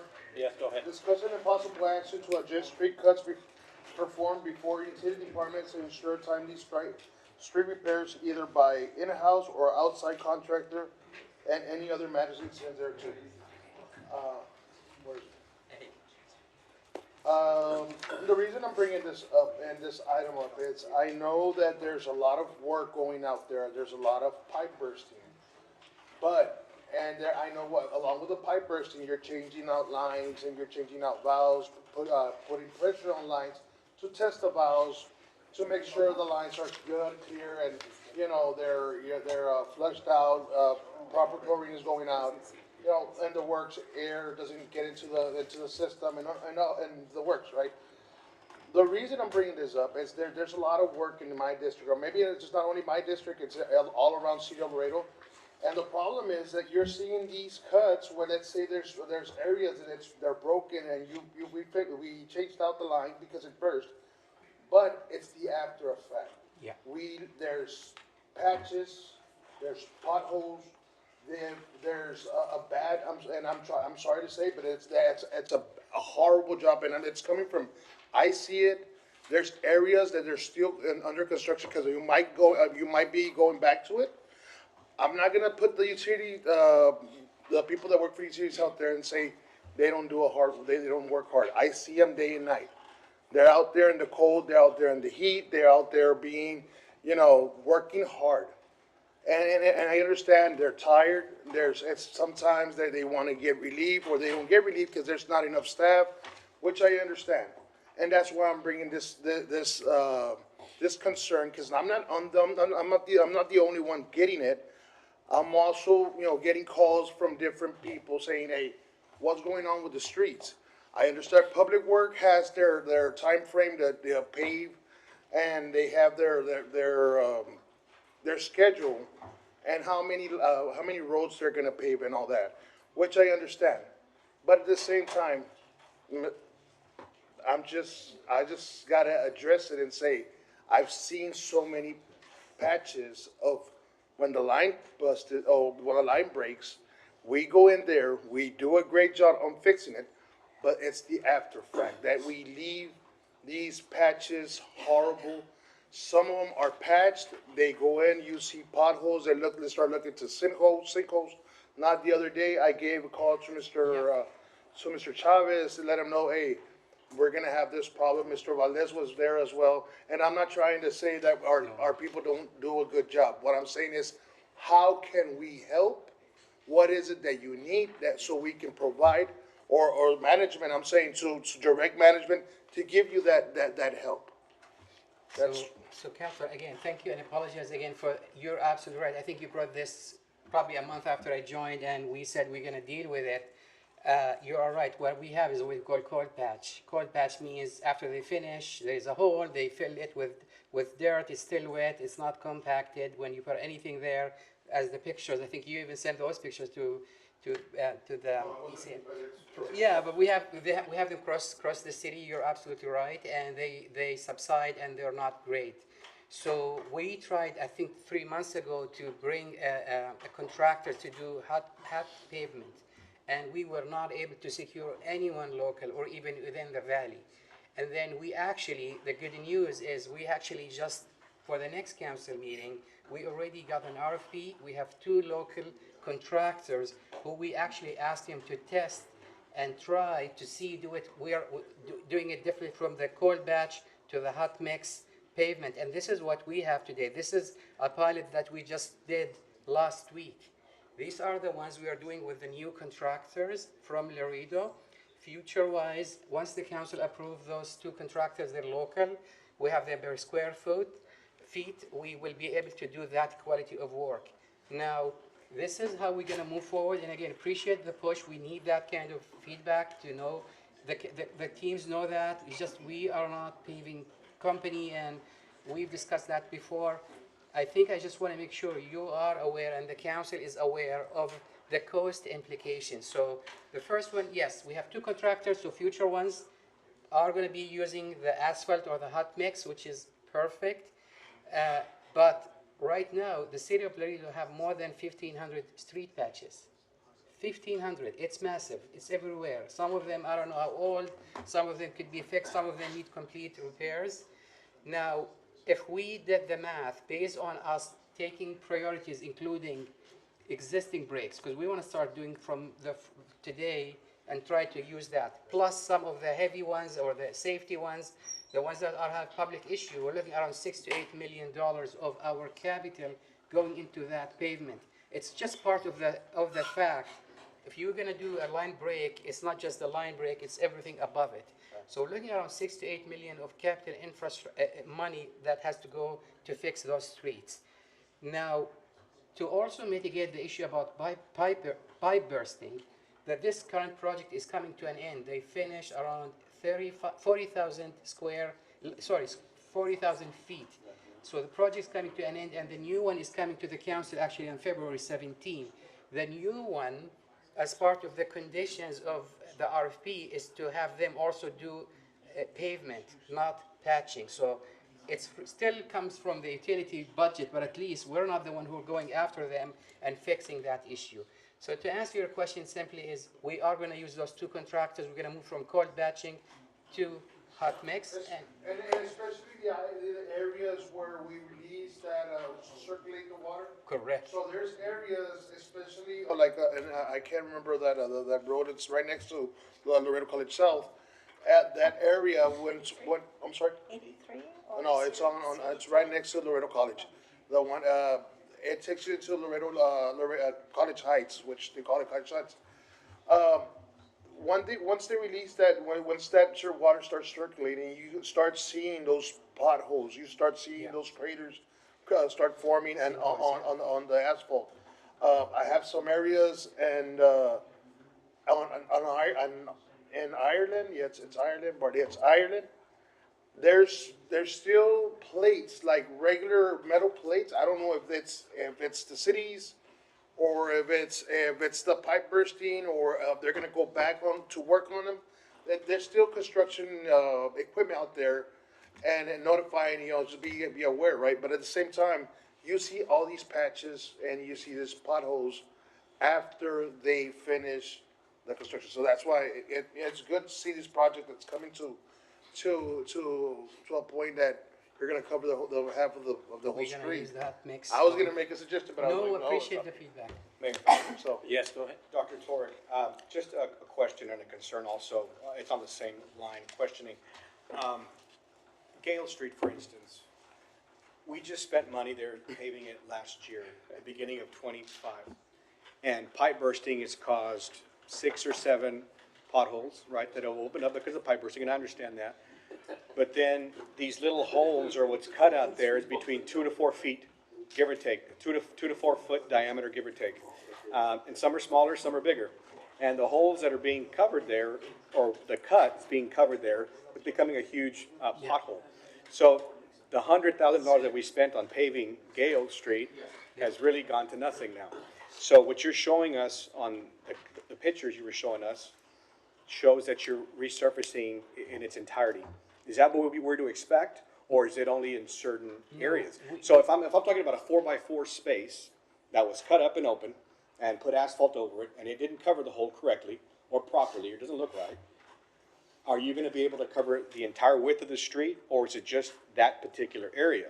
Excellent question. So the way this to be correct, you have to cut a certain size. You can't just do a patch, because the system you have to cut, clean, remove the dirt even that was there, the old dirt, the wet, whatever, and put in new dirt and aggregates and caliche and compact it to the standards, and then do it right.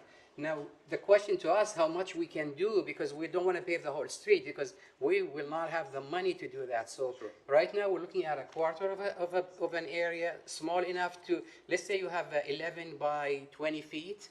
We have to be bigger than that to make sure it's done correctly. So, but we're not going to do this filling and compacting anymore. We're going to cut, remove the dirt, put a new one, and then do it right as a pavement with a hot mix. There's also a difference between cold mix and hot mix. Cold mix is just compacted and hope for the best. Sure. Cold water is just gonna basically get washed out. Hot mix is like street level paving grade. and the cost of this, But that's what what you were proposing to is right, we, so. we have a feet per square feet now. We have two contractors that win the bids. We're looking at 18 square feet to $40 per square feet. So any job, like any small area in a street, you're looking at $30,000, $40,000 each time we touch a street there. It's just a fact. You can either do patching and come back after a month or do it right. So at this point, let me ask this, is it worth pipe bursting and fixing every single hole that we're building there? Or is it best just to open up the street, put a new piping in completely and just redo the street over again? What's gonna be more? Pipe bursting. I'm sorry? Because it's pipe bursting for us. It's still the best. cheaper. It's way cheaper. Like if we cut a whole ditch or trench, you're gonna have to pave the whole road, the disruption to the community, the traffic. Now, again, we have a company who came from Florida. They did a good job to a certain point. I think they were able to deliver. But we learned a lot from this experience. That's the first time that Laredo go through that. We hope in the next call for bid, we have some local interest, so we'll put some more quality control around how they do that. And it's not just they put it there and then we have to do it after. As long as you're telling me it's more efficient, that's all we want. It is more efficient. Okay, thank you. Who was this? What? I don't want to say something that you wanted to say. Still my thunder again. It's just a quick question. Yeah, go ahead. How many miles so far? Because this was round one of Laredo's first ever pipe bursting, method. So how many miles did we get paved? How many miles of water lines did we get replaced? 40,000 Part feet. one. I mean, 40,000 feet. We started with 30,000, but because they were on track and on schedule, we ended up with 40,000 feet. Actually, the council approved recently another 6,000 feet for them. I don't know if they're still interested, but the money is there for them to continue to do the job until we see the next bid. for the next 60 or 16? 1.6 or 6.0? For what, sorry? You said we've approved. So they did 40,000, and we're approving them another 6,000 feet extra. But that's just to keep us until the next bid. In this round. And honestly, we are putting in our CIP for the next 5 years, every year, around 20 million, 15 to 20 million of pipe bursting. If we're gonna change the situation. But is there any more money for pipe bursting replacements the rest of this fiscal year? For 26, yes, but 27, 28, we have to look at the CIP. How, do you know off the top of your head how much we have left until September 30th? 26, we will do for 26, I think we're gonna do the same thing, around 35,000 feet, similar to the first phase, around $15 million worth of pipe bursting. Again, all districts. With the same company or? No, they're finished, and then we put it there again for everyone interested, but we're hearing also some local ones are interested. And again, we want to see innovation also, not just the same technology. There is horizontal drilling, and I don't know what, there is different technology. We want to see what else is there, but this is where the world is heading now. No one does open trenches except when it's a major change or 36-inch pipes and so on. Yes, go ahead. Yeah, let me go back a little bit and to reiterate, what you guys have done at District 4 is just tremendous work, and you and I have talked about it, we visited, we've gone over it, and I think we came up with a figure about 40 cents on the dollar more. I mean, the savings by pipe bursting going the other way around. But as thinking would have it, you would not want to understand that, what if that same contractor can do a turnkey operation and patch his own work also? It'd be something very special. Why? Because you got one person that you have to deal with. They're doing the work that they have to do. And I'll point you to the direction of the 1600 block of Kearney all the way to the 1900 block of Kearney. That street in itself had so many ruptures before that people were asking me for speed bump. I said, that's why you have all those potholes for, you know. You're from Laredo. Yeah. So, but this is the good part that came from it, that it had been, I mean, it's a heavily trafficked area, but it was so damaged that it was just, it looked like potholes everywhere. So now that after we're done, this street is pretty much ready, that area is pretty much ready for the next, in my mind, knock on wood, next 30, 40, 50 years. So it's already connected all up to the water tanks. But they repaved it in a way that I hadn't seen before. They sort of scraped it, didn't do away with the complete asphalt part of it. They just kind of leveled it and resurfaced it. And that, to me, it was something that the point that I was trying to get across. There are, I mean, you already mentioned several streets here. Clark Boulevard is headed in that direction. Bartlett is headed in that direction right now. That it's already has so much patching on one side that we're gonna have to probably be doing the same thing. And it's rather sooner rather than later. But I mean, the 300 block of Clark all the way down to the 2500 block, I mean, the patching is incredible. So it's something that we have to look at, but we have to also look that we don't lose that edge. That 40 cents on the dollar that we're saving on the pipe bursting, that we can still do the patching along with it. And so the city has that gain after that. So if altogether we can get a turnkey price to get that going and still keep it at around 50 cents on the dollar that we were spending before, I mean, that'd be something that this city has never seen before, and it'll set the template for the rest of the city in terms of savings, because it'll be a more efficient way of doing it. We don't have to be waiting around for the other contractor to come in and pave as it is. And by the way, I've been getting calls from my district residents, and they're super grateful. Everything's going great as far as that's concerned. Sometimes it took a little bit longer than expected because we couldn't find those contractors. But I was lucky enough to tell them, this is what we're going through. We're finding the right person. We don't want to just put a slab of asphalt in there and it becomes uneven ground. And so we're trying to get things done the right way. And I think the citizens need to understand that it's not making pancakes, man. It's hard work. It's an But to get it right this time around and get it ready for the next 30, 40, 50 years is really what we're looking for. So I appreciate all your help and all your effort and always taking my calls so that we can have these great discussions. Of course. Thank you. Yes, go ahead. Yes, and I want to express my appreciation. You've been incredibly responsive, and the same as, I guess that's why our districts are where you started with this project, because there's a great need, but we've seen in the past, before we had the ability to do pipe bursting, the patchwork there and there's still some, I guess, legacy patches that need to be fixed. But it has improved, and also where it's gotten really bad, you've been very responsive, and I appreciate that.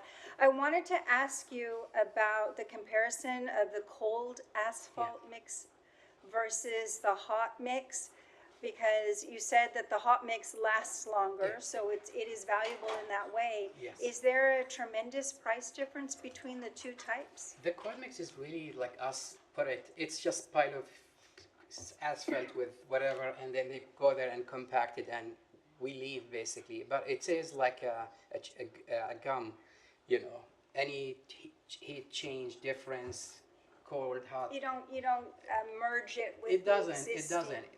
With the hot mix, really you have to do the right engineering cleanup. You have to remove the old dirt. One of the biggest issue we have is those guys work 10 hours, like seriously, up to their waist in water there. They're tired. It's midnight. They want to leave, but they can't leave the site, and without. So they have to fill it, and it's still wet and soggy. And then next day or third day, they come and put that asphalt, and in a couple of days, then it compact. It subsides again. And if we end up doing and waiting, and I thought we can just dedicate a crew just to do it the right way, but we need the equipment, and I prefer to fix the lines and get water to the people instead of trying to fix every street in Laredo there. With the hot mix, you have to cut, remove the old dirt, put a new one, aggregates, caliche, compact it, right thickness of asphalt, which is hot. You compact it with the right machine, and you get it's like real road paving. Again, we're not going to pave roads. We're not going to pave sectors of the roads as much as we can, so we can stay economically visible to keep going forward. So you will see on main streets where those cuts are, you will see improvement rather than having some kind of weird things there. You will have a bigger area, not everywhere, but a bigger area. We will say, can you do more? it's not the more, it's just the cost. So we'll try to be economic, but do it right and engineeringly sound. Yes, go ahead. Thank you, yes, thank you. Mayor, so, Mr. Assabet, Dr. Schultz, I'm sorry, is there a way that you can do after you do this, is there a way that you can get with Public Works? Because I know if you're gonna do half of the street, is there any way you can get with Public Works and say, well, I did these roads, or we did this pipe bursting in this area, we did a fixture, or we did a fix here on this, on these roads, so you can cross-reference and say, these need to be, patched over, or they need to be, with new asphalt. We did this, but they need this part to be finished off, so we can have a nice, clean road. Is there any way that you can do that? Crews work together, like both sides, very closely when there's opportunities, as economy of scale, we use that as if we can. But honestly, the lines cut, the breaks that we have, like we just now, I was here and I heard in the north, a major water 25-inch line just broke, and the tower there is just going down. So you don't know when the line breaks, how bad it is. So to fix this and also do the paving and is not always in sync with the Public Works. No, what I'm saying, after you're finished, put it on a list. You continue what you're doing, but just with paving, when they're gonna come by or in our districts to pave, to have them, this is what we paved, this is the list that we have, that we paved for the past, let's say, 6 months. They go by districts. So every month, he tries to do 25 roads in every district, more or less, 21 to 25 roads in every district. So let's say, do you have a list saying, I did, we did pipe burst in this month, we did this and all this, in this district, we did, 5 roads. Are they on your list? So just to make, so we can have nice, clean roads, I'm just trying to. Optimization is always welcome, so, I will work with our colleagues in. So that's all I'm saying, communication, totally. having communication with, Public Works, and plus you're the contractor, you're going out, and, thank you for that update, and if you can bring us the update once you already got your contractor, give us an update of how the roads are starting to look after you went out without that You guys contractor. let me know, you tell me if the work is good or not. No, well, because- that's what I'm saying, I want an update once you contracted the contractor. Absolutely. All right, Yes, no go action, ahead. Mayor. So I have a question, and also Mr. Knapp, I think it's important for the cross-departmental issues that we have here between this and Public Works. I don't know if the cost that you're saving in your department to do this method is offset by the expense that Public Work has when they have to go out and kind of patch up this work that's maybe not up to standard and the kind of maintenance of the streets that we're expecting. And if you've heard from the public, one of the biggest complaints that we get is the need for speed bumps and the condition of the roads, the bumps, the patchiness. So if you're out there doing your work, which is completely understandable, that's what we, expect you to do, but then you're leaving evident patches behind on a maybe freshly paved roadway or a roadway that's, it's just, if the patch is not done properly, then it just adds to the complaints that people have about the condition of our roadways. And so there does need to be some cross collaboration, because if you're just looking at cost savings for your department, but then Public Works is having to expend more money to kind of fix the patch, then it doesn't really make sense. It seems like there needs to be a little bit better coordination in this project management scope. So, Mayor, so, no action needed, just, the update, once directive, just an update when you have that contractor done, I don't know. They're coming to the next council item for approval. Appreciate it. Thank you. Okay. 117. 117, go ahead. Okay, Mayor and Council, for 117, we have a public comment, and legal has instructed me. I know the constituent in the district is working graveyard, so they submitted, and I believe only I can read the comment. after COVID, staff no longer reads, public comments, but I let you all do whatever you want, so. Councilmember can read it. Okay, so I'll go ahead and read it. This message is from Ms. Mary Lou Garza. She's a very active member in District One, very observant. So the end goal through this item is that, we can set the tone and create the awareness throughout the city. So, this is her, Mary Lou Garza. For about 6 months, I have been addressing with city departments 311 and PD, trash cans, branches, bulky items, and mailboxes impeding the use of sidewalks. I have spoken to Irlanda Flores from Right of Way on mailboxes, submitted reports to 311 at her request. Getting updates are non-existent. LPD has responded by saying they cannot violate the homeowner's Fourth Amendment, although the areas where the trash is on the city property, right away. Solid waste answer, trash will be picked up on Monday, and so the trash stays for 5 days on the sidewalk. Another solid waste supervisor asked if I expected them to knock on doors and give them warnings and citations. ¿Cuándo acabo? He asked. My answer, ¿cuándo empiezas? The area I live is surrounded by 2 schools and the Boys and Girls Club, not to mention elderly neighborhoods, kids and parents walking to and from home to bus stops or schools, having to come off the sidewalks to go around trash and mailboxes. This issue can be observed throughout our city, and when raising concerns, the answer is always the same. There's nothing we can do. We need to enforce the ordinances and address the fact that solid waste actually tells people to put their trash on the sidewalk. We need to provide a safe environment for our citizens and be able to use the sidewalks for what they are intended for, and that is walking. And I know IT was putting the pictures she submitted while I was reading the public comment for the item 117, which I will read now. Discussion with possible action on standards for proper curbside trash bins placement of mailboxes, temporary rubbish, and any other related items. Public education efforts and any other matters that are incident thereto.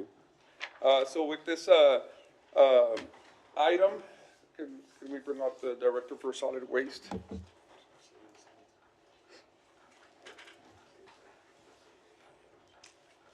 Good evening, everyone. Bishop Wagner, Director of Environmental Service and Solid Waste Department. Yes, sir. So, thank you for bringing this up. I'll tell you that I agree completely about the issue of bulky waste being left on the curbs, the streets of the city of Laredo. We are actively and presently going everywhere we can and picking these up, writing warnings and doing actions to try to clean up the streets of Laredo on a daily basis. Unfortunately, in some neighborhoods, we'll pick it up at 8 o'clock in the morning, and by 11 o'clock the same morning, someone else has placed something else in the same street. There are some. So when I initially read that, I brought there's some literature that we've provided, some education and outreach that we provide to the citizens of Laredo about what they're expected to do. This is a Yes, go ahead. We have a question. Before it's too late, can we motion to move the meeting, extend the meeting until 11? Second. Motion second, all in favor? Aye. Vote. Motion I was passes. just gonna keep going until later. So yeah, it's really an issue of education when it comes down to it.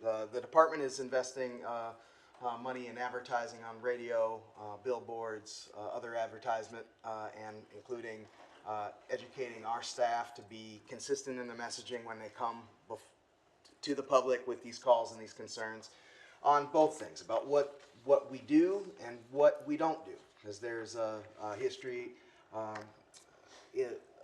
citizen behavior here in the city of Laredo where they have an expectation that we provide a service that the city and the ordinance does not support. We do collect waste from the citizens of Laredo. That's bulky waste pickup 2 times a year. That 2 times is done by telephone call to 311 or to the 796-1098 number directly to us, of which we dispatch that out and we collect that waste and we bring it up.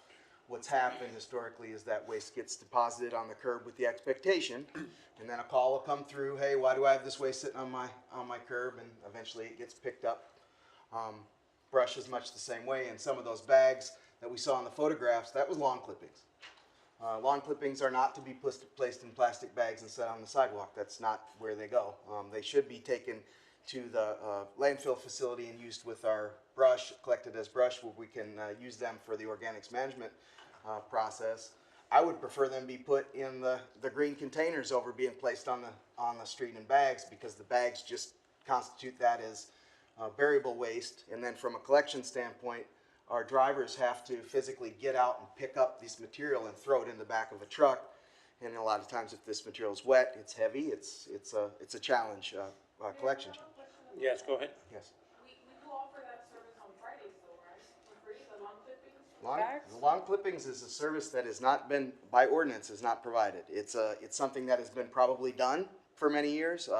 It's not a service that, brush and lawn clippings are a service that should be, in my opinion, in my interpretation of ordinance, should be conducted by the contractor that mows the grass. It's part of the service that you're paying for, is for them to take it. The city and the department is offered two things to help accommodate that since I've been here. One of them is we are not charging a fee for those materials. Right. We pick them up on Fridays though. It's part of the route, right? That's It's part of. recycling is Fridays. The brush and leaf pickup is the same as bulky item collection. It is a two call a year issue. Well, So if someone pays for a contractor to come, that is actually commercial waste at that time. So if you pay somebody to do that job, that is a commercial action or activity. Mayor, if I may? Yes, go ahead. That's not the way we've done it. It's been, for example, in my house, Mondays trash, Thursdays recycle, Fridays are lawn clippings and branches in my neighborhood. And it's been like that I understand that, forever. but that is not ordinance. Okay, but are you changing that? No, my intention is to follow the ordinance that you all, or this body. Okay, has hold on, approved. but that's gonna be a problem if you're just gonna cut that off when it's been a long-standing practice for over a decade. So I understand what you're saying, that you're gonna practice the ordinance, but Mr. Neb, I think we have a discrepancy in that Councilman, go ahead. If I can add, we had that discussion the other day, because there was items out there, and I addressed that item, that concern with you, Mr. Neb, back in, November. I had the discussion, I asked you, sir, this has been going on for the past 10 years, which, Mr. Bishop, you came up and said, well, it has to change, we gotta educate. And at the end of the day, they point the fingers to us, saying, well, you guys are not doing your job. And it's not that we're not doing our job, we're just trying to follow the ordinances, but at the same time, it's from giving one thing to a person, and I understand we're gonna say education, and that's what we're gonna do, but we can't do it from one day to another. It's in steps, Can I have the floor back real quick? Yes, go ahead. Just to finish my thought real quick. Just to go off of what Councilman Rangel is saying is, and we've had this issue before, Mr. Neb, when there's a situation that there's been a long-standing practice that has either not been according to the ordinance, or that there's an ordinance missing, or there's a directive missing, or whatever, then we need to be informed so we can at that time either create an ordinance or modify the ordinance or make that decision. Because when you have citizens that every Friday they put their trash bag, and I completely agree with what you're saying as far as whose responsibility and the lawn companies and all this. Just the fact of the matter is, somewhere along the line, somebody decided that, and my understanding was this was a rule, or it was in the ordinance or whatever.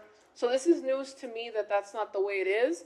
But if you just cut off the Friday pickup service, we're gonna have a problem. And we're gonna be the ones dealing with it. Technically, So- it isn't a Friday pickup service. What's happening is that I'm dispatching out a special vehicle to come out there to collect the waste that, I'm gonna say this just frankly, illegally dumped on it is an ordinance that no grass clippings are to be placed on the side of the curb, period. No, I understand. And that's where I think that that this comes from. And I don't want to turn anybody off of anything. I know Mr. Nev is getting awful nervous, but the No, I I'm don't wanna getting turn- nervous. I don't want to turn anybody off of I'm anything, getting but nervous. I mean, We're all getting nervous. frankly, what I saw when and the reason this came to this, that this position, why I've taken this action, is that it is costing the city millions of dollars. No, I in order for us to do the I services that understand. aren't included in this activity. Mayor, if I may? Yeah. Well, we've had this conversation before many times, and my whole point is that if we're gonna start changing the way we operate, and then we're all gonna get flooded with phone calls this Friday or next Friday or whenever that starts, or maybe that's the reason why there's bags that have been out on the street for weeks, because all of a sudden now, even me, I didn't know that this had changed, and we're all gonna get the phone calls and get told what's going on, and then we're gonna start calling you all. So please, when you make changes like that, let us know in advance, please. Can I just go off a little bit on that? I'm sorry. And thank you, Bishop, excellent job that you're doing. I get a bunch of compliments coming your way from people in the surrounding area, especially your neighbor out at the landfill. And how good of a job you're doing within the time that you've been here. But I will say this, I received I'm starting to get those phone calls that you talked about. And the reason, but not from him, but I'm getting them from people because code enforcement already knows that. Code enforcement is doing their job by telling them. I had just received that call that you were talking about right now, where code enforcement was gonna cite somebody that a contractor that was putting the clippings and brush on the side, on the curb. And he stopped them and he told them, no, that's your responsibility. And so the owner of the property called me up and started going off on every different direction. But I let him know, let me get that straightened out, and you just did right now. So it is, because, I mean, that's one department already. That's solid waste, but code enforcement is doing it the way you're saying. So obviously those two departments are speaking. Well, technically, they're the same department. Oh, yeah, they're- well, you know, that's telling me that there's already communication from within. And I agree with, Councilman Pettis that we do need to know that, because we're the ones that are gonna field those calls. And, we just need to, and spend some time really, what I call, reverse engineering process. What do you call it? Reverse engineering processing. Yeah. But meaning that we just have to retrain people to understand that this is the way it's gonna work. It never changed, but we just started acting differently, maybe culturally or whatever. So to be clear, I'm still picking up the stuff that gets dropped on Friday still gets picked up. And This is a first in a change of education is the first component of this. And hey, we're doing it right now. Mayor, if I can step in at this point in time, because Yeah, and I also really quick, because I appreciate that you haven't pulled the plug completely, because I've seen that one truck that's always trying to hunt down those trimmings. So which one is it? Are we picking them up in some areas? Are we not in others? So We're picking them up and we're educating as we pick up. So if we see a contractor that's out there, if I've got like an enforcement person that's out there, they're gonna stop at somebody that's cutting the grass and they're gonna say, hey, do you know that this is actually illegal dumping according to city ordinance? That this isn't something that the city, to try to get the contractors to understand. And we also tell them, we're supposed to be telling them, and that was part of a conversation that I had probably with the same person today, was that educate them on letting them know that, hey, this is also free for you to bring out to the landfill. You can divert the scale and go right over there to pot, as long as it's clean and free of waste. We use it in our organics management project, so there's no cost to that. But the transportation and the collection that the city's been doing for these contractors, that is something that is coming. Now, I don't have a drop dead date on an absolute none. And in fact, currently I've been working with the city manager on trying to come up with what that would look like. But right now, we're kind of in the education phase of it. And Mayor, and I am hoping the city council heard he does not have a drop dead date on this, all right? Hopefully you've all heard that.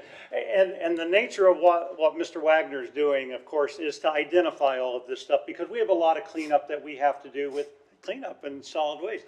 All right, but we have a lot of cleanup we have to do with this ordinance and everything. And this stems from a lot of the frustrations that you've all felt about this automatic dumping out on the road, and they think it's gonna miraculously disappear, and we send a truck through, and then they dump again the next day. There's a lot of education that has to go into this thing, but,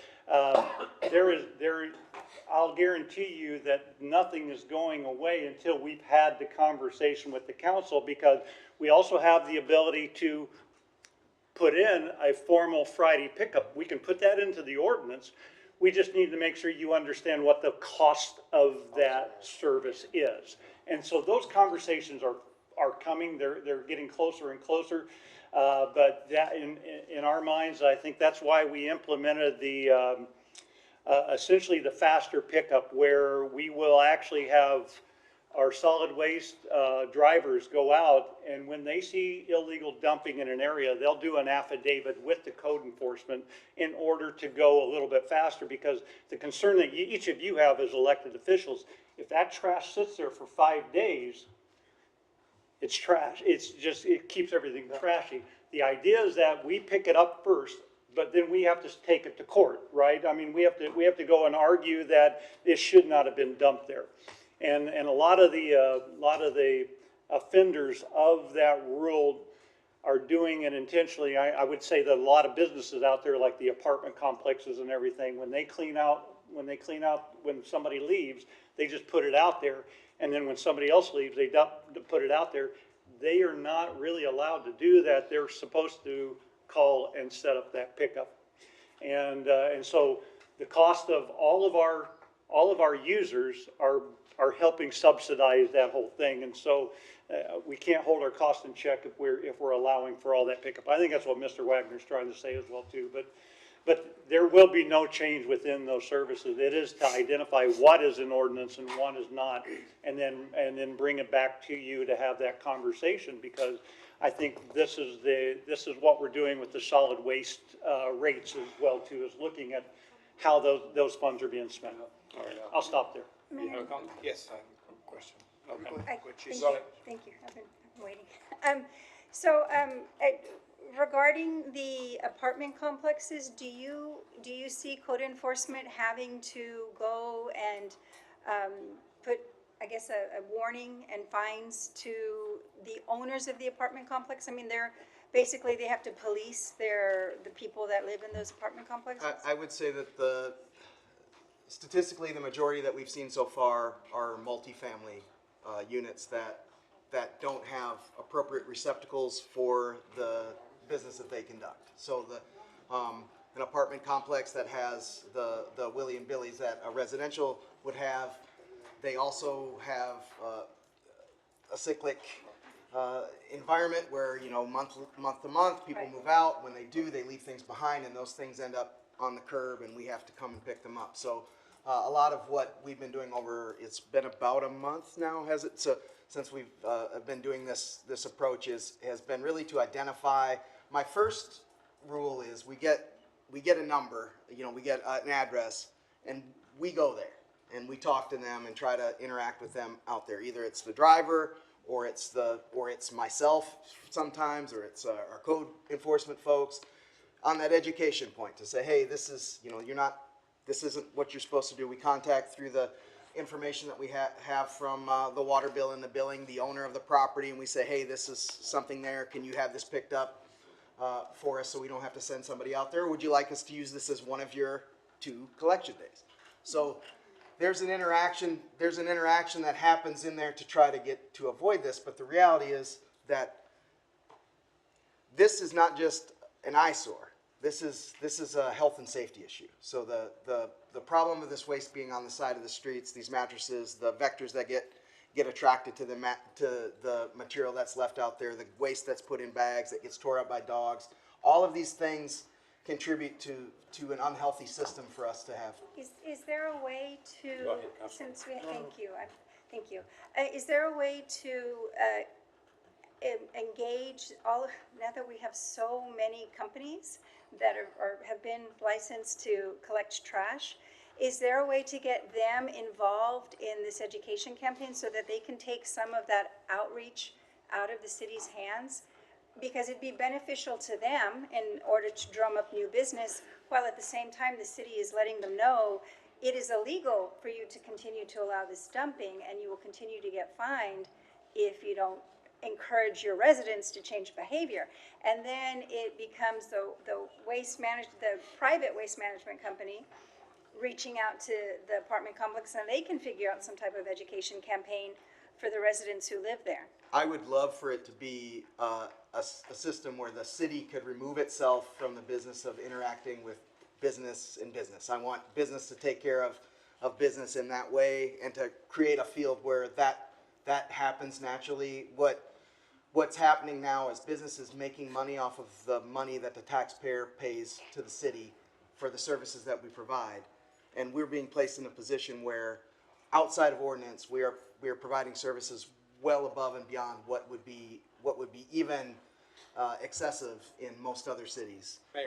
Would, just to finish that line of questioning, would, Mr. Neb, would we be able to get PIO involved or have some type of coordination so that we can try to hand off this education piece?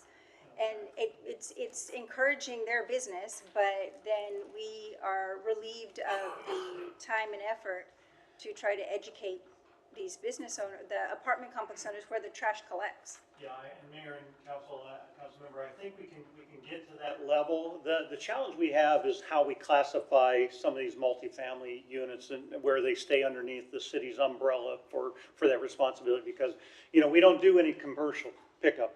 That's all franchised out for that process. And so the idea, though, is that if some of these multifamily units actually don't meet the criteria of being that big, even though they're still business related. And I think that's going to be the challenge. But yes, we can always get the PIO involved with that. I know that Mr. Wagner's team has been talking with our PIO as well too, to make sure that we do a consolidated front for that communication. Mayor, I have one last question about a rate increase. Go ahead, because Thank everybody you. has their line on. Thank you. So, would there be an associated rate increase when you're talking about future planning? If we're looking at a mandated Friday pickup, if we're looking to extend those services, does that come packaged with a rate increase? I can't speak about a rate increase.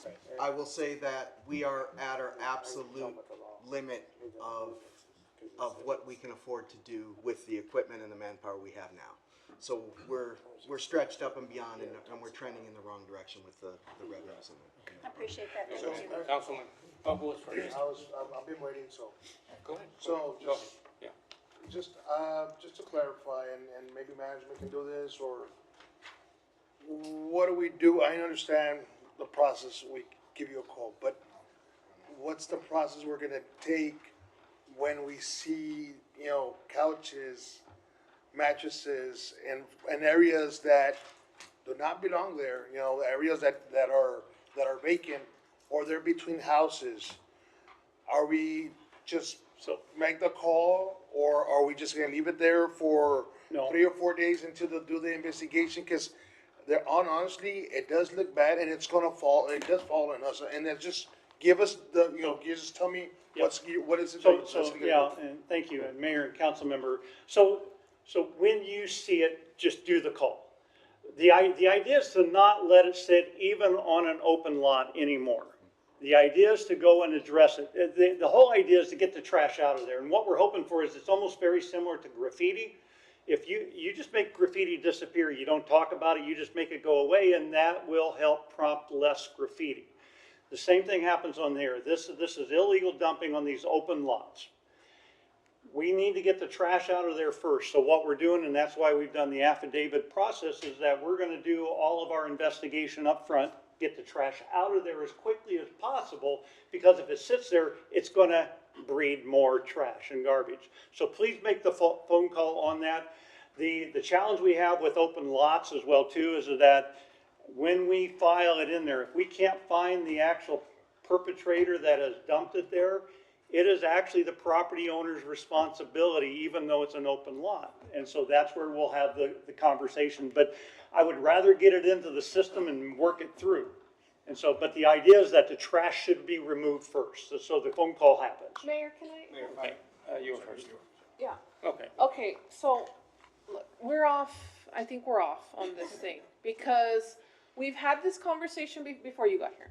We've had this conversation before. We've talked about the branches and how expensive it is to pick up branches and how the people that don't cut their trees and leave their branches are supplementing the cost. And we've talked about picking up branches and charging that user a fee, like maybe, okay, I'm gonna pick up your branches, I'm gonna add $10 or $15 onto your bill or something. Now we're actually going into private lots and picking up trash, which to me is like, that's a private lot. If they don't want dumping on their lot, they're supposed to put a no trespassing sign. Like, I don't see a difference between subsidizing business than picking up private property and cleaning up their trash. I thought we don't enter private property policy. I thought we were only talking about picking up trash off the curb, which is our right of way. So I can completely understand I'd say doing that. within the right of way, I think Mr. Neb was talking, when Okay, it's a lot, Yeah. typically what happens in a neighborhood, if somebody doesn't want to get caught for illegal dumping in a neighborhood, they'll go to the right of way and throw it on the curb in front of the empty Okay, lot that's in the neighborhood. I get that, okay. There's just We're not a back- property, there's nobody there. Okay, thank goodness, we're back to the right of way. But, okay, so if we have an issue with that, then we should figure out a system to handle it as far as, okay, we're gonna pick that water heater or whatever you left on your curb and we're gonna charge that fee to that address.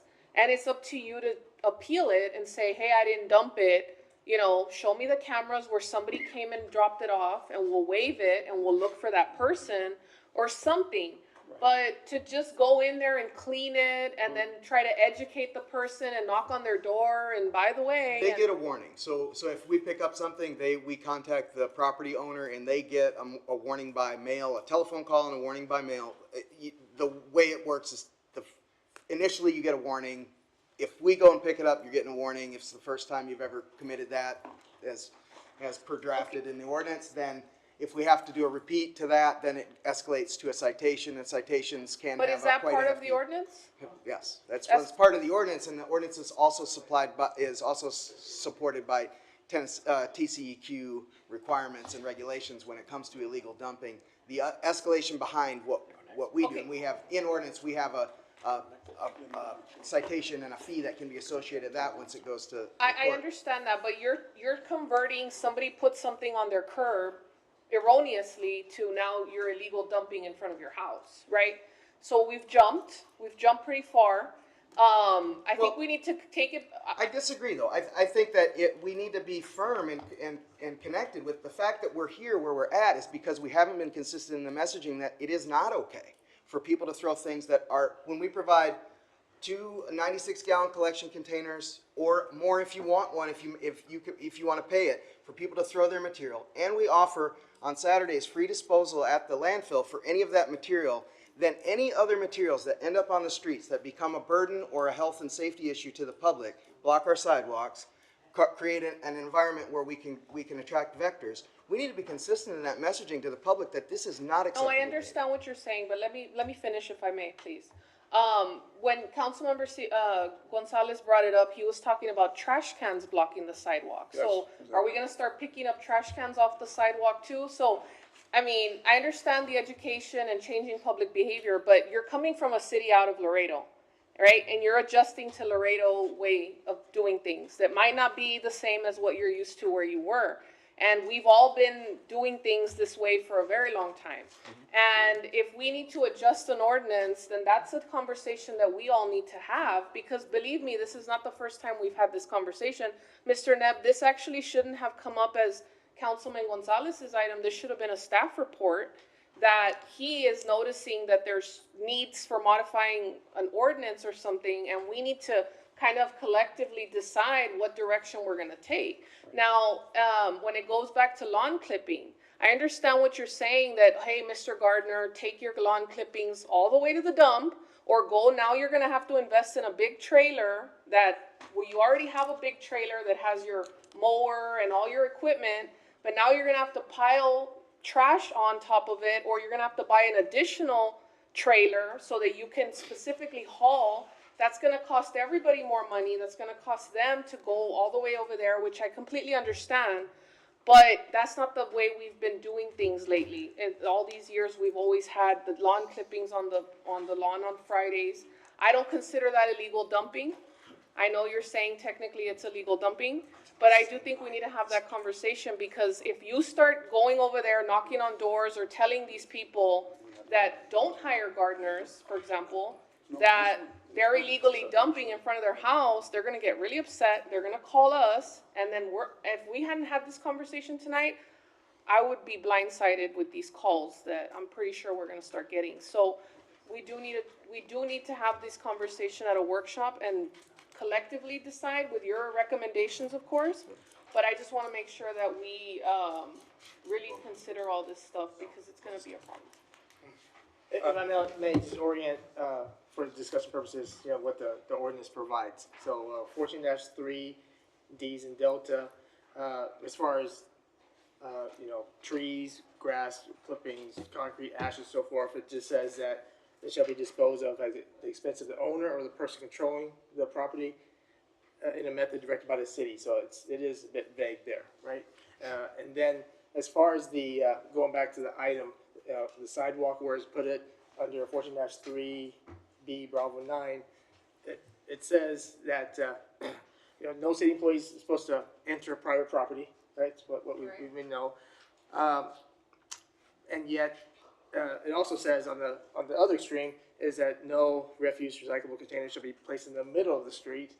But then it says that they should be put in the driveway entrance, parkway entrance. But I would imagine that property owners say, well, how am I going to get my car out? I'm going to back in and out. And that may be why it winds up on the sidewalk or near the curb. So that's all it says, and that might be something for you all to reconsider. Yeah, so so again, I know we have 6 minutes left, and my colleagues, discussion, because, they care, but again, this is the item, and thank you, Zone, for stating that. I think we really need to iron this out, because it's not being followed. So I'm gonna table to bring back, for next council meeting, so we can have something, ready and more ironed out, right? So with that being said, I'm still gonna defer for discussion. I know, Councilman Gutierrez and Councilmember Cigarro also wants to go into a minute. Go ahead, brother. Thank you. Bishop, just a question, or two of them actually. So trimmings from a tree trimmings, are they acceptable in the green can? I get answers that are yes, and some say no. If you can fit it in the green can, so there's kind of a hierarchy here. I would prefer that it goes to the landfill, gets placed in there with our brush collection thing. That's what I would like. Lawn clippings, I would prefer if you mulch mowed your grass and you didn't have to dispose of them anyway. It's better for the soil. Right. It's better. But gardeners do that. Gardeners will do that, and they'll put it in their trash bag and then put it there on the side.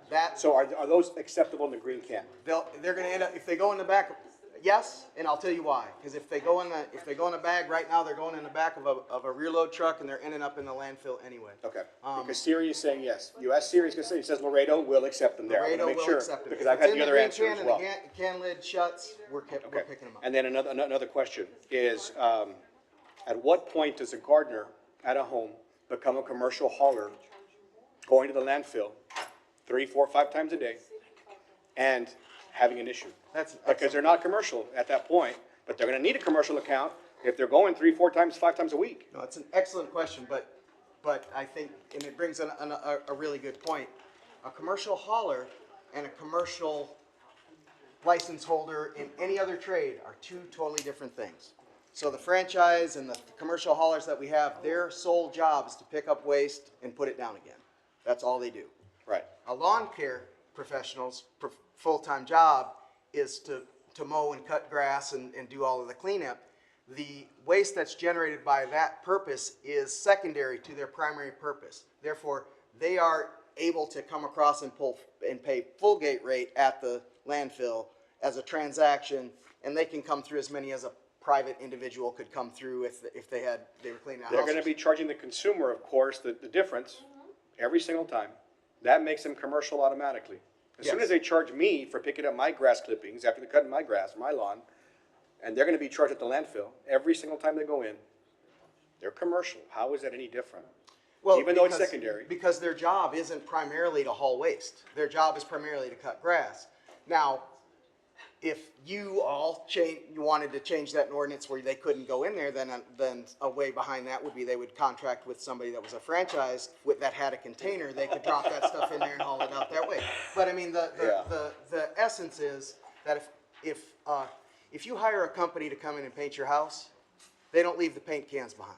Right. They take the stuff with them when they leave. And that's the same thing with any contract that you engage with, because the cost comes to the city, paint especially. We'd manage that through our household hazardous waste. Same thing with brush. We have to manage that. Councilman, go ahead.